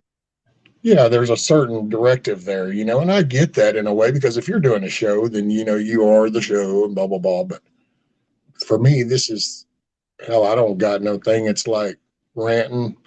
I don't know, day-to-day life will piss you off. So, but I was starting to, and when I sort of kind of pulled back from it, I was going on lives and people were going, oh, you can't talk about that. Oh, you can't use that word. Oh, no. You can use that word, but you can't say it like that. You got to say it differently. And then I was just sitting here going like, so you're just going to bend over? You're just going to let them win? Like you want to talk about it, but you won't, but you want to, Yeah. And it's like, I mean, I'll use some code words and I'll do this and I'll do that. But at a certain point, it's like, you are avoiding a controversial subject because they told you it was controversial, and they said it had controversy because it doesn't make sense and it's obvious that this is some bullshit. Well, see, I think that's where some people have made their own bed, and you kind of got to lie on it, not to play on an old saying, but if you kind of like, and I'm a hypothetical thing, which actually probably not so hypothetical, but like, this is the beginning of this shit. So we're going to rewind back to the beginning. You're like, oh man, look at this shit. I can't believe this is happening. And I'm going to get on YouTube and hear it. And this is the channel. So you're coming on to go, man, Fauci's lying his ass off. McConnell's doing this. And look, and then they're letting this in. And that's all that is. Then you've drawn the undivided attention. So that is what's going to happen. But I think because I try to do it. I don't mind talking. It's that. But if that's the only directive you got, then you're easy to find. Right. Where and then you run a rocking the boat. 6 or 8 hour kind of conversation, and somewhere in there you have 45 minutes of maybe saying how Fauci is a fucktard, then it doesn't get highlighted as much. But if this is the only thing you got, you put yourself on the. And then that's the other part. And there's people that think that they're fighting the war by challenging that.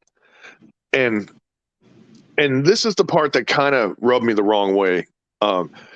There are people that will go in and purposely address that kind of stuff to kind of look like a rebel, you know, and they're willing to take a risk on somebody else's channel and get them popped, you know, and I don't do that.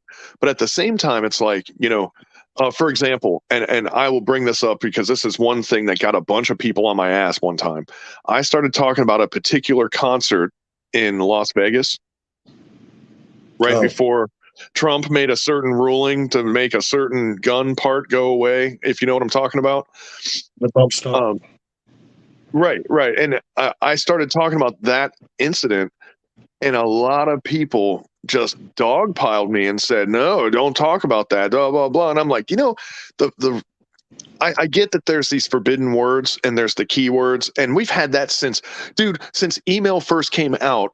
And research this, the FBI Carnivore program, they've been screening keywords since right at the inception of the internet, you know? We've been screening words since we created the phone. Yeah, that too. Yeah. I mean, there's actually old ass footage where there were motherfuckers hired to just sit there with fucking headphones on and listening for words. And don't say the bomb word.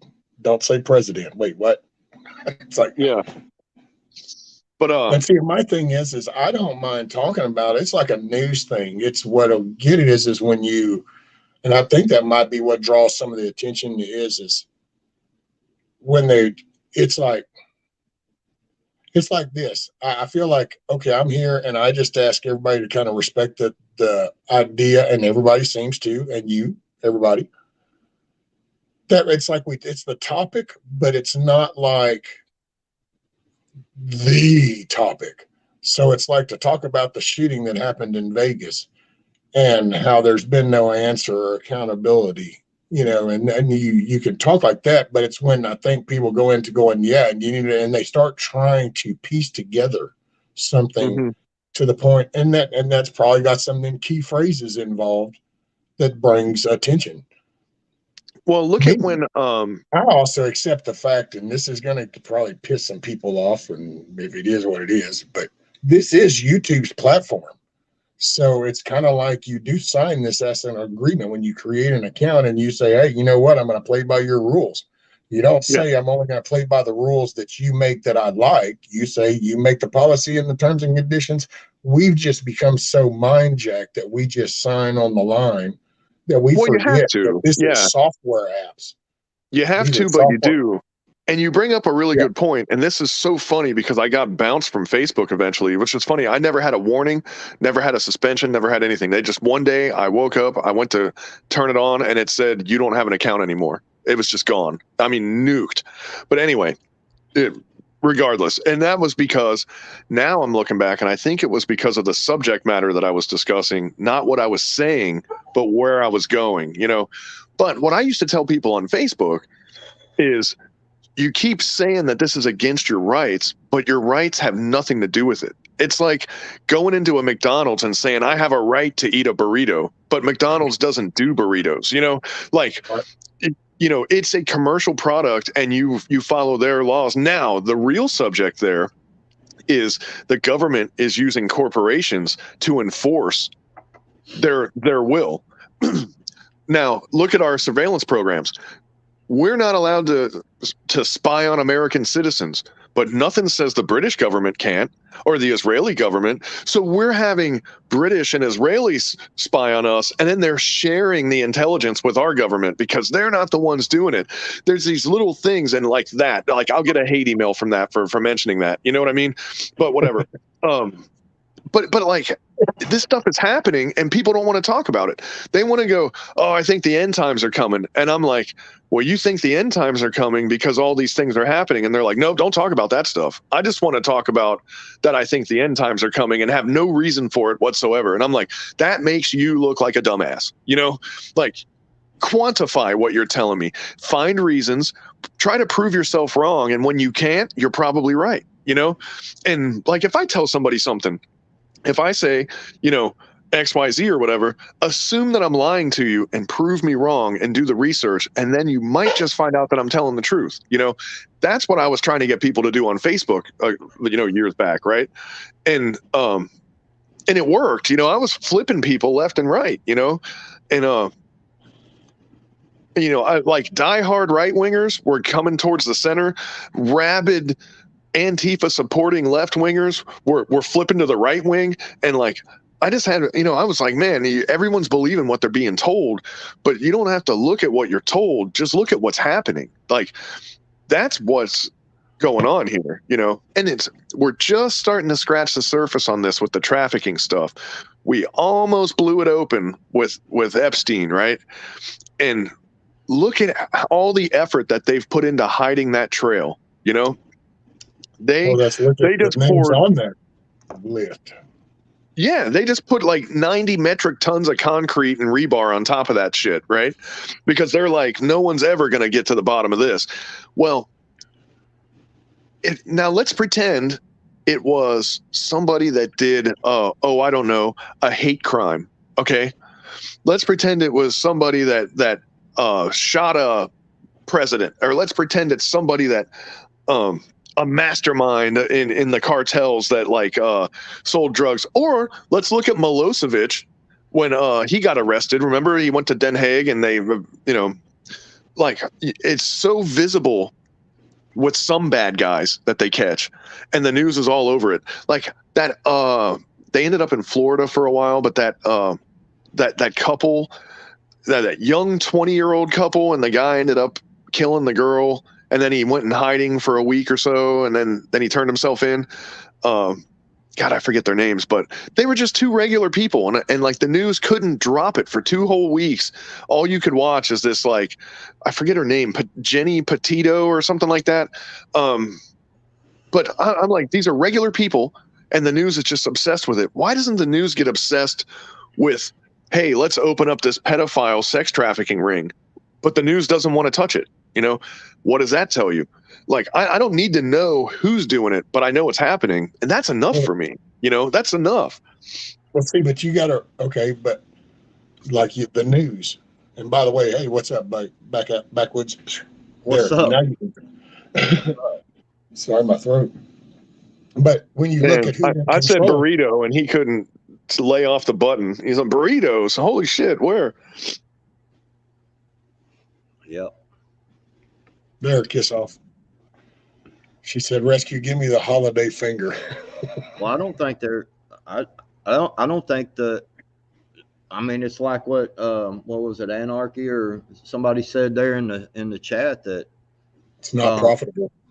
Yeah, it's not profitable, man, for them to stop all the trafficking and stuff, man. There's too much money being made off of it, and there's too many higher ups, elitist or whatever you want to call them, that are benefiting from it. You know what I'm saying? Well, that's obvious. You think that the major shareholders of Walmart, do you think that they give a shit what this bathroom where I live looks like? Nope. Right. You think they give a shit what the floor looks like? Nope. As long as those numbers out of that store are still showing profit, that's all that matters.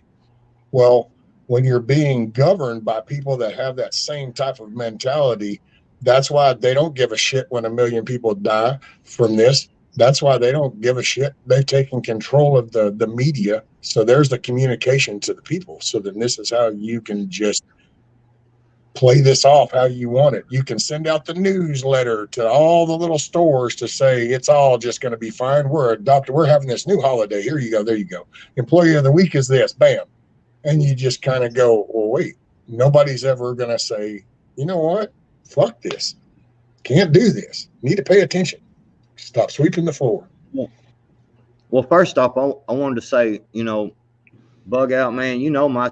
You can come on my channel and we can talk about any of this shit anytime, man. Oh yeah, I wasn't talking about you. I was just saying, I ain't scared. Yeah. There's enough. Well, you can't see private chat because in private chat he was actually saying just you specifically. But. Right, I know. I figured. Sorry, Joker, but no. I did. I was glad Rescue sent me the link. I did. I was going to actually type it in the chat, but I wanted to know your opinion, Bug Out, on something that I see. I like to kind of sit back and read multiple articles and just kind of, gather intel that way, I guess you can say, and kind of look at things. Sorry if I sound it's cold out here, man. It's 19 degrees in this shop. But so I just kind of noticed some things over the last few days, and I mean, it's not like this is just all new. So it's been going on and everything, but I've kind of got this idea, Bug Out, that there's going to be a coordinated, and I'm gonna be careful with what I say. I know it's because I don't want to get Rescues Channel, but I think there's going to be a 3-way coordinated attack, and I think they're all in on it together. With what Russia's doing, and then I noticed that there's a ramp up of China. What China's doing over towards a certain place that they call theirs, Right. and what NK is doing to SK. You know what I'm saying? Right. Correct. Yeah. Don't forget Iran. Yes, and something that I mean, I'm just noticing an escalation of things that are going on all three fronts. You know what I'm saying? And then with of course over there with Putin's, and I just think that, I mean, if they're smart, honestly, and they want to do this, man, a coordinated attack. NK does SK. China's grabs the Taiwans, and Yeah. Russia goes in hard on the Ukraine. You know what I mean? Well, I think well, real quick, I think I see this coming like in the next couple of months. Well, yeah, there's one stall right now, which is funny because, again, we get played. They're like, oh no, Putin's going to do something. He's going to do something during the holidays. And he starts launching rockets. And everyone's like, oh my God, he's launching rockets. He just spun up 300,000 more troops that he's bringing to the front. Mm-hmm. And these rockets are all what we're talking about. We're not talking about these 300,000 soldiers that are about to show up on the front here, and like he's getting ready to do something like these dudes are getting measured for their boot sizes and shit right now, like, so you seen Bunker yesterday was showing some movements.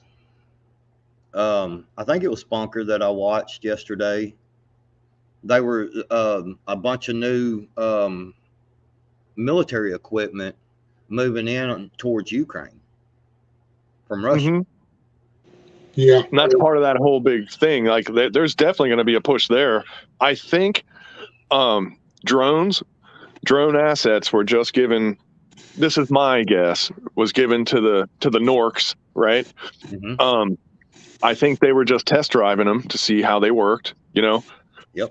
They went in, they weren't shot down. They went in, they went out. Did they accomplish anything? I don't think that was the mission. I think the mission was to familiarize the operators with what these drones can do. I think it was new technology to them. So now that North Korea has drones. That's the message they were sending was, hey, we got those too, right? Yes.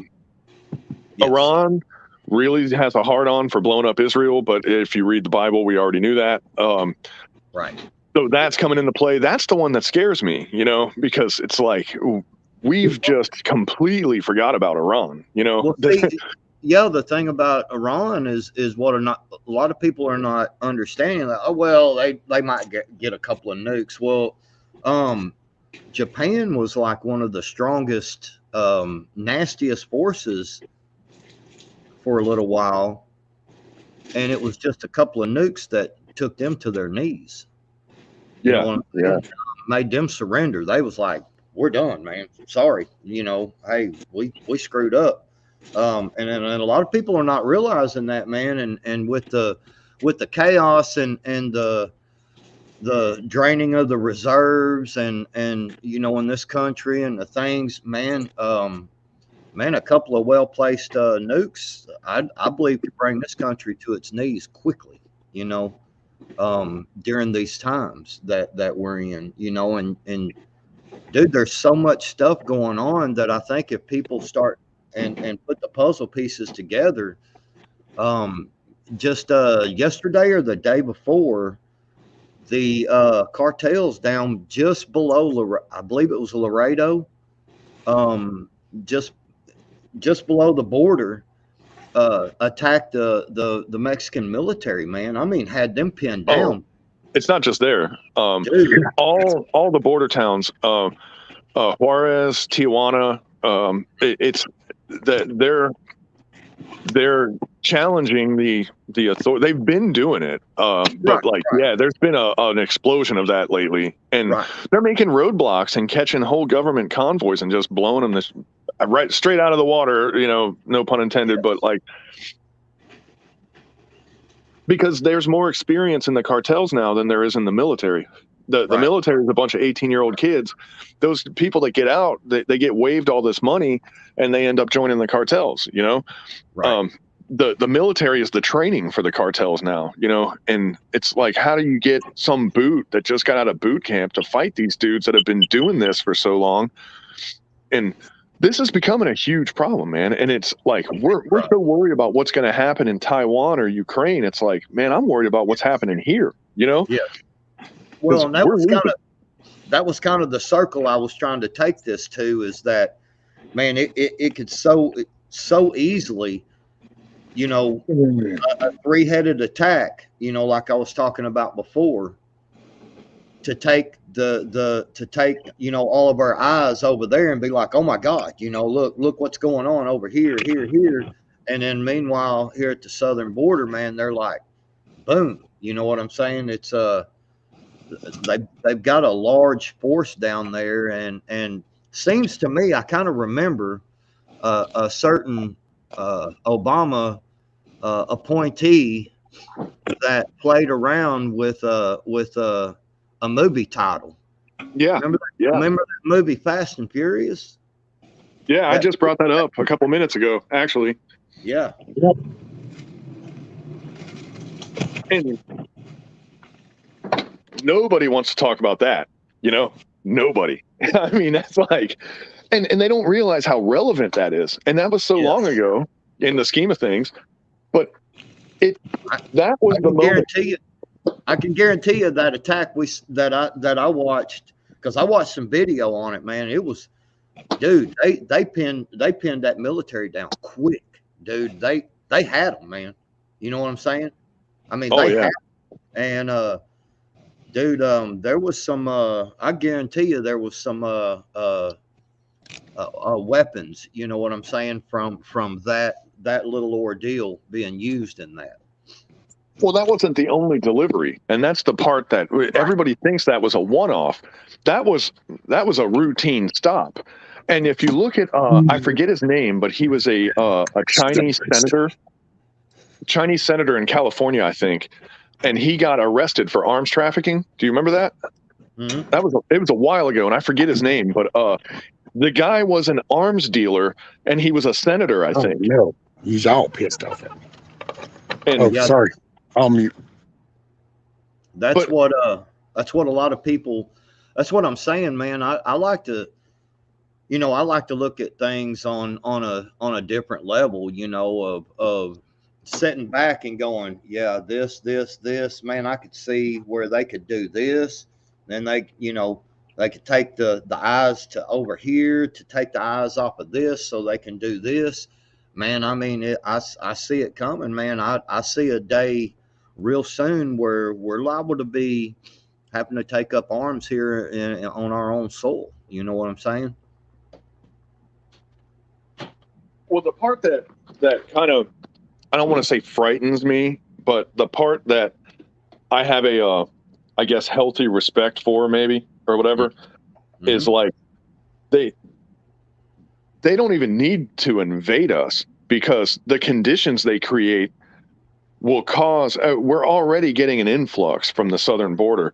Now, what more, and money talks, right? I don't even mean to interrupt myself here, but, you know, money talks. If you weaken this country enough, what if that cartel network decided to just expand into the states? These countries just need to weaken us to the point where we're incompetent and basically neutered. And then the second these cartels think like, well, we can't take the whole country, but if we could take Arizona and Texas, that's all we need, right? Well, they've not been shy about already. I mean, they've been saying that for some years now, that they want that country back. That was theirs. Mexico, was saying they want Arizona and Texas and stuff back because that belonged to them to begin with, and they've been saying they want it back. And that's, it wouldn't be hard, man. I mean, I know there's a lot of Texans out there, and they're like, man, everything's bigger in Texas and all that, but how well trained are all the people in Texas? How many could assemble up that quick? I mean, it's California too. Yeah, Milkmaid. That's what I'm saying. I don't know. My personal opinion, I know that we just got through Christmas and everybody was all happy for the holidays and all that, and I hate to rain on the parade and stuff, but man, things like that don't stop. You know what I mean? We can take a break from it for a few days and celebrate Christmas and New Year's and all that good stuff, but it don't stop. It's not stopping. It's still coming. Well, Biden had quote unquote more important things to deal with than to look at the border when he was at the border. Right. And it's like, what's more important? Well, probably him getting those payments, because it's just common knowledge at this point that he's perhaps the most corrupt person, definitely the least qualified. He's been busted for perjury 3 times, and that's before he ever ran for president, Mm-hmm. The dude's a joke, and now he's got a particular person that's a vice president that, like, I've never seen a weaker intellectual powerhouse, right? Right. She goes to do a speech in a room full of disabled veterans or something, and she goes, and here I am today in a room with a flag, and there's 4 lights on, and there's 6 people watching me. Like, she just describes where she's at, and that's her speech every time. And I'm like, you don't have anything to say? You didn't think, like, what am I going to put down? What am I going to tell these people? Totally lost.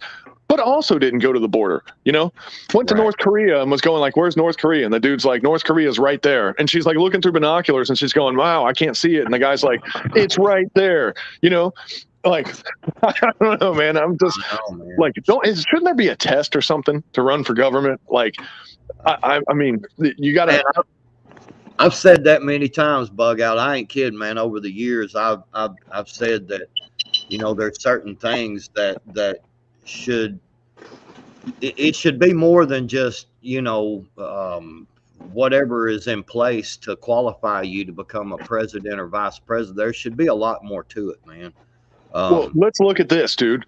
That single mother that flipped burgers to support her kids, I would trust her with the budget before I trusted some trust fund kid that never had to worry about $1 his entire life.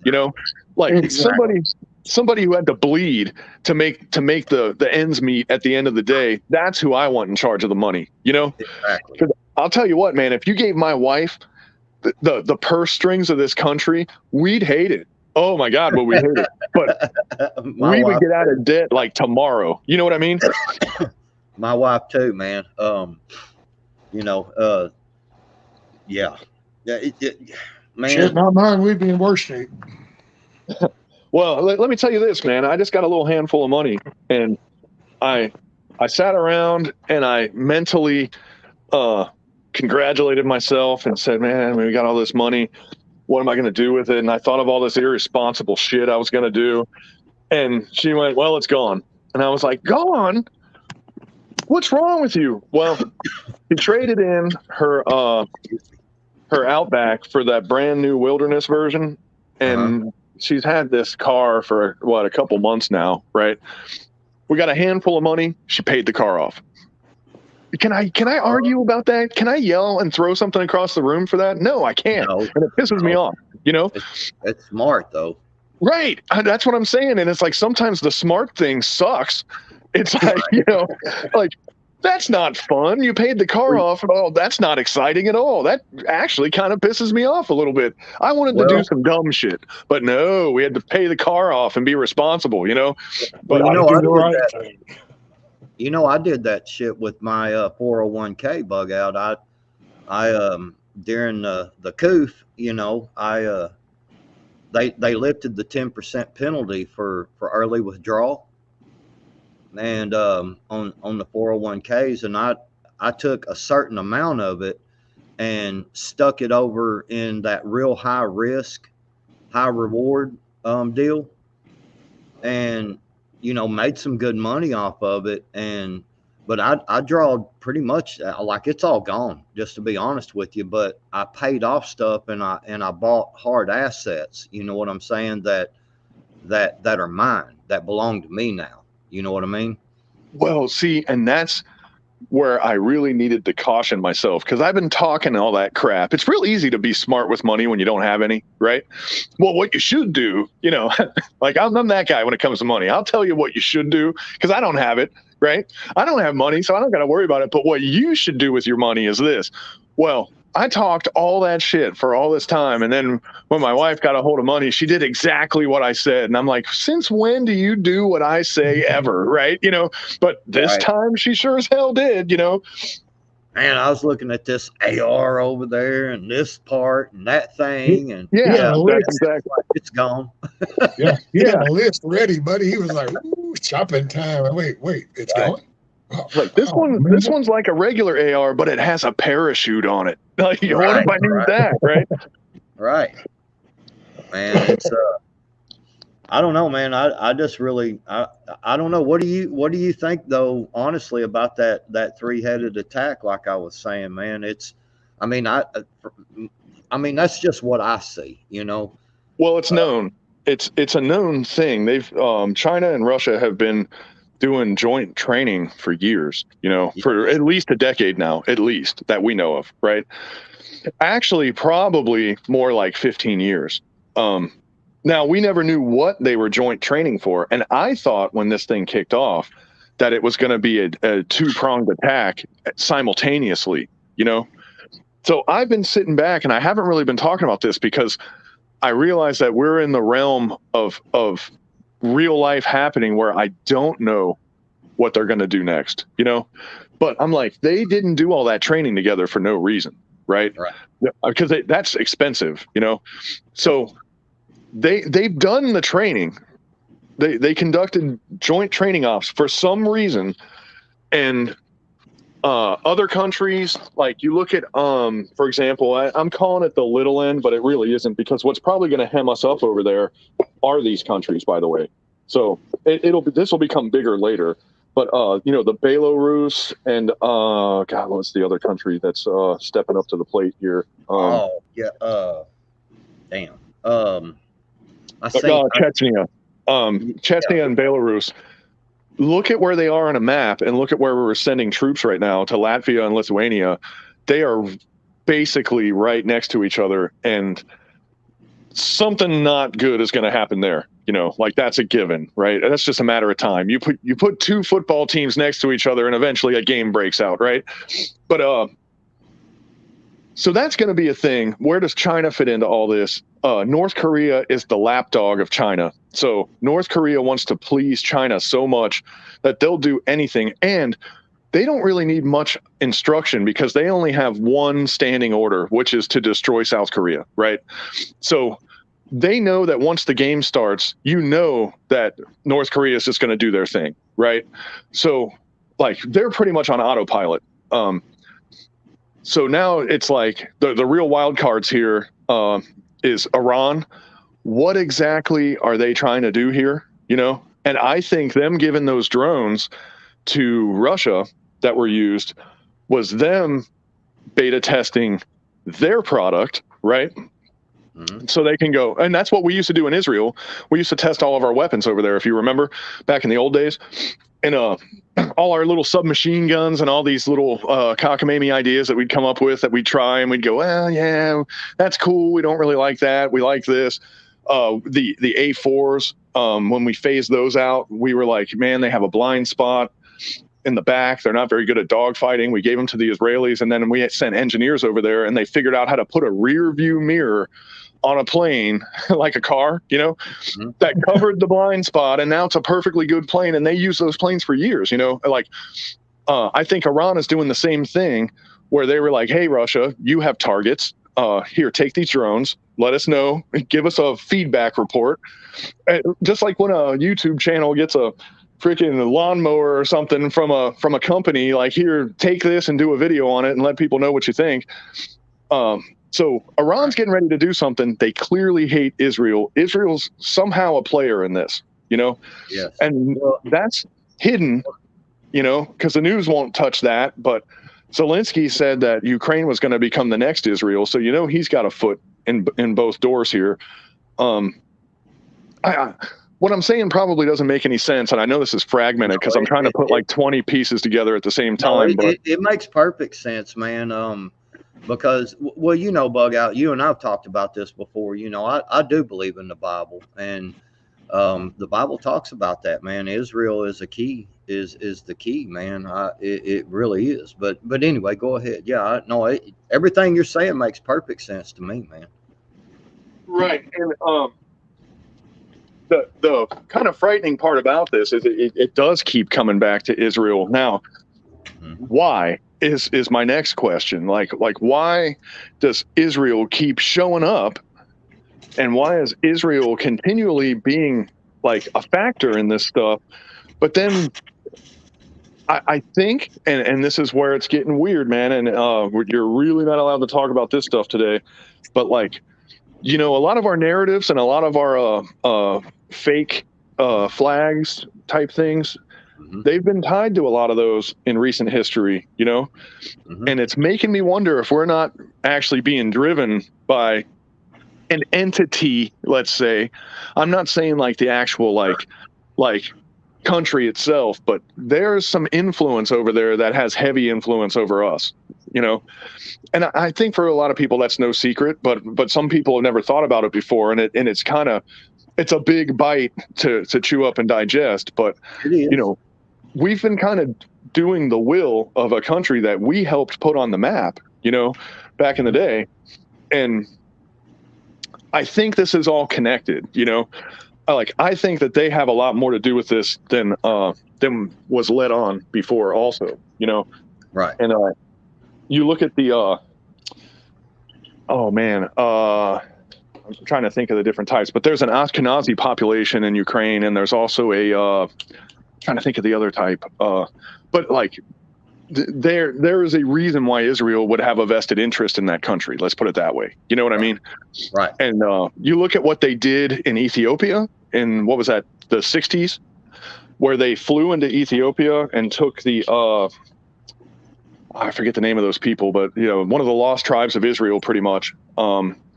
Those people, they still spoke Aramaic, actually. They were the last culture that actively, on a living tongue, used Aramaic as their language. But Israel went in the middle of the night, did a commando op, took all those people, threw them on planes, and flew them to Israel, and basically took them, Did they take them against their will? I don't know. I don't know if they did or not, to be honest. But I know it happened. You know what I'm saying? Like, that's kind of like, go ahead.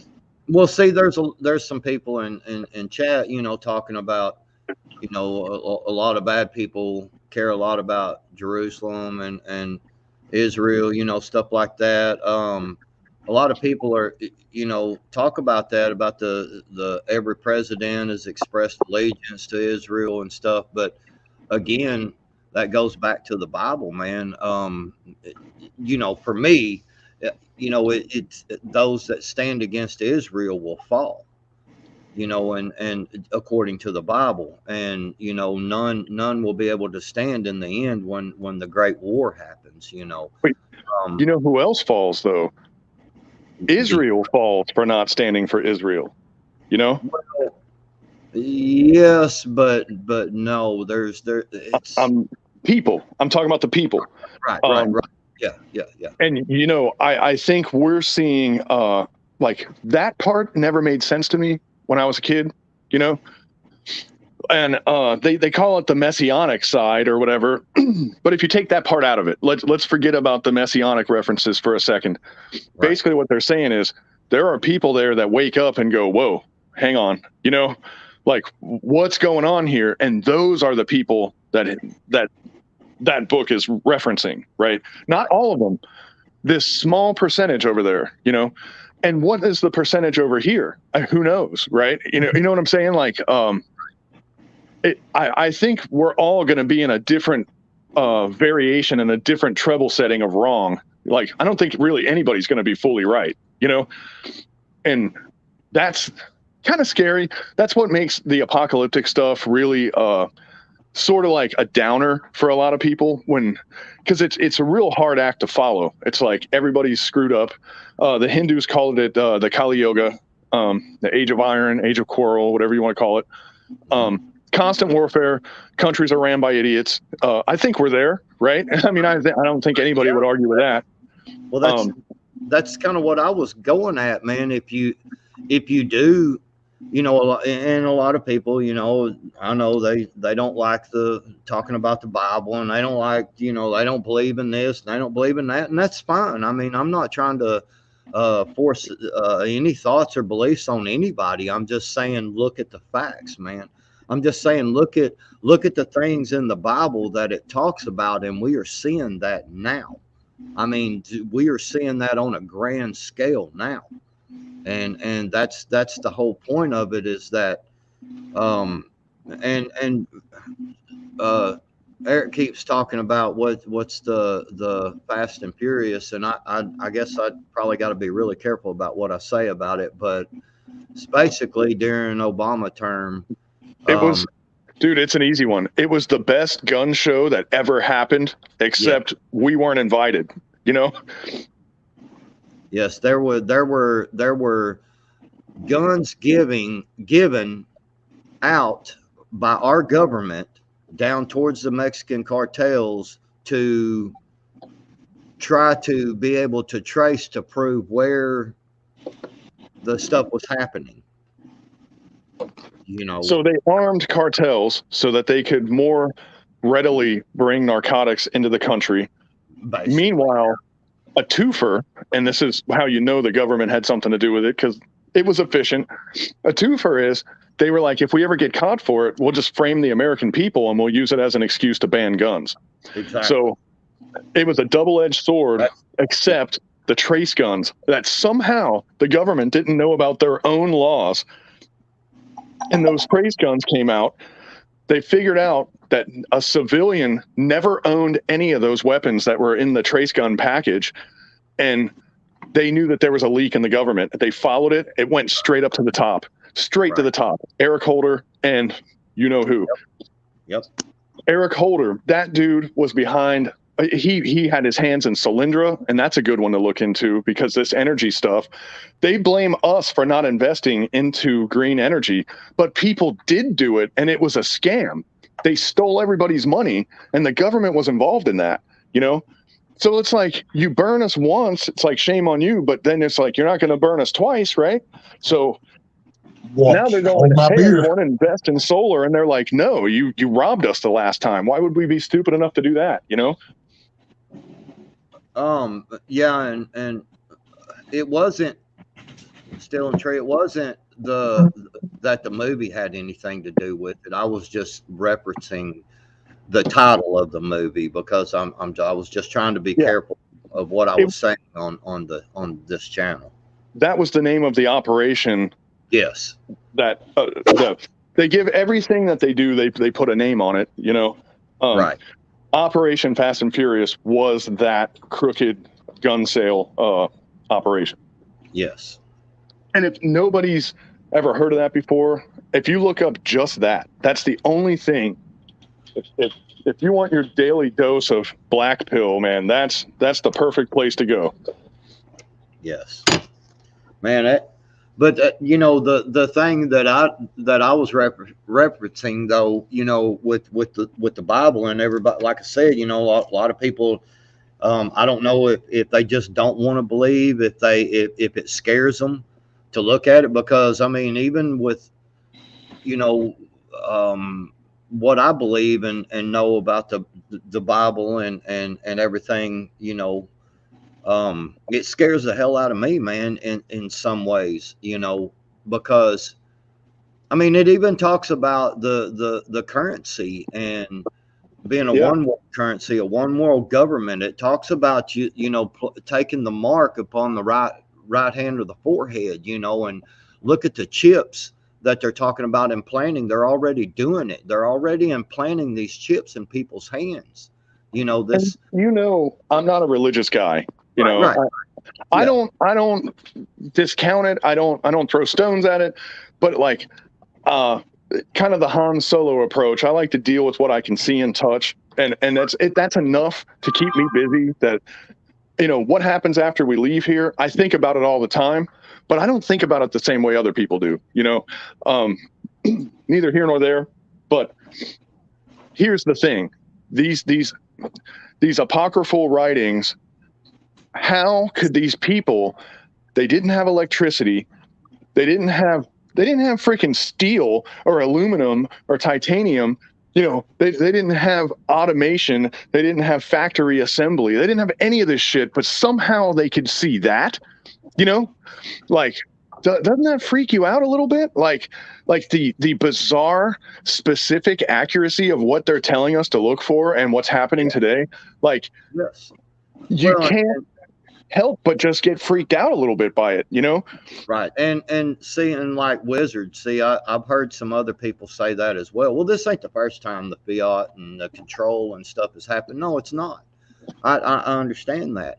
But the one thing that we can all agree on, surely, is that each day that passes by and each thing that happens that it talks about in the Bible, if you believe even just a little bit, it's one day closer to it coming true.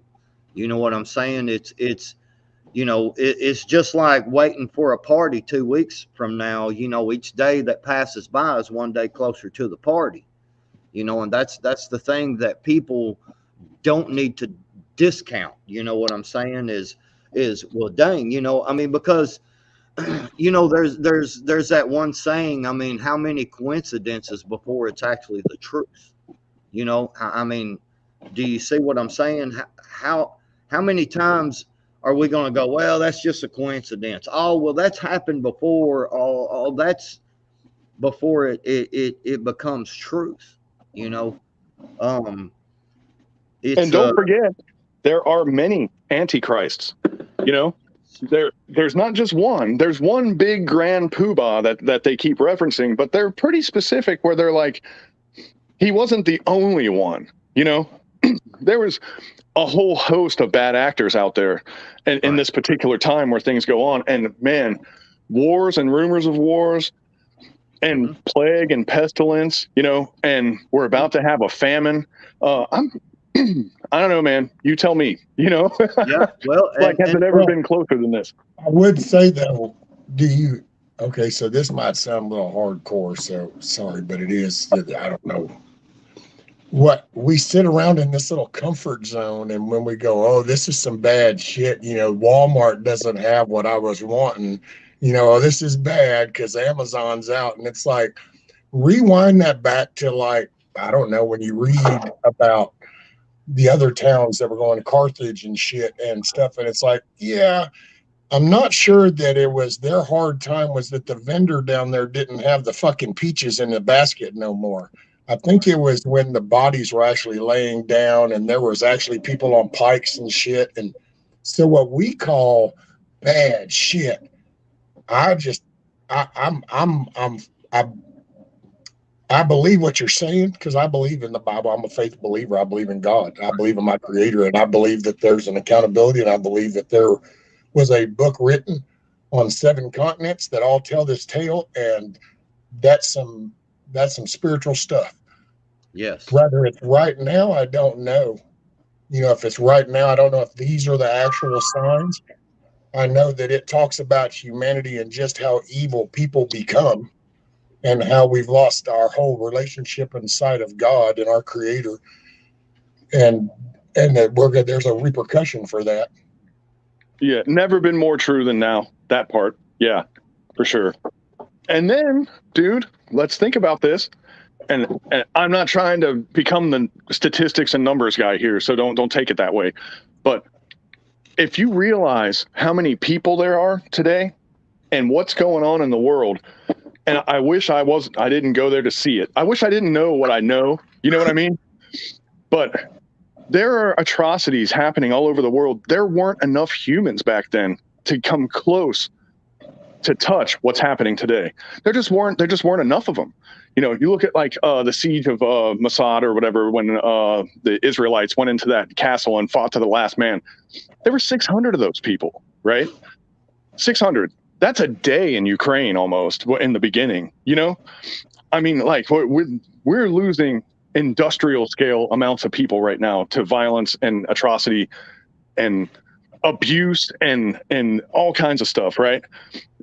And like the numbers compared to then, yes, the personal level of that, the up close and personal feeling of the suffering they had back then, because it was a lot more archaic in device, you know. But today, the scale of suffering is so much larger. Does that make any sense at all? Yes. Yeah. Yes. Absolutely. Yeah. And what is how you say that? One second backwards, because I was going to comment on that too. That bad shit. I'm just going to add. See, to me, just that is bad because I saw that total shitty. I guess in the hardcore version of what I'm saying is to me, I guess the real bad shit is when that dude doesn't ask shit. He walks up and just shoots her. Yeah, that's. You see what I'm saying? There was that dark of a time. We've been that dark before, and so what we see as a dark right now is, it's dark. I mean, that particular moment sucked, but back in history, there were worse moments than that. They just walked up and went. You know, that's what I was talking about. Go ahead, backwards. Sorry. Yeah, no.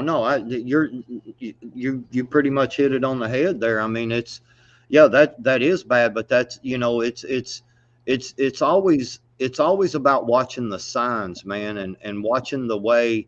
I mean, if you think about it, and I'll be really careful about what I say here. Even a certain type of people that like to dress a certain kind of way and flaunt around in front of little children. Oh, are you talking about Elvis impersonators in Vegas? Yes, Bushido. I love those guys. Right. But no, I mean, man, it's you know, and I've said, and this is not what I believe, but this is something that, you know, again, I kind of look on that one level and I'm just kind of like, this, you know, boy, there's a possibility here. Is if you've noticed how the government has now come out, like here over the past, couple of years, and like really acknowledged these UAVs or whatever, you know, these UFOs, you know what I'm saying? How they've really acknowledged that. And dude, if you go and watch a lot of that stuff, and a lot of these people, you know, these governments are saying, man, we really don't know what this is. And if you look at the way that stuff, that craft or whatever it is up in the sky that these people are seeing, the way they transform and stuff, man, I kind of look on it and go, could that be, you know, demons, you know, could that be spirits, you know, because the Bible talks about how the Satan was cast from heaven into to earth, and also his angels, and I just kind of had this one theory, and this is just a theory. It's not that I go, yep, this is what I believe. This is a theory. Wait a minute, let me get my notepad. But I really believe that we're going to be introduced to aliens, and their leader could possibly be the Antichrist. We could show you how to bring peace upon your earth. How is that one for you, Bug Out? Think about that one for a minute. Well, okay, my thoughts on the alien thing. I look at the alien thing about how I look at the religious thing, which is I look at it a lot. Okay. I don't want to say one way or the other on anything, because it's back into the category. And this is how I view religion as well. Like, I might know what I think and what I believe and what I feel, but there's no way to prove an intangible thing. Yeah. When all you have is a belief, it's like that and 98 cents will get me a cup of coffee at the gas station. You know what I mean? Right. But yes, milkmaid. Now, what I will say, it's mighty freaking convenient that suddenly our government is throwing out, hey, by the way, we got UFOs right in the middle of all their shit falling apart. It's a divine distraction if it's nothing else, Right. It could be aliens. Yeah. It could be us, man. It could be technology that we have that hasn't been disclosed to people, and they just decided to throw this thing out to get people to look at the shiny lights instead of asking what really is going on right now. Or maybe you're exactly right. Maybe there's another sentient, intelligent species that's more advanced than us that is like going, hey, we could just level this place and turn it into whatever the alien version of a corn farm is, right? We could just turn this into one big mine, and if you go back to the Sumerians, they said that's why the aliens came here in the first place, was to set up a gold mine, So there's a part of me that says, well, why would I say that they were lying about that? Let's assume that's real, right? Right. These dudes are coming back for their payout, And what have we been doing since then? We've been stacking and collecting gold. Look at Fort Knox. Look at all this other stuff.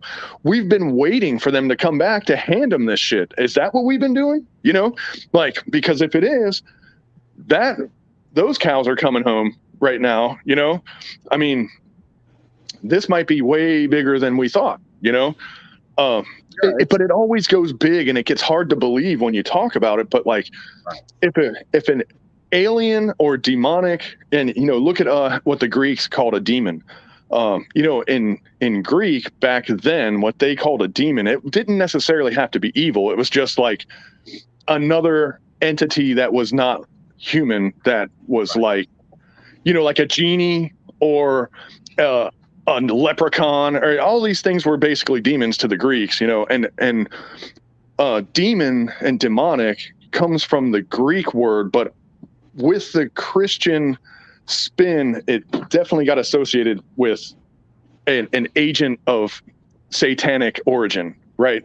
And satanic is a very loose term also, because that's been attributed to anything that isn't in the path of Christian doctrine is satanic to some people. I feel that that's not necessarily true. I think that there are other compatible pathways that I believe in the principles of Christianity. And if you follow those principles, like for example, 10 Commandments, great one, right? What's the favorite one that wasn't a commandment? I'm trying to think of. It was what Jesus said. He said, but actually, what you just brought up, Bug Out, is a prime example. So if you just go off of those 10 commandments alone, if you were to follow those 10 commandments, then I personally don't see how you would step a foot on that other path. So then it does become a creator and a Satan. It's a good and an evil. And it really good and evil. We talk about up here, but as you back things all down, it's going to come down to that moment to where there was good and then there was the bad. And And dude, there's a curveball in there because holy and satanic and good and evil sometimes are two different things. Because what did the serpent with the Adam and Eve story give those two people? He gave them awareness and intelligence, right? No, well, actually, he didn't. He just convinced her. Right. But you know what I'm saying. The whole trick was that makes a difference, enlightenment, because right? that's like they say the greatest thing he ever did was convince people he didn't even exist. Well, true. Yeah. So Yeah. that becomes a very relevant thing when you start looking at through the scope of humanity and where we've gone from where we were supposed to be, where we've gone through, then even a way to redeem ourselves, and then the path we've still chosen, even after being offered a solution going, okay, you've really fucked up so bad, I'm ready to erase your happy ass. But instead of doing that, I'm going to give you a way out. And look at how far we've gone from then to that moment, from that moment to now. And it's like, holy shit, it's like a total smack in the face. To me, it's a directive purpose. It's like when we were given that moment, that other side said, oh, it's on like Donkey Kong then, and it's commenced to push as far as they could. So you have all the people, oh, God, what's God? You know, oh, the heavens, what's space? That's not. And next thing you know, you're doubting everything. Well, that's all you have to do. The path to the creator is a real simple, direct one. All you have to do is start to doubt to get off of that path. It's not like you have to do some magical shit. So, right. Well, see, all right. Well, wait, hang on. Let me get this out real quick because I'm going to forget it in 2 minutes. And then I'm going to be like, what was that? But to go to Adam and Eve and the apple containing insight and wisdom, or knowledge. Yes, knowledge is the word I'm looking for. Now go to the end times with the mark of the beast being on your head or your hand and all this other stuff. Way in the beginning, they said knowledge is the evil that's going to undo you, right? And look at where we are now, where knowledge is exactly the evil that's undoing us, you know? And these are the parallels where like people that like were just beginning to enter a scientific age. And at that point, the health inspector was the local rabbi. They didn't even have anything anywhere remotely stacked into science where they could have a health department, right? They had to have a rabbi that really was a butcher that became a rabbi so he could bless this stuff and say what he really was saying was stamping the USDA stamp on it and saying this is okay to eat. But they didn't have that back then because they weren't even that developed. They knew that science was going to be an enemy eventually. They knew that automation, they knew technology, they knew all this crap was going to take us to a bad place. And it hadn't even happened yet, you know? And that's what we're saying about artificial intelligence right now, you know? It's humanity. It's thinking that you're better, and this is going to get... You're smarter and wiser than the creator. That's why he can't exist. This can't be a God created thing. We're smart. Look how smart we are. Look at what we've done. That's how we view things now. That's how that science became the bad side. Yeah, but see, all right. A lot of people don't want to believe, and that's fine. I like I said, I'm never going to be that kind of person to be, oh, you know, well, if you don't believe like this, we'll just go away, you know, or whatever. I like to debate these things, you know, and it's really funny because I do pay attention to certain things, and I noticed when we started talking about this, Rescue, and sorry, but you were at 42 viewers, and now we're down to like 32, 33. You know, a bunch of people leave because they don't want to talk about it. And you know, it is what it is, brother. It's all good. Well, yeah, but see, my point of that is that how do you ever get to fix a problem, or how do you ever figure out what's going on? That's by talking about it and figuring out what the solution is, and figuring out what the problem is to begin with. You know, when we really break down how do you fix a problem? Well, the first thing you got to do is figure out the problem that you got and admit to that problem, then move forward with fixing it. And I think that if you look at all this stuff, you know, and just like the whole thing with the Apple, for instance, you know, and the picture of the Apple, you know, computer stuff, you know, and everything with the bite out of the forbidden fruit, you know, and people make fun of that, and that's fine. You know, do what you want to do, believe how you want to believe, you know, but the simple fact of it is that it does talk about the plagues and the pestilence. It does talk about the evil will be good and good will be evil. And I mean, if you don't think that the things going on today in this world ain't evil, you know, I mean, because I've seen even people question, well, what is good and evil? I mean, you know, it's a concept of our belief system, and well, it's just the belief system of who exists at the time. Well, I agree with that. I agree with that. You know, you can, you know, you can take a group of people. You know, there's people over in certain countries and stuff that are still cannibals, you know, and they, you know, that's the way they believe, you know, and eating people and stuff, man. You know what I'm saying? Have you been watching all these leftoid articles that are coming out lately? That's about to be us, man. It's in style to talk about cannibalism right now. You know, man. I know. That's what I'm getting at, man. I mean, people are real quick to dismiss something when it hurts and when it makes you think on a different level. You know what I'm saying? When it makes you think on a different level than what you're comfortable with, when it takes you out of your comfort zone to think on something, man, a lot of people go, nope, oh man, that's fake. I ain't listening to that. That's a bunch of crap, you know, because they don't want to open their minds and say, man, you know, really and truly, man, I mean, they are talking about, you know, eating people, man. I mean, there's been a lot of this going on lately. They are talking about putting, you know, doing a one world currency, a one world government. They are talking about all this. All this is coming to fruition, man. You know, damn, you know, I mean, it's, I don't know. Well, I will think what say, turns people off. Well, real quick, Rescue. Well, wait. Firefly said, "Do you have these type of discussions with your spouses?" And you asked Firefly. I do, and absolutely. Oh man, my wife is so tired of hearing me talk about anything. Well, my wife is the backup Sunday school teacher for the women's class at our local church. You know, she goes to church every Sunday, man. My wife is a very biblical person. You know what I'm saying?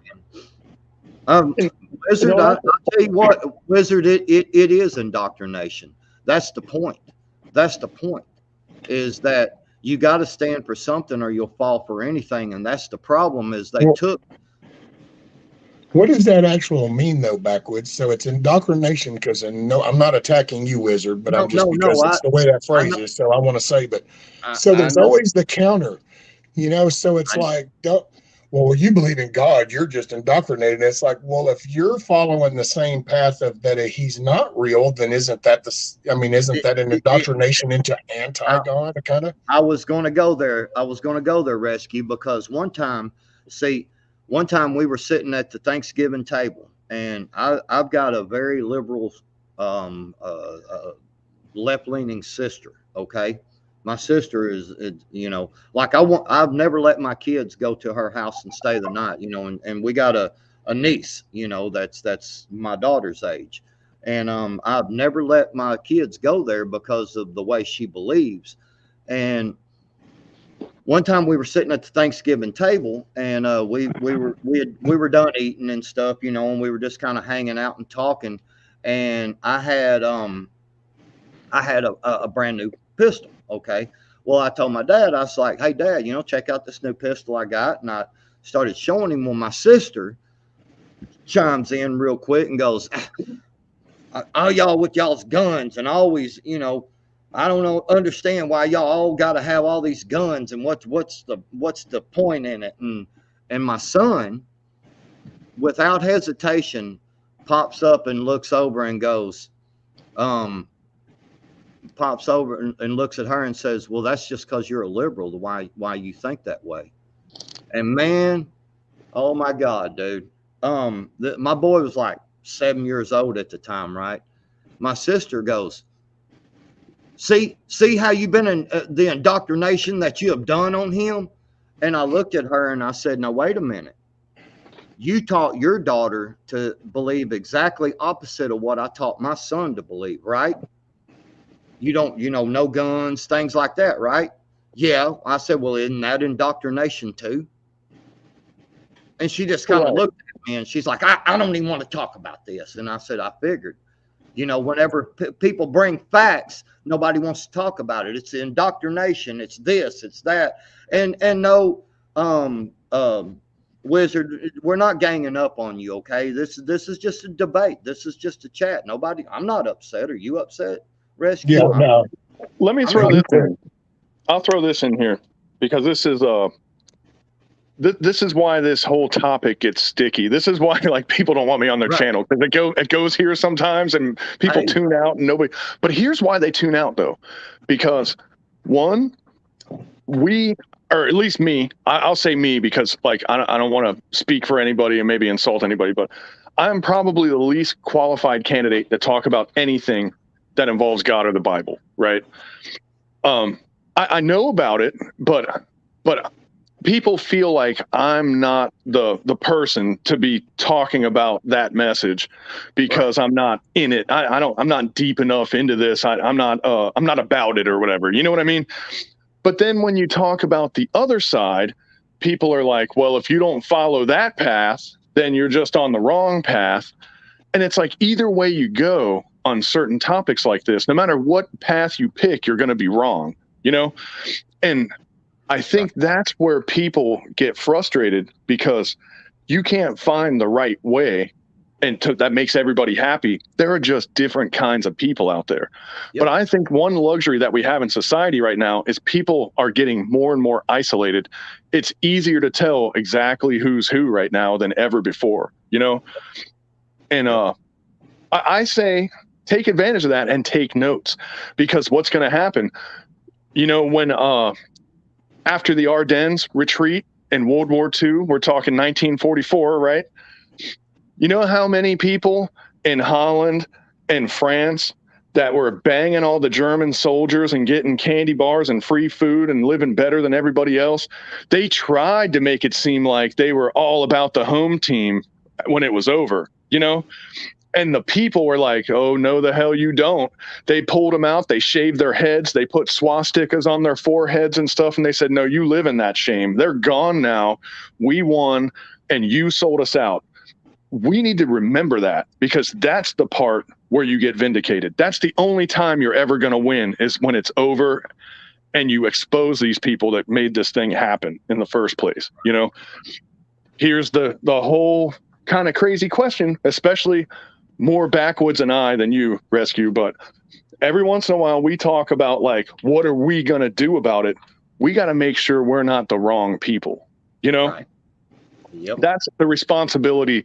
And people say to me well, why don't you do something about it? Why don't you take action? And it's like, man, there's a whole lot of moving parts here.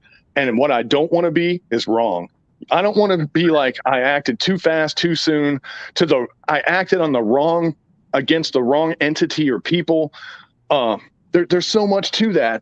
Yeah, it would be so easy if you could just get out and run as hard as you could and eventually we'd hit the finish line, but that's not how this shit works. Exactly. There's so much more to it than that. And this religious stuff and this spiritual connection that we have, this stuff all comes into play in this. This is all a factor.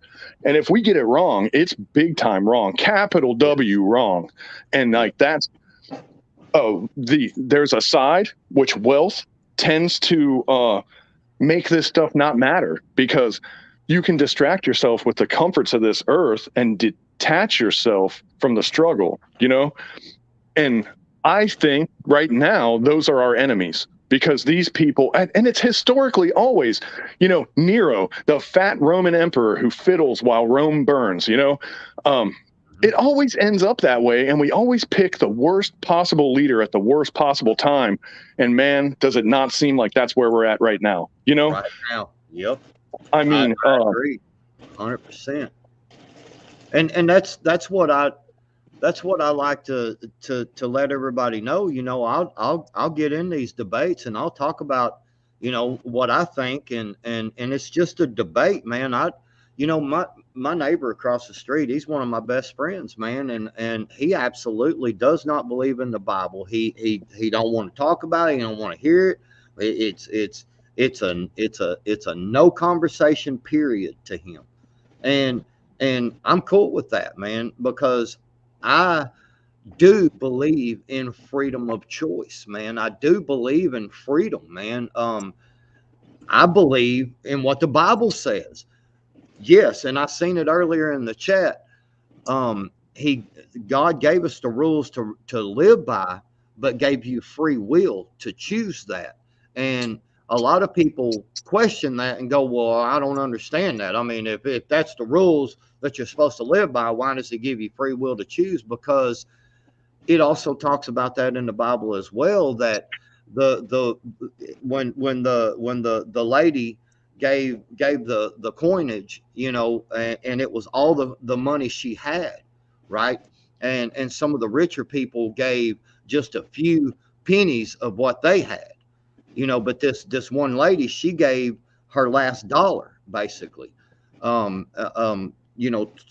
God, and what it talks about, is Jesus basically said, he talks about many times in the Bible is seeing, and like her doing that, isn't that a greater gift, giving the last bit that she has versus these people who has a lot and just barely gives a little, and also, with the miracles, of healing and so forth, how God, how Jesus talks about seeing and believing is good, but how about those that do not see but yet still believe?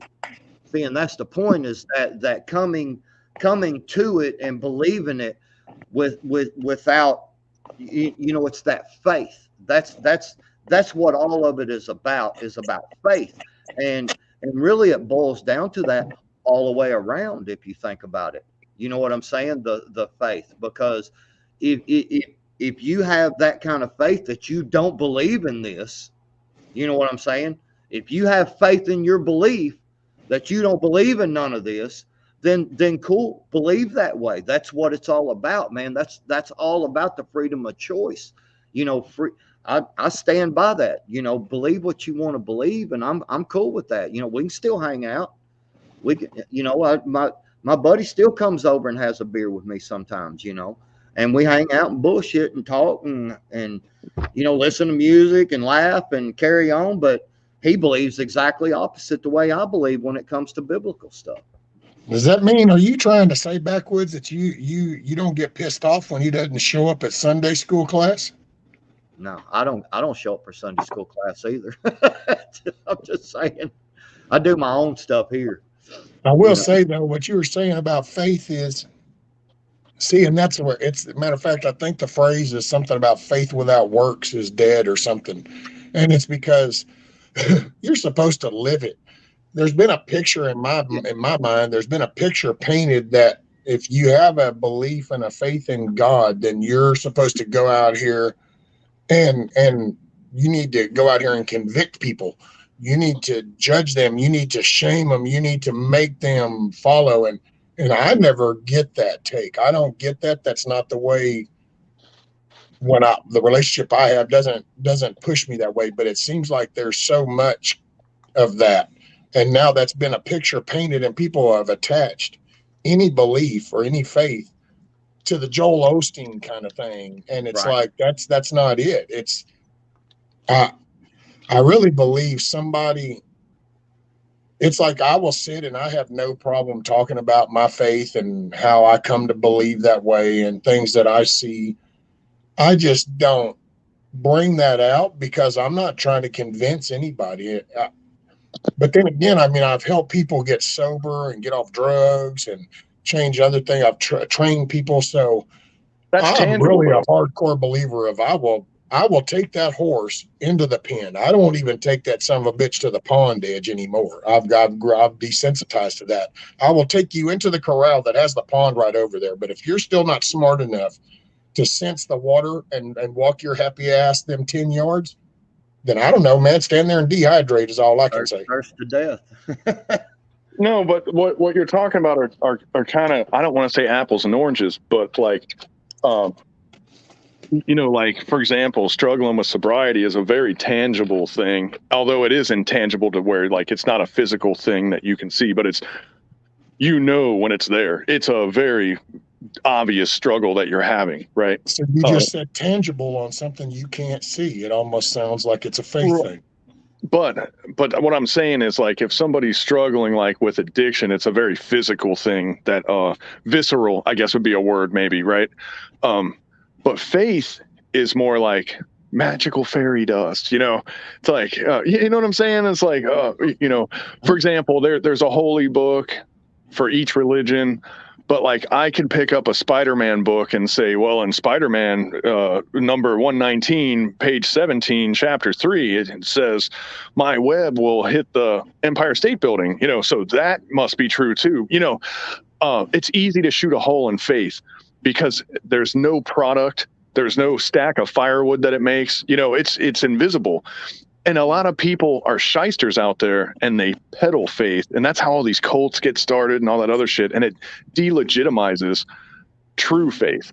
And it seems like everything can challenge true faith. It's so hard because it's something that, like, you can fake it so easy. And I can fake it, man. And I try not to because, like, I don't want to detract from people that have honest, real faith. And that's just something that it hasn't grabbed me, man.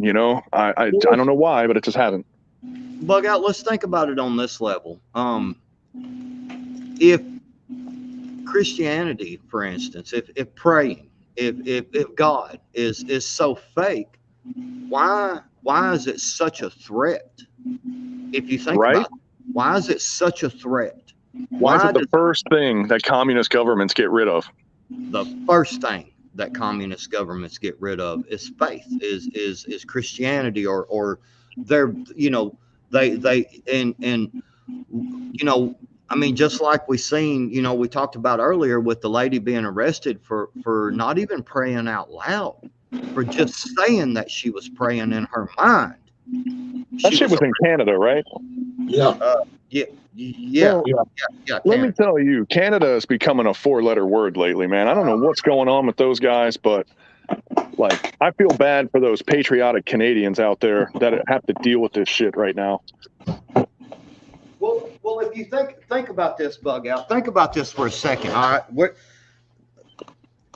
this is such a threat to people, and people are so quick to dismiss, like the Bible, for instance, and oh, it's not true, and this and that. Why is something that tells you to love thy neighbor, to be kind to one another, to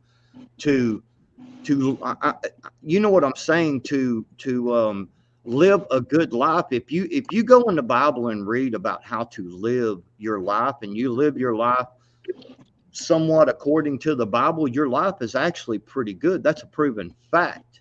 That is a proven fact.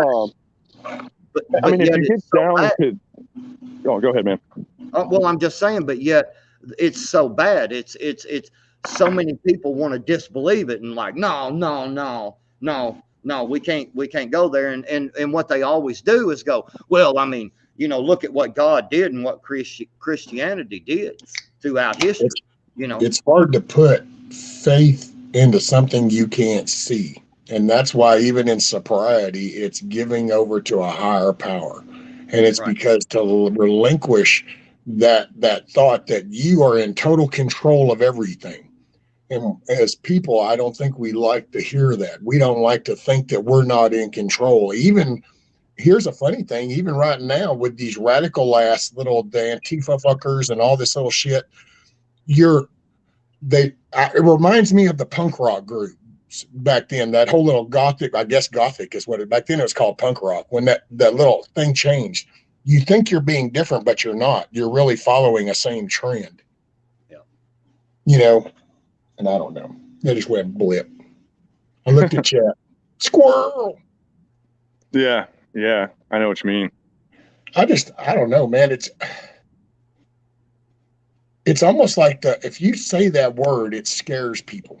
And then that's why they have to lash out against it. It's like you can't just go, oh, wow, backwards you believe in God. That's cool. Hey, how was the fishing this morning? Instead, you never get that follow-up sentence. It'll be like, oh, backwards you believe in God. Well, you know he's not real. I mean, it's like there's always got to be a counter.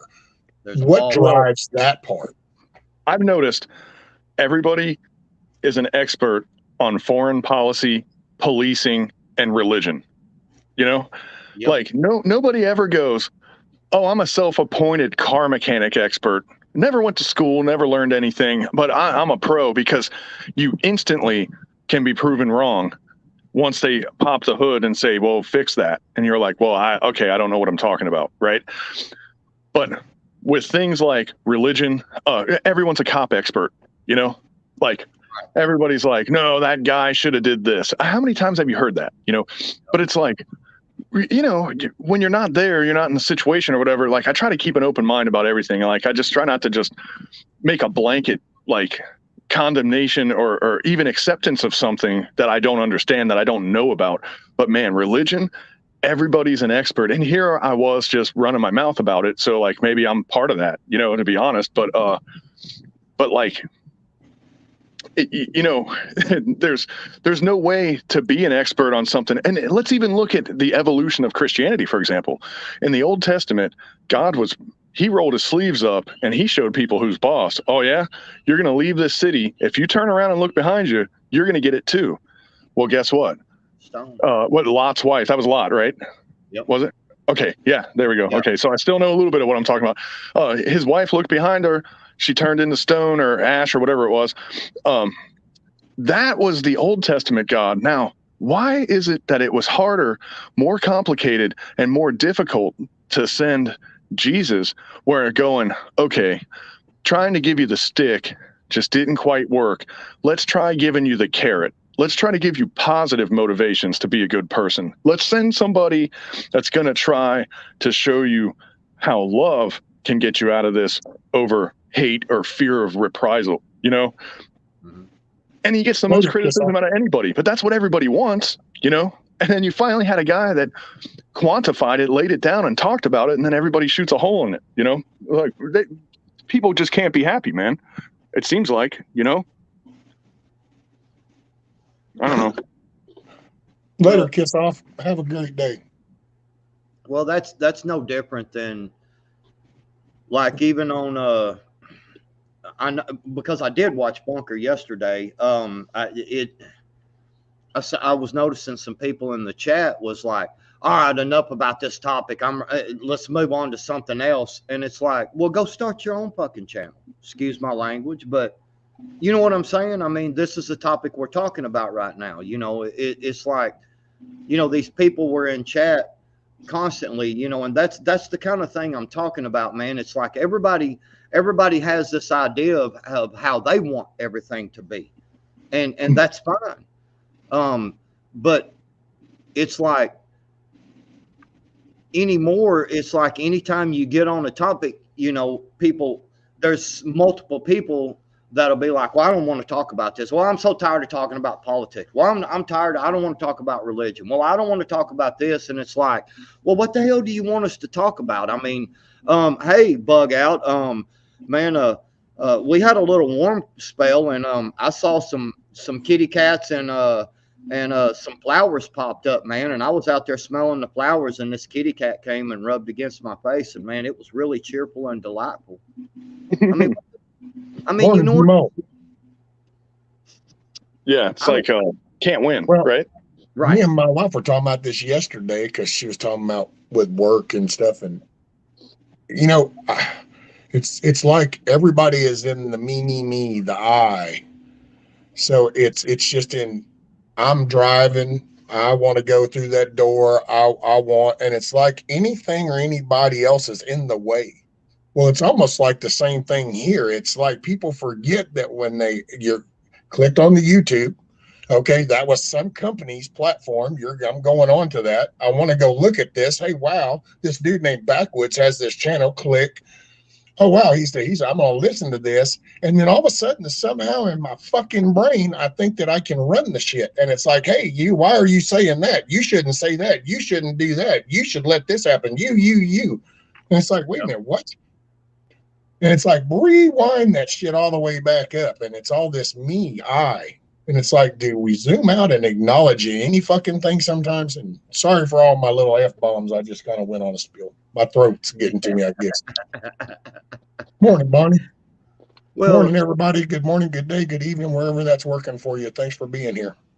Well, and see, and Tiger had said the problem is people don't have the important conversations, and that's the thing is what is important. I mean, to be a good prepper, for instance, you've got to know how to prep and what's the important preps. What's a waste of money. To be a good survivalist, you've got to know what evil lurks out there. You've got to know how to deal with problems that you're going to be facing, and everything that we've talked about today is things we are facing on a daily level.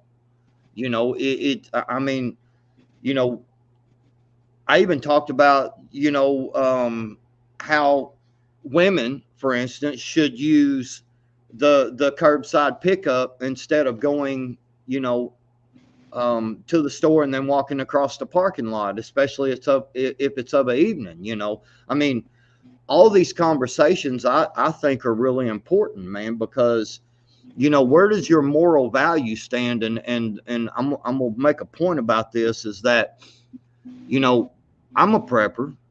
I'm a survivalist. I want to survive. I want to be good at what I do. And one of the things, a lot of people was saying, here a while back, everybody knows, most people know about the drama and stuff that me and Tribe and Hutch, was into, and they're like, oh my God, you're busting up the community. Well, moral values is a very important part of being a prepper and in a mag and things like that, and having a community. Moral values are at the top of the list, because in bad times people will do bad things, man. And where does your moral stand? What kind of person are you? For the preppers out there, and I know not everybody in the chat are preppers, and maybe everybody is. That's on you, but where do your moral values at? Where do they stand? Because I mean, if you have people that are snakes and backstabbers, is it not better to discover them now and point that shit out, or just let it go? Because, we don't want to break up the community. We want to be, I mean, where does, I don't know, man. It's you watch a person's actions is going to tell you who their character is. You watch a person's actions, and then that's that person's character. And I will say real quick, morning, Moonchild, Moose Man, and damn it, there was somebody else I was going to say morning to, so I'm sorry, but morning. Don't forget to go to chat, live chat instead of top chat, so you're current in the conversation. Then back on the others, see, that's with YouTube. That's what I would recommend anybody just use this, if anything, as an educational platform. It will show you how to see shit in people. It'll show you things to watch and to me, this is almost like a digital prison day room. You watch the the shit. You can watch the vibe. You can watch the different talk. You can watch, and this will show the character of people, and it really does. It's kind of weird. I know I wasn't prepared for a year of it, and I thought I was pretty tuned in. I was muted. Whoops. You did. I didn't. I must have muted myself. I put a shelf in this closet, and I've been moving shit around, and I figured it was kind of loud. I muted it. I tried to say the things a couple of times a second ago, and I was like, man, nobody's listening to me. But anyway, I think, man, what got you catching some heat about that thing that you were talking about, Backwoods, was like, I think that, and this is just me, right? But I think that maybe there wasn't quite enough data out yet, you know? And I don't want to use the word preemptive or jump the gun or something like that, but like, I could see how people might feel that way, because it was like, for example, at that particular situation that I think you're talking about, I was kind of behind the scenes in the beginning there, right? Mm-hmm. And I was trying to kind of broker a ceasefire sort of thing, right? Yep. And it didn't work, you know, on both ends. And I was like, you know, like these people clearly want this to go like into the big lights, you know what I mean? And it would have, I think, came out in the wash, but then it didn't, you know? And I think the person that you're talking about actually kind of held it together in the beginning, but it was the thing with the blocking and all that stuff. Kind of, it was like at that point there was blood in the water and there was nothing you could do. You know what I mean? But okay. But like, hold on. So I got a favor to ask, if we could just I know I'm trying not to, man. To something. Well, no, and I mean I'm not just being honest. That's all I am. Is so if I don't ask us to go to a different topic, then, and for me to be fair, I would then have to open up the other side of that door, and I don't want to. So the only way I can prevent that is to ask y'all then to move on, so then I don't have to. Yeah, no, I wasn't wanting to get into that subject. I was just pointing out a point of morals and stuff, you know, and you know, everybody talks about wanting to know how to be a good prepper and to you know, I can't tell you how many times I've asked about, you know, how do you join a mag? What do you look for in a mag? You know, I've had thousands of people ask me that, because I'm in a mag now, you know, and I've been in several mags, you know, that I've run from because of certain things and morals and so forth. So, you know, that's all I was bringing up. I didn't want to get into all that. Like I said, I didn't mean to take it there, but like, and it wasn't just on y'all. It was also because we chat, and I know that there's people that would like to go into that topic, and all I'm saying, so everybody can understand, and we'll even use this for a different topic. But I see it. If this tennis match was going on, but I know that I don't really want to talk to this particular player of that match. So then the only way I can avoid having to open that door to talk to that player of the tennis match is to not talk about the tennis match. Right. You see what I'm saying? That's all. It's not a matter of, that's all I wanted to say, because there was in the chat, and I get it. I totally understand, but for me to be fair, then I would have to open up a door that I really don't want to, because I don't want to hear it. Yeah, no, I completely agree, man. That's what I'm saying. I wasn't trying to go there. I was trying to prove a point of morals, you know, and you know, this is the whole thing about a mag, you know, or being in a community or a group, you know, is there's going to be bad people, and you just have to, you know, make a judgment for yourself. Ooh. Check that shit out. Yeah, I mean that's fair enough for sure. I wasn't trying to open Pandora's box there. So like everybody just you're cool. No, go back 5 minutes and chat too, but yeah, it had to do with chat too. I saw. Yeah, it. I saw it. Yeah. Yeah, I was just redirecting. That's all. We're good. So yep. Get on with the moral compass. But you know, I will say this though, like there are times, and it's really funny because you know, before I was on YouTube, you know, I was a contractor. I was traveling all the time. I was alone a lot, man, you know, but it's weird because if you ever want to really feel alone, like I've felt alone a couple of times in this community, right? Where like I'm like, man, I'm the only person that kind of feels or thinks this particular way. You know, you need people to feel alone. And how's that for a crazy abstract thought? You know, if you know that you're alone, you get lonely, but you don't feel alone. You know, you just feel detached from human interaction. You feel alone when you're around people, and then you realize that you're on like the other end of a popular opinion or the other end of judgment or discernment or something like that, right? Right. And Well, that's like, because that's because people are physically. You're not feeling connected. That was crazy. I blinked. Yeah. I thought that was me for a second, but no, it's because you got somebody. See, if you're, because I can kind of relate with solitaire kind of thing, and you get isolated when there ain't nobody around. Then you don't miss what's not around. But if something's right in front of you, and yet it's not acknowledging you, then the more that happens, the distance seems to grow, even though you're only a foot apart. But it's because you're there.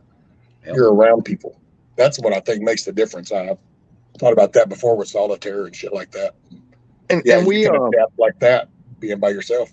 What's up, Lucy? Mrs. J?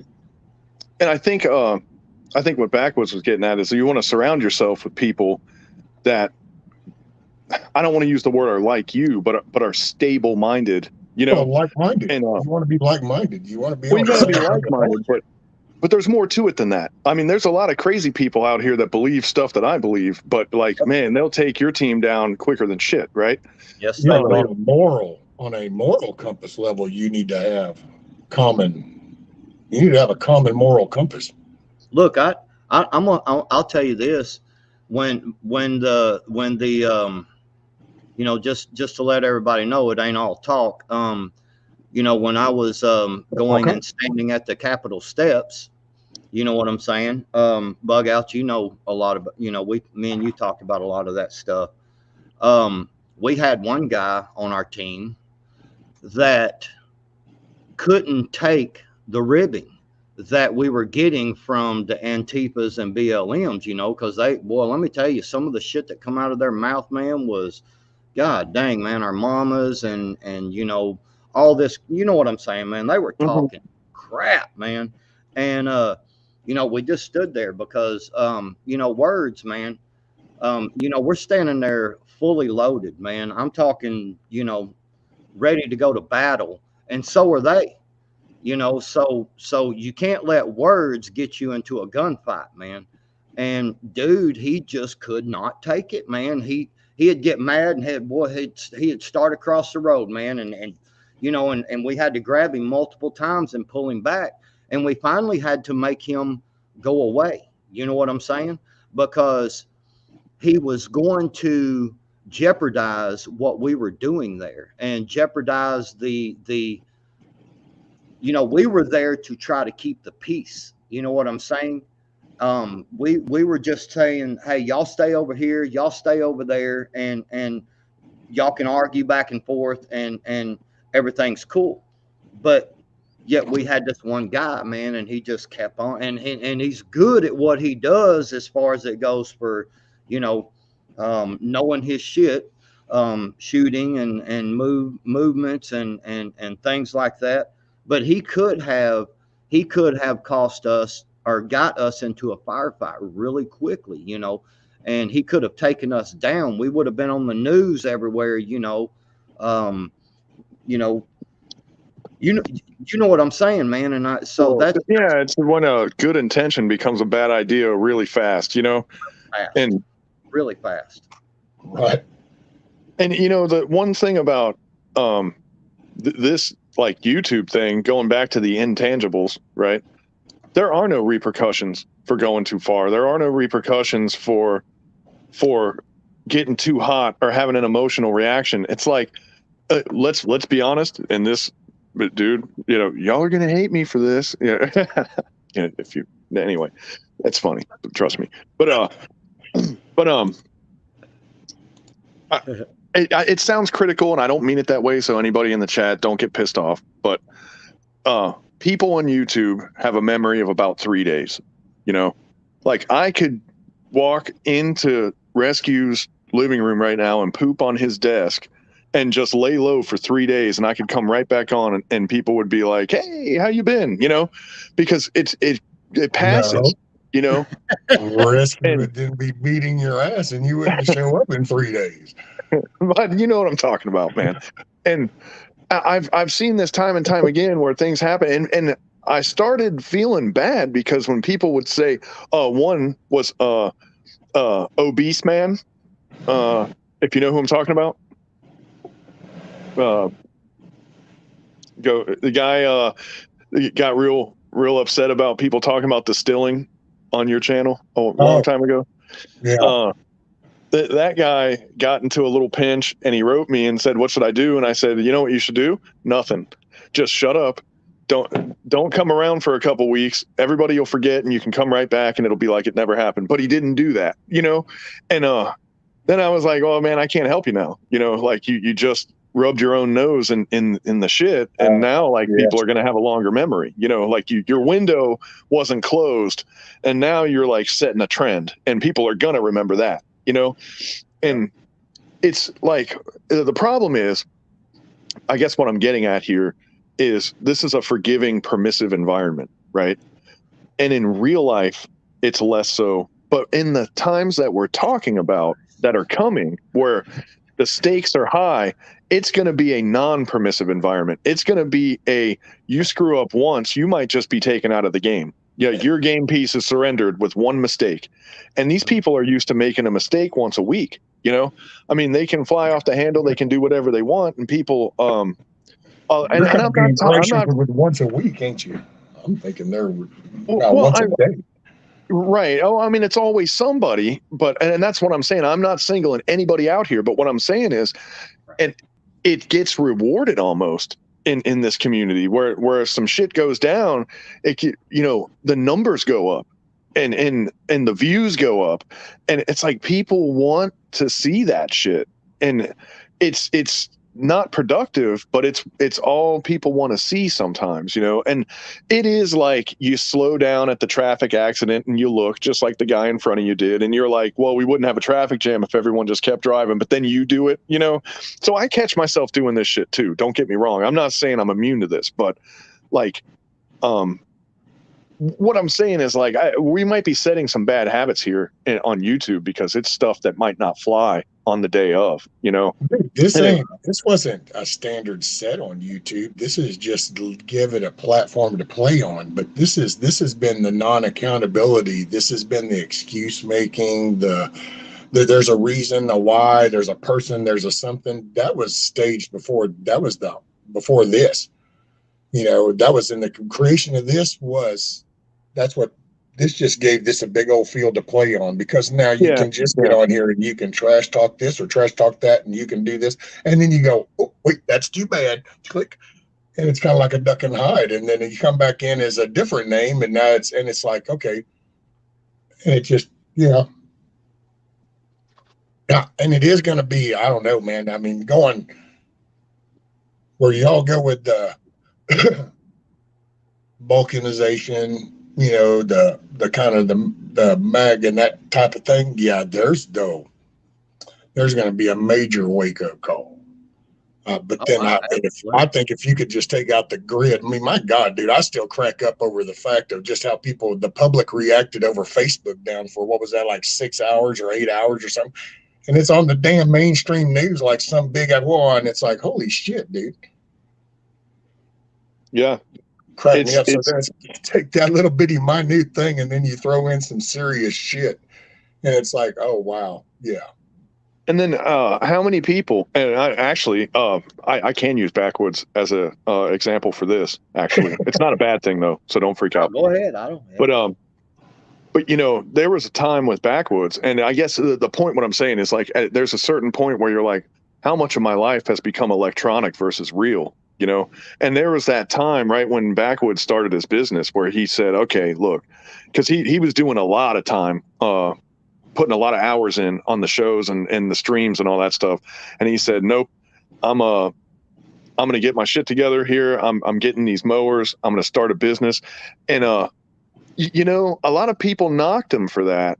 And you know, yeah. I mean, you look at odds, the odds of a business starting and being successful, like it's about 50-50, but the heavy side of the odds usually lean against you being successful, you know? So I could see people going, hey man, be a little cautious about that. You know, it doesn't always work out, but man, the people that shit on him when he said that it kind of blew me away. And I was like, well, you know, what else is he going to do? You know, but they wanted him right there with that microphone in front of his face. They didn't want to lose the time, you know, they wanted him to stay right where he was, you know, and, yeah, there was a lot of people that tried to discourage me from that, man. And I'm glad I did, because, you know, I've got work to do right now, and, you know, I can do it on my own terms because of the way I have things set up, you know, and so I can take an extra hour now, you know what I'm saying? And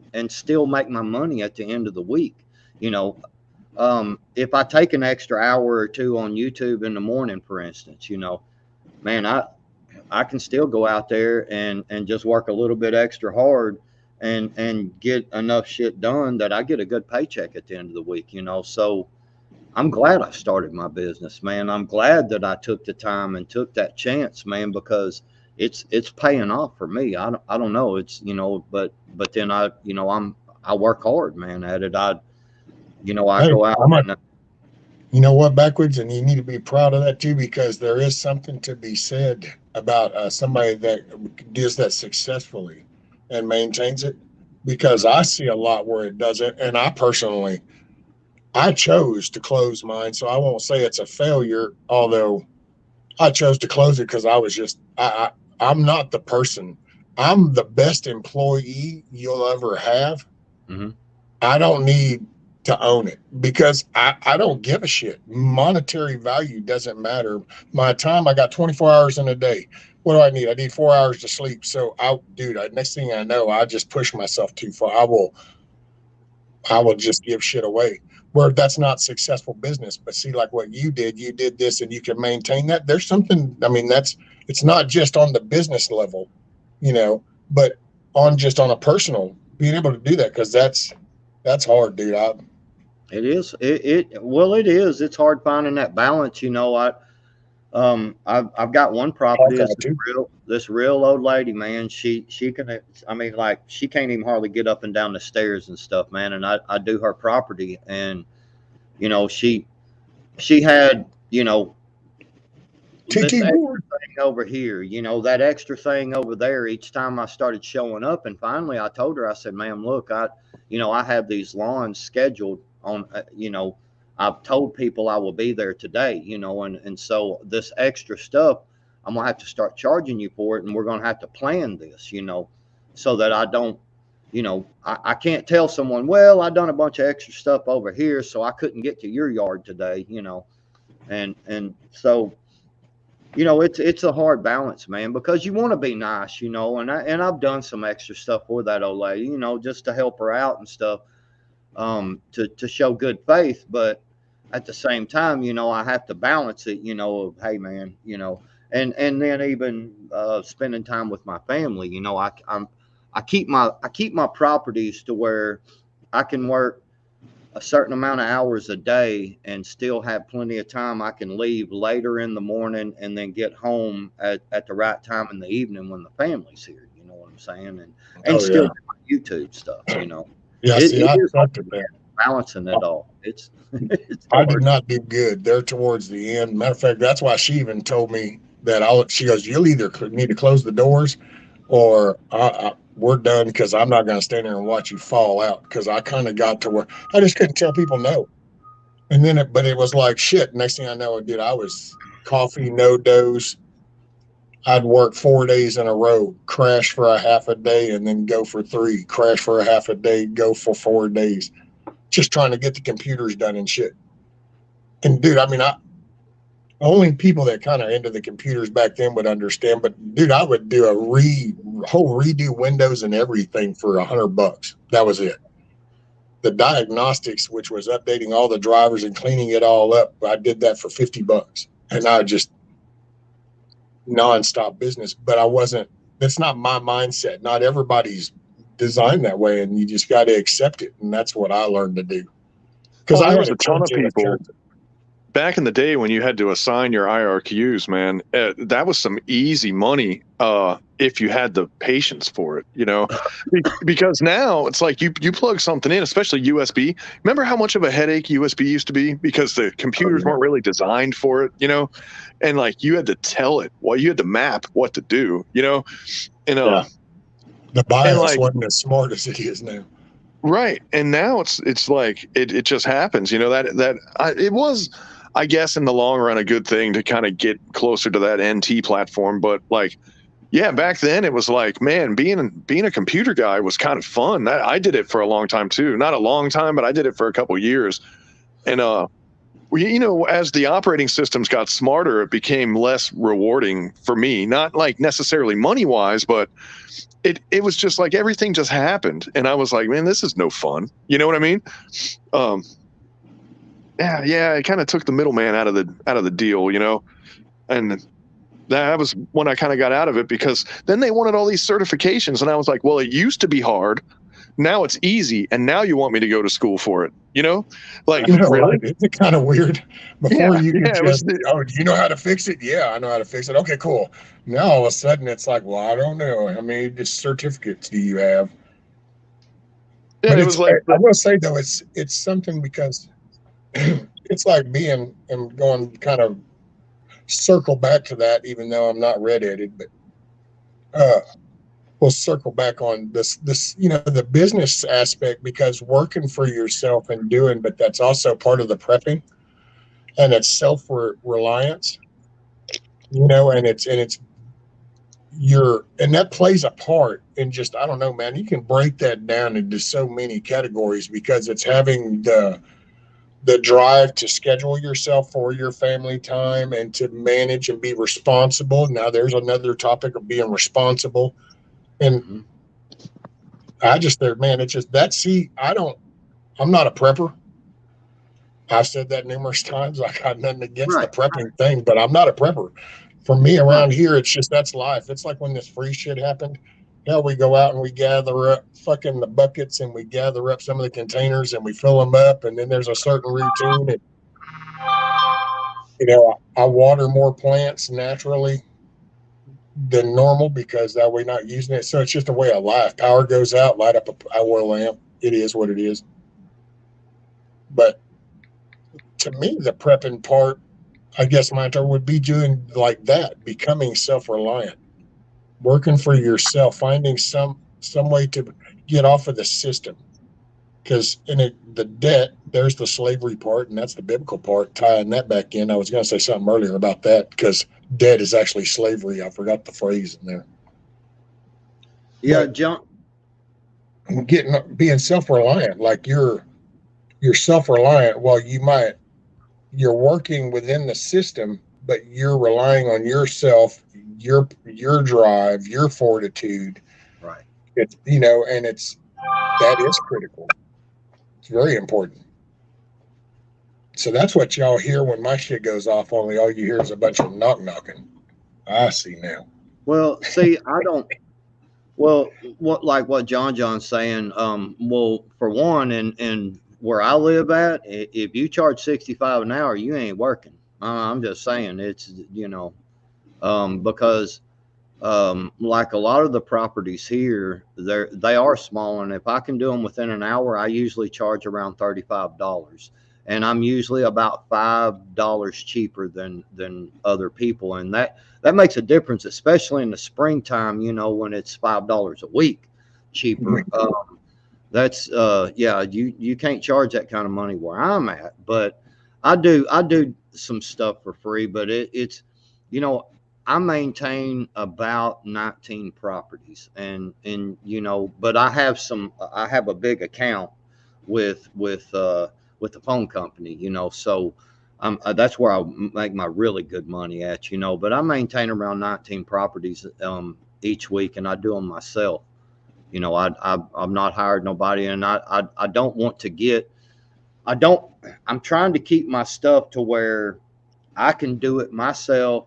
I ain't got to worry about trying to hire somebody. I ain't got to worry about somebody calling, man, I can't make it today, or man, I'm gonna be late, you know, and then just some of the BS that you put up with employees, period, you know, and you know, I just keep it like that, you know. It's a balance, man. It's hard sometimes to you know, to fit in, especially when you get 2 days and it does nothing but rain, you know, and then you know, everybody's wanting their properties done by Friday, you know, boy, it can become a son of a gun. I can guarantee you. You know, Around here, but that was most of the logging around here back in the day. Now it's more corporate, taking over a lot of the small family things. Oh, he hit the wrong button. I bet he was muted or something, or something happened. Yep, he's been doing that all morning. yeah, But that happened around to the little family logins, and that's the kind of the typical pattern, because we get the heavy rain, and all of a sudden, yeah, you ain't getting back up into them sets or no more. So it'll be a while. Well, shit, if the tires ain't rolling, you ain't making no money. fast, quality, and price. You can only have two. That's not true. You can have all three if you know what you're doing. And John, yeah. Yeah, see, I'm trying to pick up another commercial account as well, because you are right, man. Residents, dude. God dang, dude, man. I had this dude. Now, there ain't no sense in going into it, man. Yeah, the residents, man. Boy, them people.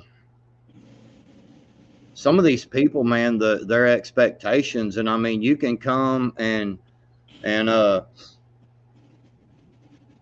you can come and look, you know, at the property, and you're like, damn, this looks immaculate, you know, and they're still like, well, you could have done this, or why didn't you do this, or you know, that it's just like it's, you know, I had one that got mad at me because there was a window broken at the house. It had been broken. They didn't blame it on me, but they didn't live there, and they was like, why didn't you notice the window broken? You know, that's pretty messed up. You should have called me. And I'm like, the grass is down here. Don't you think it's a little creepy? You know, there's a thing about cutting grass at someone's house. It's kind of creepy if you're walking around and you're looking up in the windows and shit. You know what I'm saying? Looking in their house. Well, plus, it's your house. Shit. They were there. That shit don't fly, man. Because I do cut some grass that there's people at home. There's kids at home. There's women at home. You know what I'm saying? And man, if you're walking around and you're looking up in the windows, what if it's some teenage girl that's coming from the bathroom and she's not quite dressed properly, and now you're sitting there looking in the window at her? You know what I'm saying? So I keep my head down to where the grass is, you know, and I practice that religiously. You know what I'm saying? You know, and it's really a shame that people try to argue with you, because I do quality work. Every single person that I ever started an account with, except for that one person that got mad at me and sent me that big long text message, I made their account and told them I'm not cutting their yard no more. But yeah, you can actually do quick, quality, and make a good price at it too. Yeah, and make good money. It does exist, even though some people don't believe that. Yep. You know, it's almost like everything I say is going to get argued with, but that's cool. That's cool. Because I know what I do, and I know what my customers say about me, and I've gotten more customers because of the work that I do. So, yeah, you know, it is. Well, say, damn, John kind of got it scored. I don't know. He's like, I'm kind of small, but I don't know. It's not like he's rocking. He says 2 full-time employees. Jeez. 1 part-time employees with 150, and it's like, I'm kind of small. It's like, well, sounds like you're rocking it to me. Yeah, I don't. 150 accounts. No, I don't want. I don't want that big of a business. Screw that, man. But more power to you, brother. Sounds like you're doing great, man, and I'm glad that you are, man. It's Yeah, yeah. but yeah, I do We got a know. set of brothers around us that kind of have grown over. I've watched them the last 20 years since they come out of school and stuff, and they've been real successful. They've gotten into the lawn care, some dirt hauling, and even propane now. So they do propane. And I was like, damn, okay, growing their little business. It's two brothers. It's pretty cool. Yeah, and that's the whole thing, especially in a small town like mine. Word of mouth is can make or break you, man. I mean, just That's it. just quickly. I've got the one account actually that I X'd out this past summer. There's a lady across the street that cuts her own yard. She's got a great big giant yard and all these flower beds and freaking all this stuff. She was paying some guy to come by and weed eat, but the guy wouldn't show up.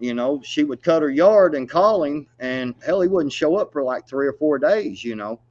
And so when right before I X'd that account out, I'd pulled up over there, and she come over there, and she's like, hey, I've been paying this guy this amount to weed eat my yard.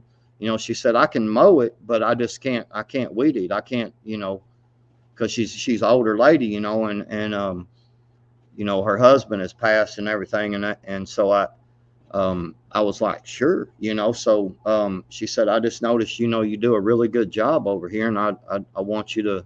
So now I weed eat her yard, and man, it takes me about 30 minutes, man, and it's like $40, and I can be done with her property, in like 30 minutes.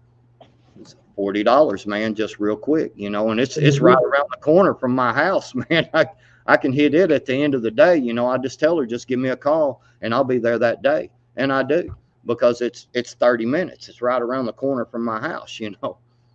Well, and that's everything. It's everything. I will say where John, man, he's got friends that have over 300 accounts, and we'll see, that's that city then, I guess, because around here, man, I couldn't, that would not around here. Hell, that probably it would be this area.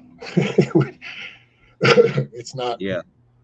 But see, you start off, it just depends on where you're at. And it's like, where if it's working for you and you've got your lick, you can do what you're thinking, okay, this is what I call good work, and I want to do good shit. So here's what I got, and this is what's paying bills. And that's what as cliche as it sounds, but that's the American dream, Dude, it's so cool because, man, I mean, I'm out there cutting. Hey, Josh. I'm out there cutting or whatever, and I'm just like, you know what? I want to go and run down here to such and such restaurant and sit down and just have a burger, and just sit there and relax in the air for a little while, and it's yeah, man, them hospitals are good money. There's the hospital we got here, somebody's already got that locked up, man, and it's such a big property. I don't have the equipment, but I am trying to pick up a couple of more commercial accounts, man. That's the way to go, because a lot of them you can do year-round accounts with, where residential, they might have you come and clean the leaves and stuff off their property, but then they're pretty much done with you till spring, so commercial accounts are a lot better, because you can do them on a yearly contract. And so you can still get paid. You can figure out how much you want to charge, and then you can break that down by monthly payments, and you get your payment each month, throughout the year.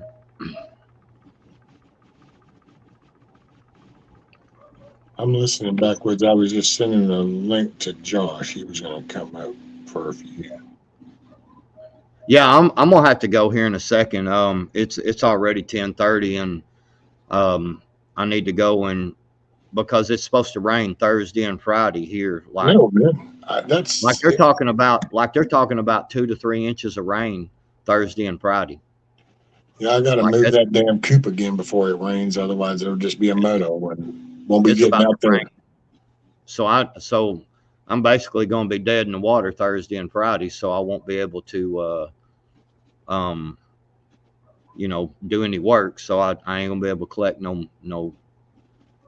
hourly wage, because I've got it set up, and John's Southern Exposure, something I do for the phone company.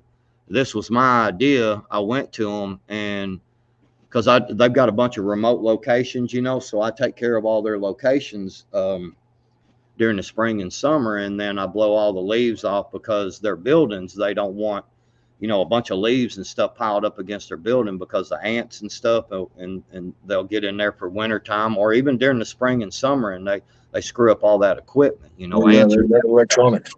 Yeah, ants are devastating to electronics, and so I get to do all that. But what I did was went to the phone company and I said, "Hey, y'all got all these phone pedestals, all these little.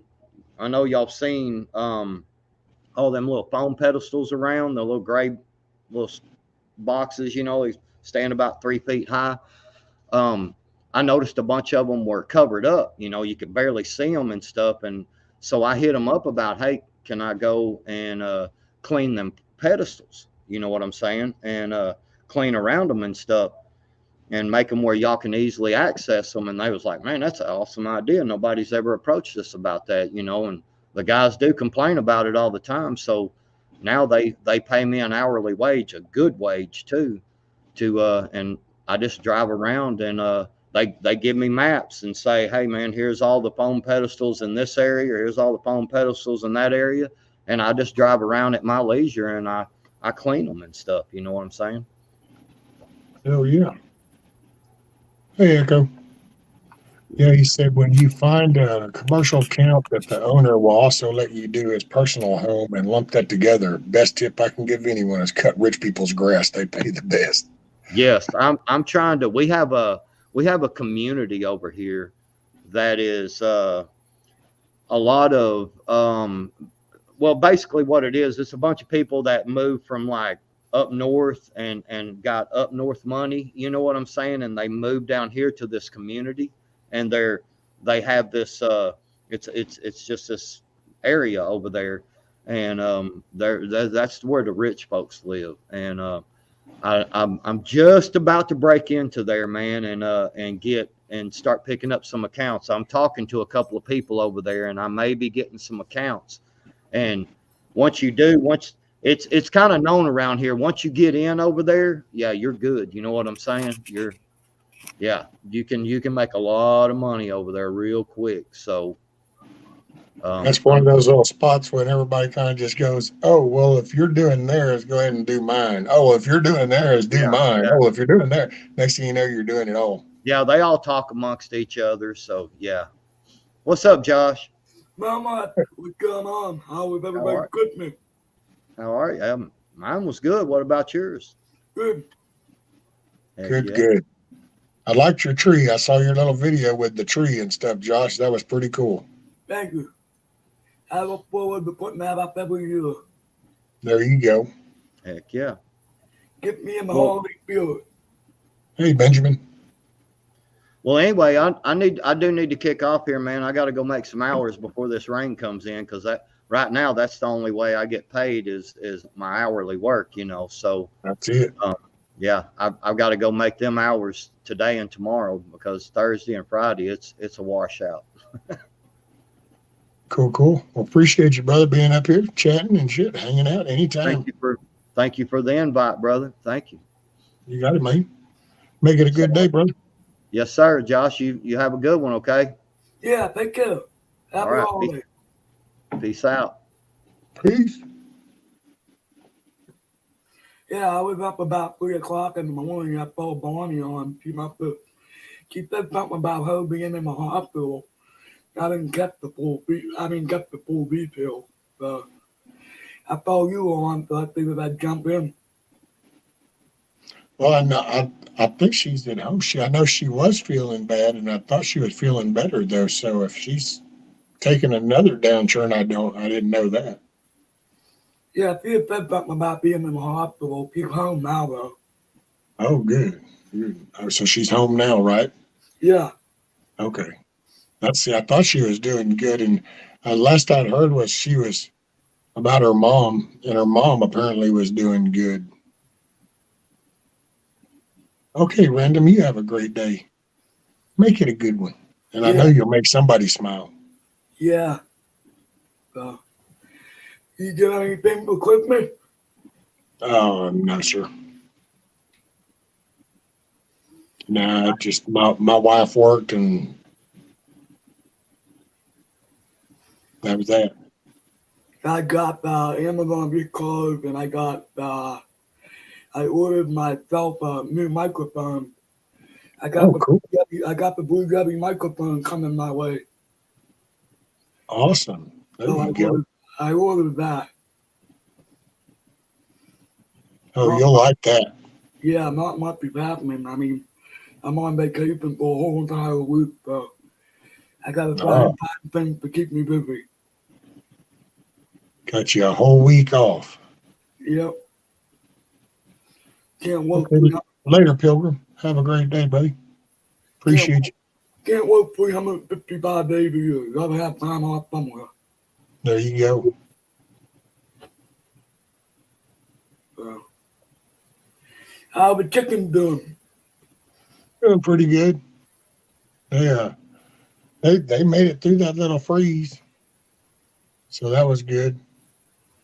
I got to get that coop. I'm hoping to get the wheels for it this afternoon, the bigger ones. And if I can, then I'm going to try to move it, or else I'm going to have to move it another way. But because they've got some rain coming Thursday, and they've done been there long enough. So if it gets wet, it'll just turn into mud, and then I won't be able to get that far out. So I'm going to move them to a different spot. Yeah, I just got to. I think Mickey came down to visit you. She brought the chickens down. I seen that video. Yeah, I went out there this morning, let him out the coop, and I think it was Backwoods and Bug Out. We're talking. I went out there and I let him out and stuff, and I was showing everybody. They're just running around doing pretty good. Good. Growing. I'll be glad when they start laying eggs. That's what I'm ready for. Although it's only going to be 3 eggs a day, so that ain't very many. I got to get me some more chickens. So you can have your chicken noodle soup. That's it. And I want my scrambled eggs in the morning. You got to have at least 6 or 8 eggs. So I got to have at least 6 or 8 chickens. I don't eat that, so that don't bother me. But I'll have some chicken. I love chicken. I eat that every time I go out to a restaurant. There you go. Yeah, I eat grilled chicken. If we eat anything, I just get a piece of grilled chicken. Because that's the stuff I know will go through my stomach good. Yeah, like I said, I don't go back to work till next Monday, so I'm just down my aunt for the holidays and then I go home.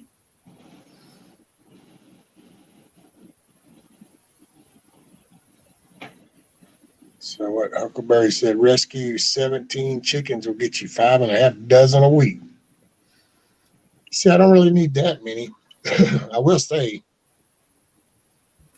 if I could get like 8 laying hens a day, and then kind of get to where maybe once a month or twice a month that I harvest like 1 chicken or 2 chickens, then I don't know what that equation, but then I'm always raising some and kind of like going through the stock. Oh, there he is. He came back. Oh, I bet it was a phone call. What's up? Yeah. No, I got a phone call that I had to take, and I noticed I can mute myself, but you can't mute the show. you can't mute the stream when you're on your phone. So it's like kind of weird. And I don't know if the other end can hear it or not, but I can hear it, and it messes your brain up, because you're hearing two things at the same time. Yeah.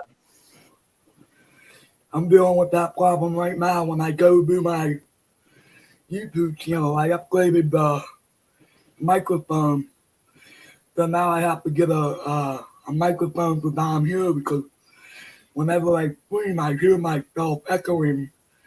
Oh, yeah. This is a better webcam, and I have a better microphone on it, but I don't like it because it picks up the feedback, and all you hear is the echoing in the background.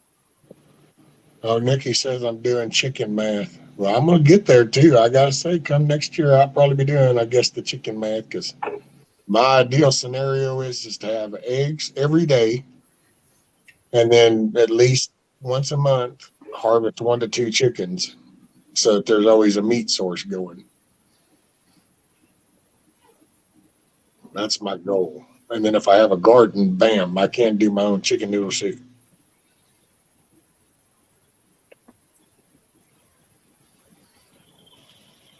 And Bug Out muted himself again.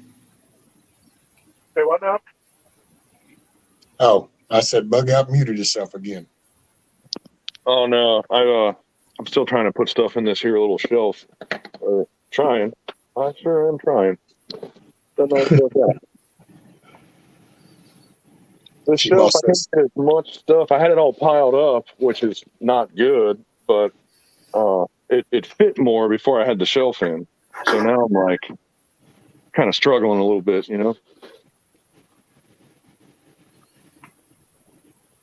But it sure does look better. Holy shit. Like, TT1 says your last video, Bug Out, was cool as hell. But yeah, that was. I'm going back to that place in February. I mean, you can only do so many videos of that, I guess. But I might make another one. You never know. I got a new camera, so I want to try it out. So you were the one. That was from your viewpoint footage. Yeah, and I had a GoPro, and the GoPro failed again. I never properly had it work ever, so I'm a little not excited, a little pissed off about that. It makes perfect sense, I guess. But so I broke down, and kind of like a self-induced Christmas present, I got a new GoPro kind of camera. So I'm going back in that place in February. So I'm like, well, you know what? I'll do it one more time, because all the cool stuff doesn't get filmed when you're holding a cell phone and you're filming stuff. You can't film the cool stuff because you're doing other stuff, So like this time, hopefully I can get some. Well, you got a drone. You got a drone now too. Does the programming for that drone come with like a little flight path so that you can have it? No. Oh no, this thing it's hardly anything official, I mean, it's almost a kid's drone, really. I mean, it's got a camera and it's got some other little things on it, but it's nothing big time like that. They had I think it was called, these dudes in Afghanistan had a drone, and it was called a Dolly, I think, or a Daisy or something. And it was so cool, man, because they'd have the convoys, and they would just crack the door and just throw the thing out of the door, and it would open up and start flying, and they could program it. And how they would program it was to circle that vehicle in a wide circle facing the vehicle. So they had a 360, it would just do circles around it. So when you started getting into the traffic jams and stuff, they'd use it to watch people around the vehicle. And that was such a good idea. I was like, man. Well, you can get those. That's like those DJ Mavics, or I forgot how they're phrased, but actually quite a few of them. There's that, it's not so much the throwing out part, but the whole tracking. because that's actually the big thing with it now, and it's all in the software, but it's the camera tracking, so that these people that do these little skiing shots or like jet skiing tricks and shit, they can get it to track them, and you just put it on, you say to track this, and it'll track. And so whatever you do, it'll just follow you, and that's even Amazon. Just go to Amazon and go to drones and start looking at the software. That's becoming very common. No, I wonder how much one of those costs though, and that's like $300, $400, 500, and up. Oh man, if it was only 300 or 500, that's something where, you know, I got a side job. Might be worth throwing a little bit of money at, to be honest. But that dolly, I think at the time anyway, those things were like $8,000, and that's just like, who's got that kind of money, you know? Well, yeah, that's all that military grade type stuff, and this is the home users. It's an they'll record 4K type shit.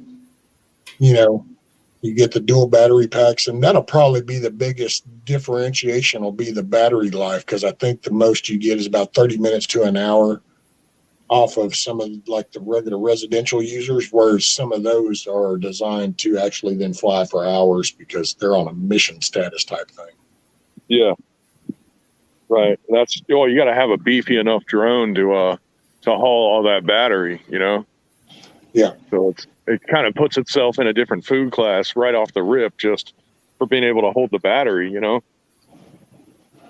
Later, Hawkeye. Have a great day, brother. Later, Yankee. Have a great day. Shalom, brother. Yeah. That's, warming up a little bit here, which is good. We had a cold snap just like everybody else. It wasn't as cold as everybody else, but man, when it gets a little cold out here, it's brutal. Well, it was cold for y'all.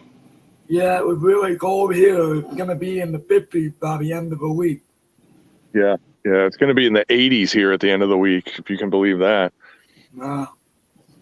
Later, Black Watch. Good night. Oh, man, I hadn't seen him in a while. Or Hawkeye, to be honest. Yeah, well, Hawkeye bounces in and out every now and then Black Watch, just never know. Sometimes Kiss Off scares him away, so he doesn't come in and say nothing because Kiss Off might get him. I'm just picking. Probably shouldn't even have joked that way. I don't know. Sometimes I don't know what all goes on YouTube. Yeah, ain't that the truth, though?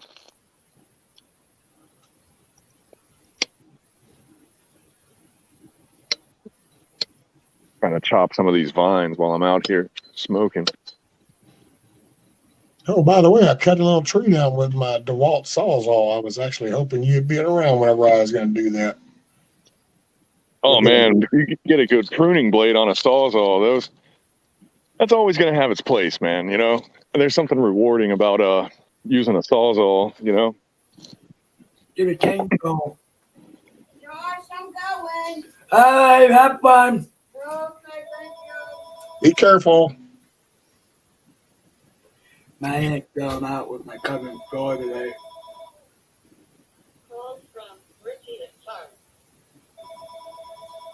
The phone's always ringing down here.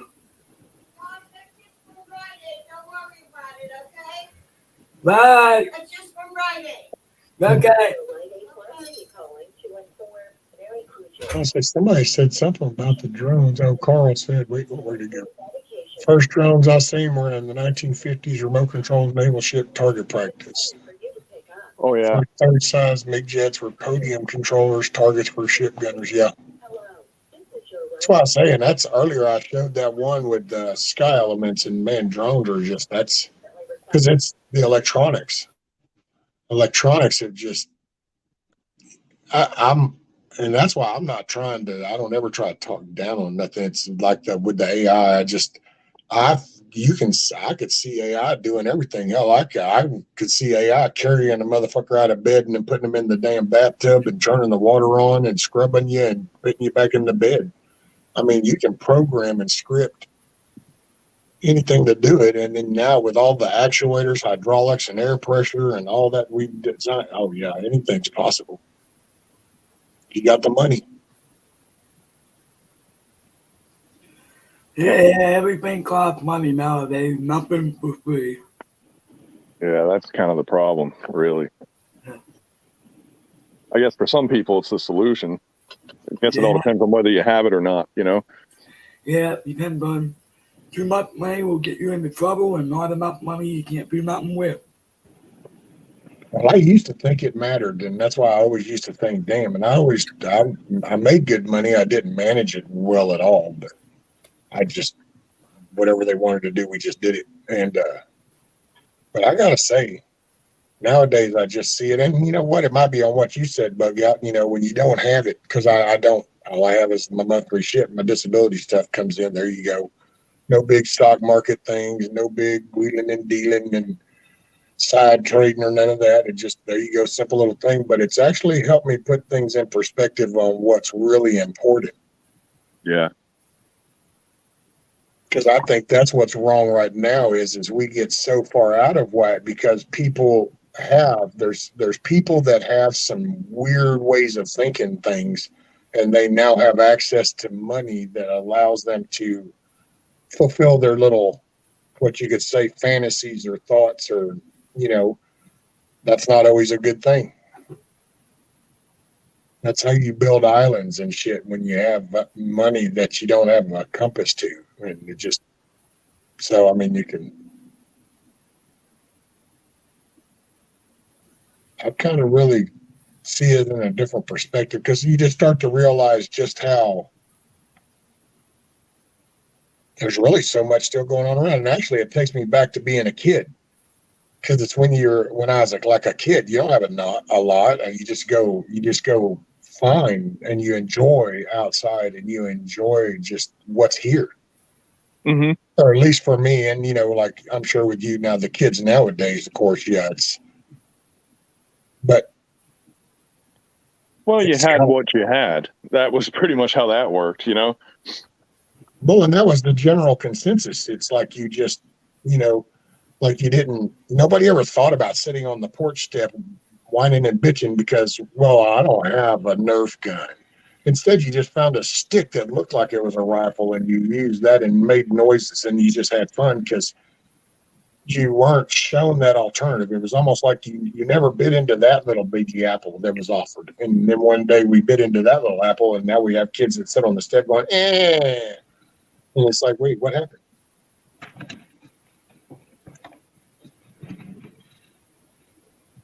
Yeah. Things changed, of course, but a lot of things kind of stayed the same too. And it wasn't all bad, I guess, you know, all things considered. Isn't there a song like that? The more things change, the more they stay the same. Oh, yeah, I'm sure there's a handful of songs that covered that, but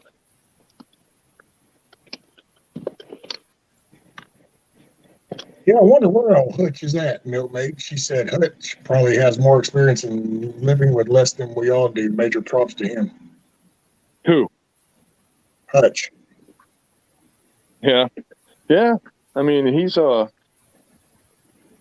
definitely did it, you know? I mean, you can say what you want about that guy, but he went out there and made it happen, you know? That's it. Yeah. GT1 says rescue. I had a stick, rifle, and pistol. That's it. Man, it's like slingshots. Shit, go take an old bicycle inner tube and literally go find you a Y and make you a slingshot and start popping gumberries. God, little Talatree berries, gum bowls and shit from Sweet Gums. Oh boy, those would sting. Get the dry ones.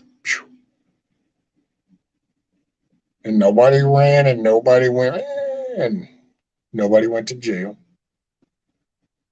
You just learn to be a tough little kid and suck it up and enjoy life. Yeah, that's all you can do, because you're not promised tomorrow. You only That's it. promised for today. It can be gone in the blink of an eye. Yeah. I don't know, man. I mean, I miss those times.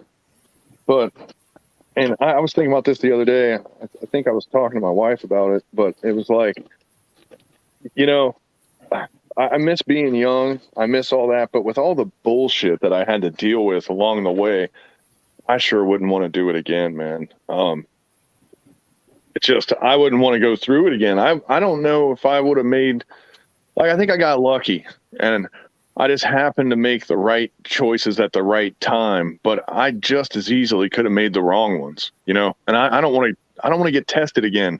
I'm just going to take my score and say, could have been better, could have been worse, and just keep dealing with it, you know? Because like, man, I don't know, the pressures and the, I don't think we realized how serious growing up was back then, you know, and maybe they have an idea of it now, or maybe they just have no touch whatsoever. I don't know which one it is, but,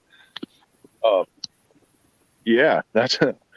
Well, I don't know, man. they've shifted the paradigm or something. They've shifted that where like it used to be, you know, 18, you were growing up, 17, you were there, your adult world. And you kind of had this kid world, and you kind of had this small kid, then this middle kid, and then this high school kind of world. So there was like levels. And now, man, it's fucking kid in elementary. He's going to talk to you like he's in high school and shit. I mean, and wants all the same things as kids in high school. I have damn near kids want to drive damn near in junior high, you know, and it's just, I don't know. It's like everything's backed up even faster.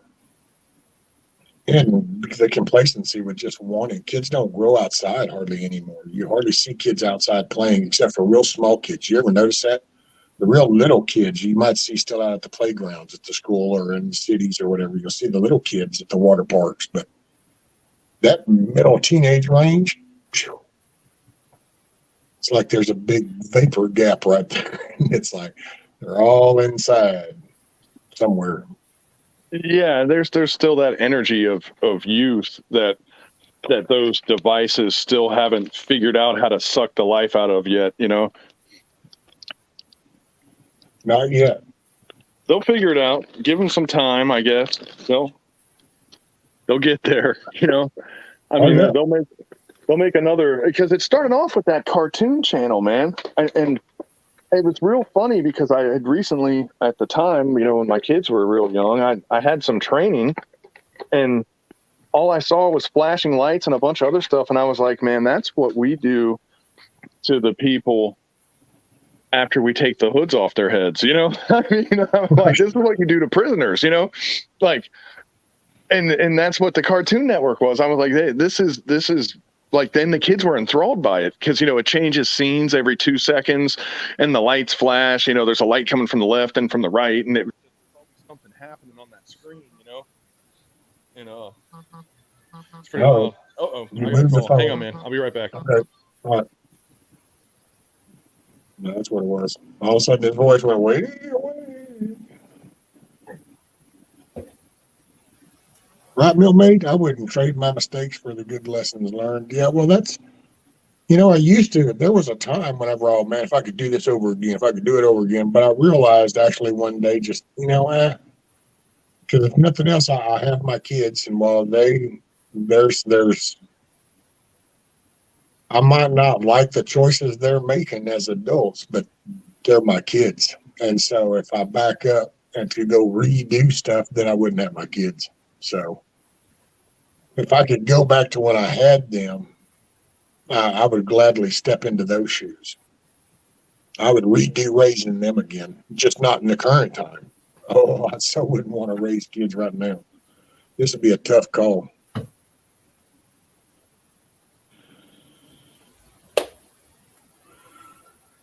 Yeah, you only live once.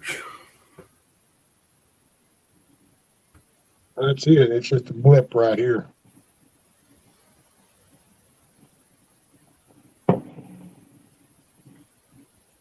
Yeah, hopefully so. Hopefully. I mean, we are never, you know, that's one thing I've come to terms with them is it is what it is. And life, you're going to learn whatever it is you learn. You know, people can say, but everybody's got to make decisions, and some make them faster than others. I used to call it like a ballast in a fluorescent light. Sometimes that light comes right on. Sometimes that ballast has to flicker a couple of times, and sometimes that damn thing flickers for a while before finally it'll come on. And then sometimes, yeah, it just don't work.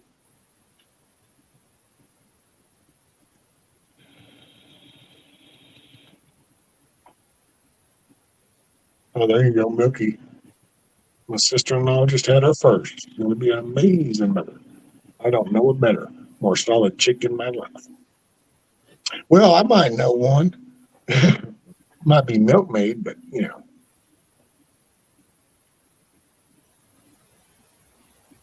Oh, that's it, Milky. The bottom, right bottoms are adjustable for everybody, and some don't always bounce back.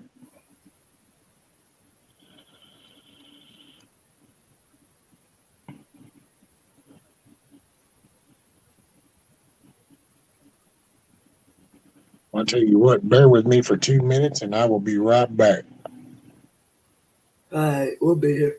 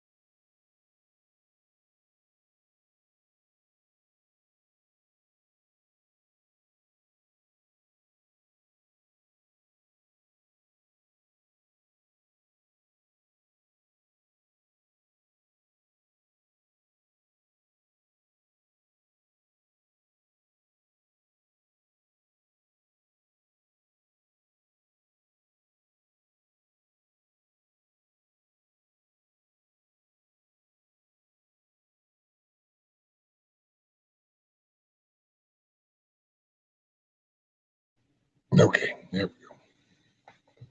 Let's see what we got. Did I miss anything? Look at that. Now she puts me the same. She's my shift partner. She liked getting rest because it was definitely a smart lady though. TT1 said, Josh, my grandson loves Fortnite. He asked, do you play on PC? Yeah. Yeah, I play every day of the week when I'm off.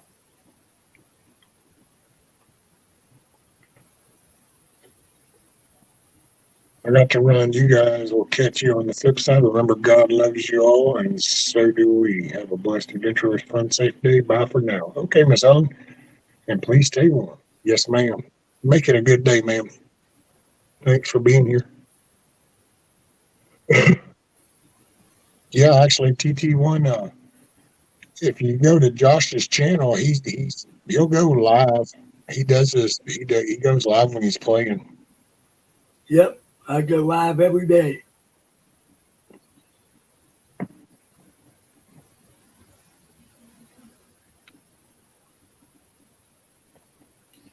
Trying to get my subscribers up. I want to go into the new year. We found 200 subscribers at least. I'm sitting at 157. There you go. All righty, Brian. Brian says, I need to go do my mental health therapy. Gonna nuke the world and Fallout 76. Y'all take care. You know, I ought to play that. My son played that. I ought to try that one day, but I don't really do shit no more. Actually, I'm fixing to build stuff. That's what I'm going to do. It's make or break year. That's what 03 is, the 23 is. It's make or break.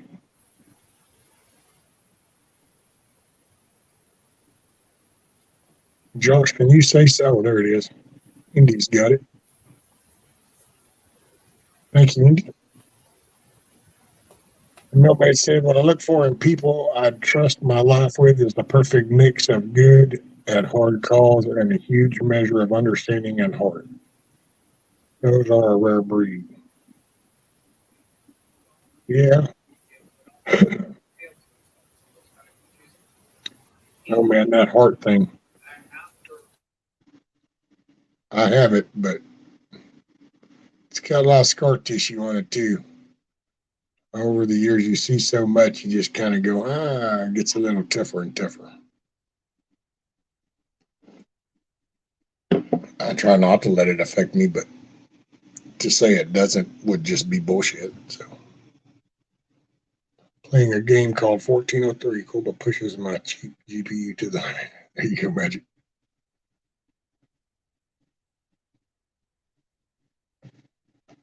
Uh-oh, Eric says, well, crap.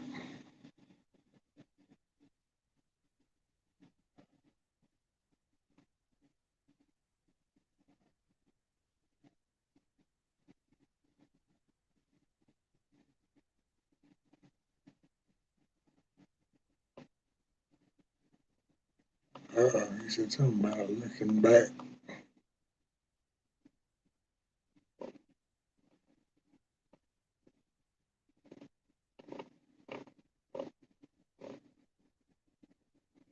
Oh, cool. There you go, GT1.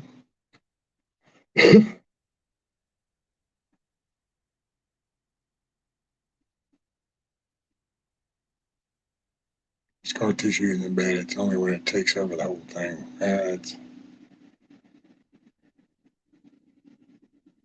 Lady said the prices on good GPU is disgusting nowadays. I'm sticking with my 1080 Ti for now. Well, that's it. I got, man, and actually, I'm so grateful for mine because I have a damn classic EVGA 2080 Ti, and apparently, with them not doing the NVIDIA chip no more, that was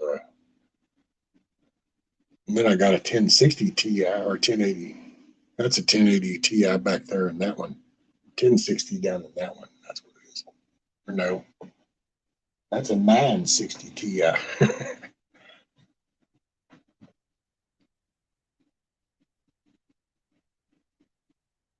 Let's see what Carl says. Even if being a righteous person backfires in the end, you still have a clear conscience for doing the right thing. That's it. Man, if you don't have, I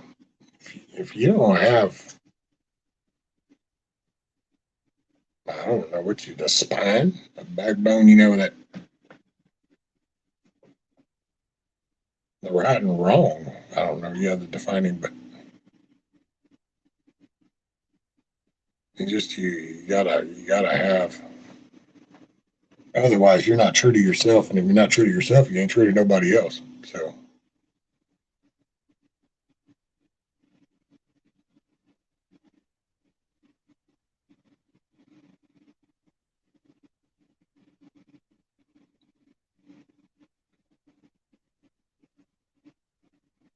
I like that little journey with my mind into speech tree. Oh yeah, a little journey.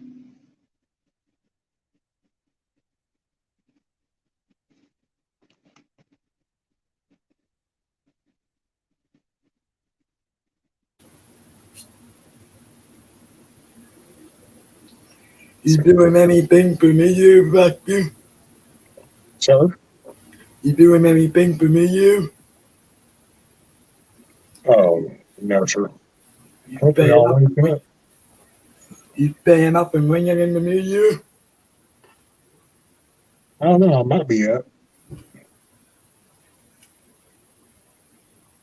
I stay up every year.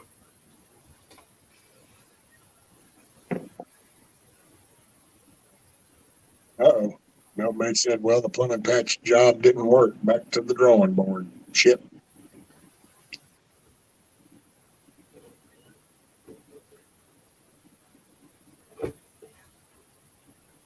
I'll just wait for a fifth night to come out.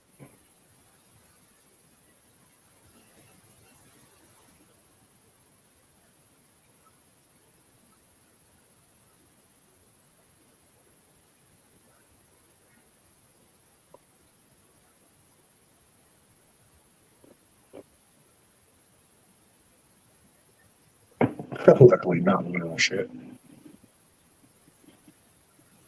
Oh man, what time is it? 11 o'clock. 6 hours 49 minutes. 12 here. 10 after 12.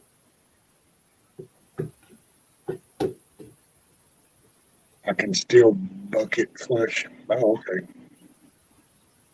So, do you know where the water leak is at, Milky, or is it the pump not pumping?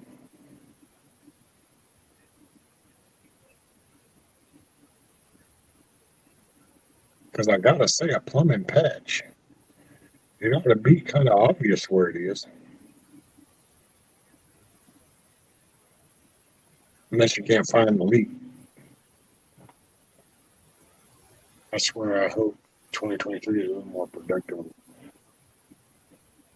Well,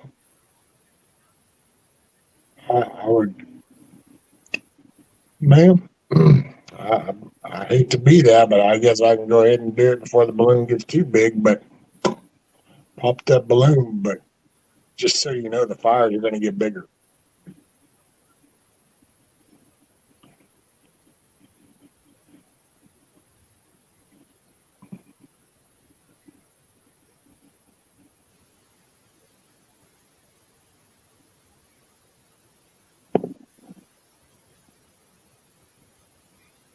Milky, that's what you could tell your husband. So don't you know how to lay pipe?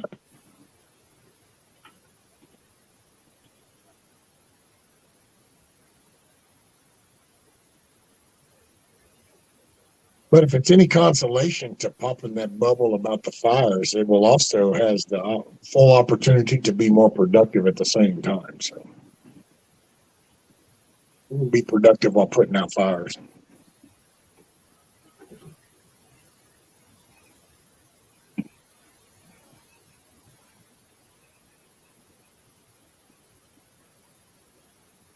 Maybe that's what's motivating me to kind of get back up and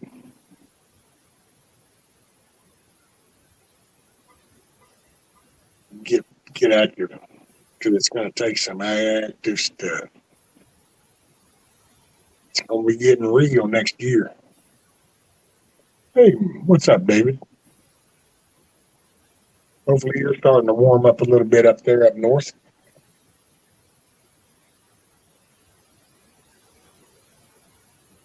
Well, that's it, Milky. It'll be time to pull them up.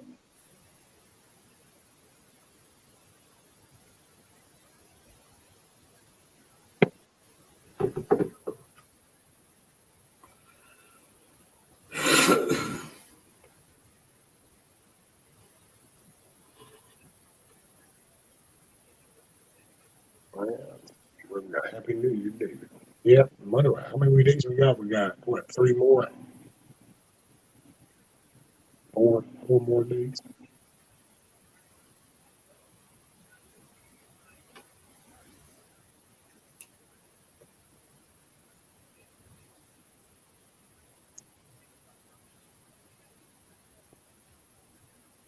Where's the term boot? I got my aunt one of those electros, but all she has to say is electro turn on the light. She don't have to use her fingers and her hands to turn on the lights anymore. Oh, there you go.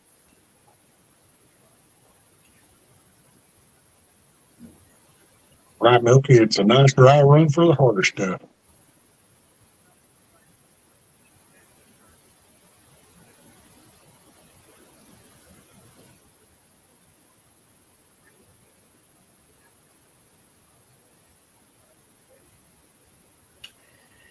I got one in this room, one in the bedroom, one in the living room, and one in the kitchen.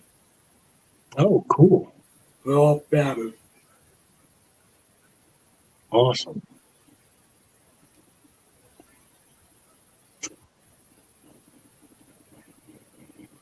Erica says, holy cow, we made it to the double digits. It's 11 degrees.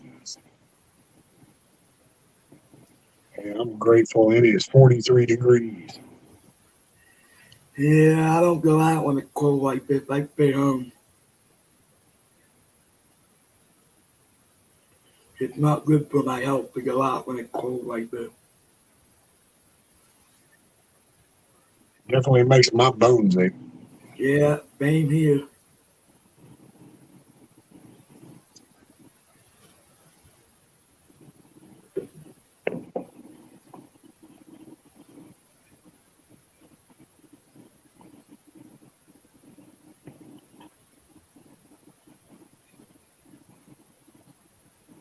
Carl says a heat wave echo. I can barely see my breath. All right, Benjamin, you have a wonderful day. Make it a wonderful day. You in the driver's seat.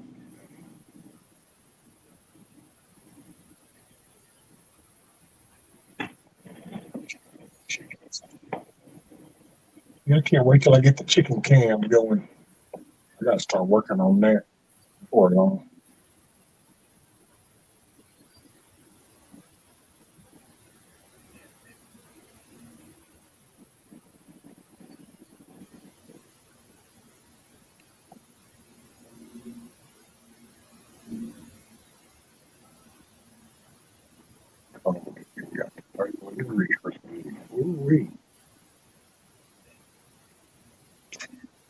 Well, how come your wood stove ain't working, Milky? Because then, like Grumpy and them, they use a stove. And so what happened? What's the deal with your stove? What's up, Midwest? Welcome back, young man.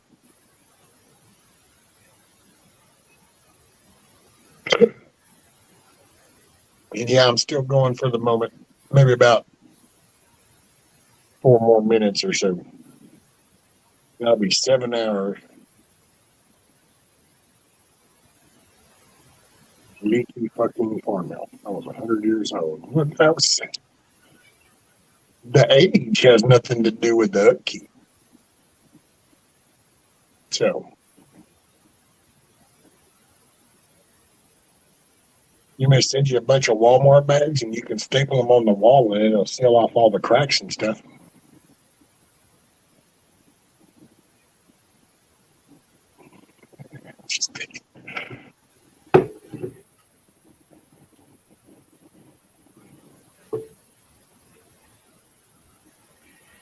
My next project is going to be working on trying to get a microphone for down here so I can get rid of the echoing when I play my game.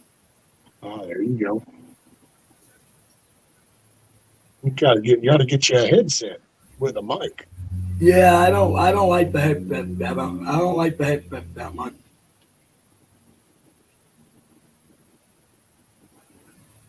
All righty, John. You make it a good day, sir. Stay warm and bundled up down there. Keep your head on a swivel. I paid like $89 for that Blue Yeti that I got.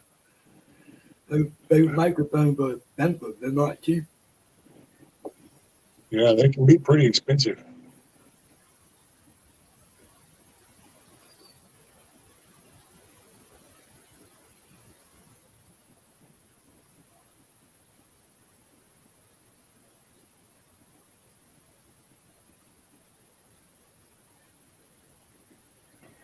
How's that feeling? Sir? How's that feeling from the Patriot channel? I think they're pretty good. Okay.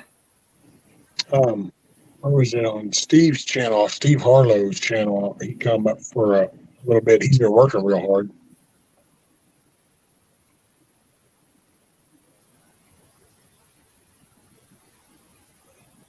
In the Midwest, Glenn, I caught you live yesterday. Yeah, that was pretty cool, Midwest. Smart young man. Doing his best, working hard. Work hard, play hard. There you go.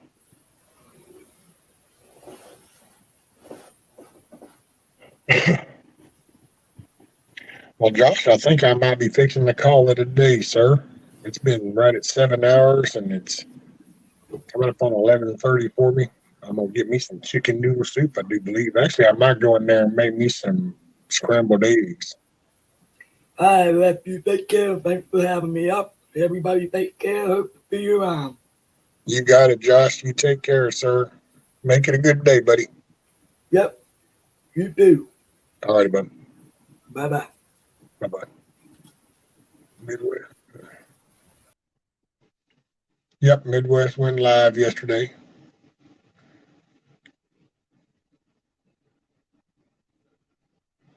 Yeah. You know, I will say 2023 is going to bring a change. So kind of riding about right now, but come January 2023, it's going to be a little different.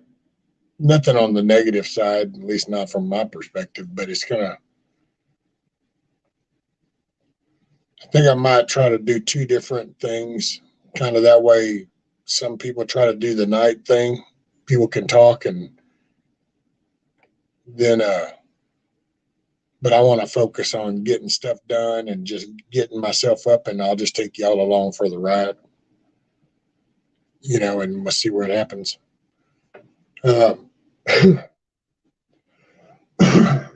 Excuse me. This is why Rescue should text me when he goes live. Otherwise, I tend to miss them. I did. So there you go. Now you know. GTP Rescue on load 6. There you go.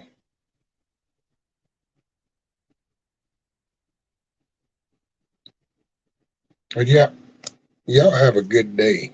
Make it a good day. Hopefully you stay warm. And I might see y'all in the morning. If I don't see you somewhere else today.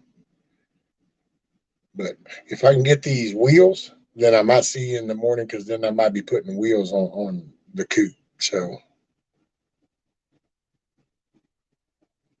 that's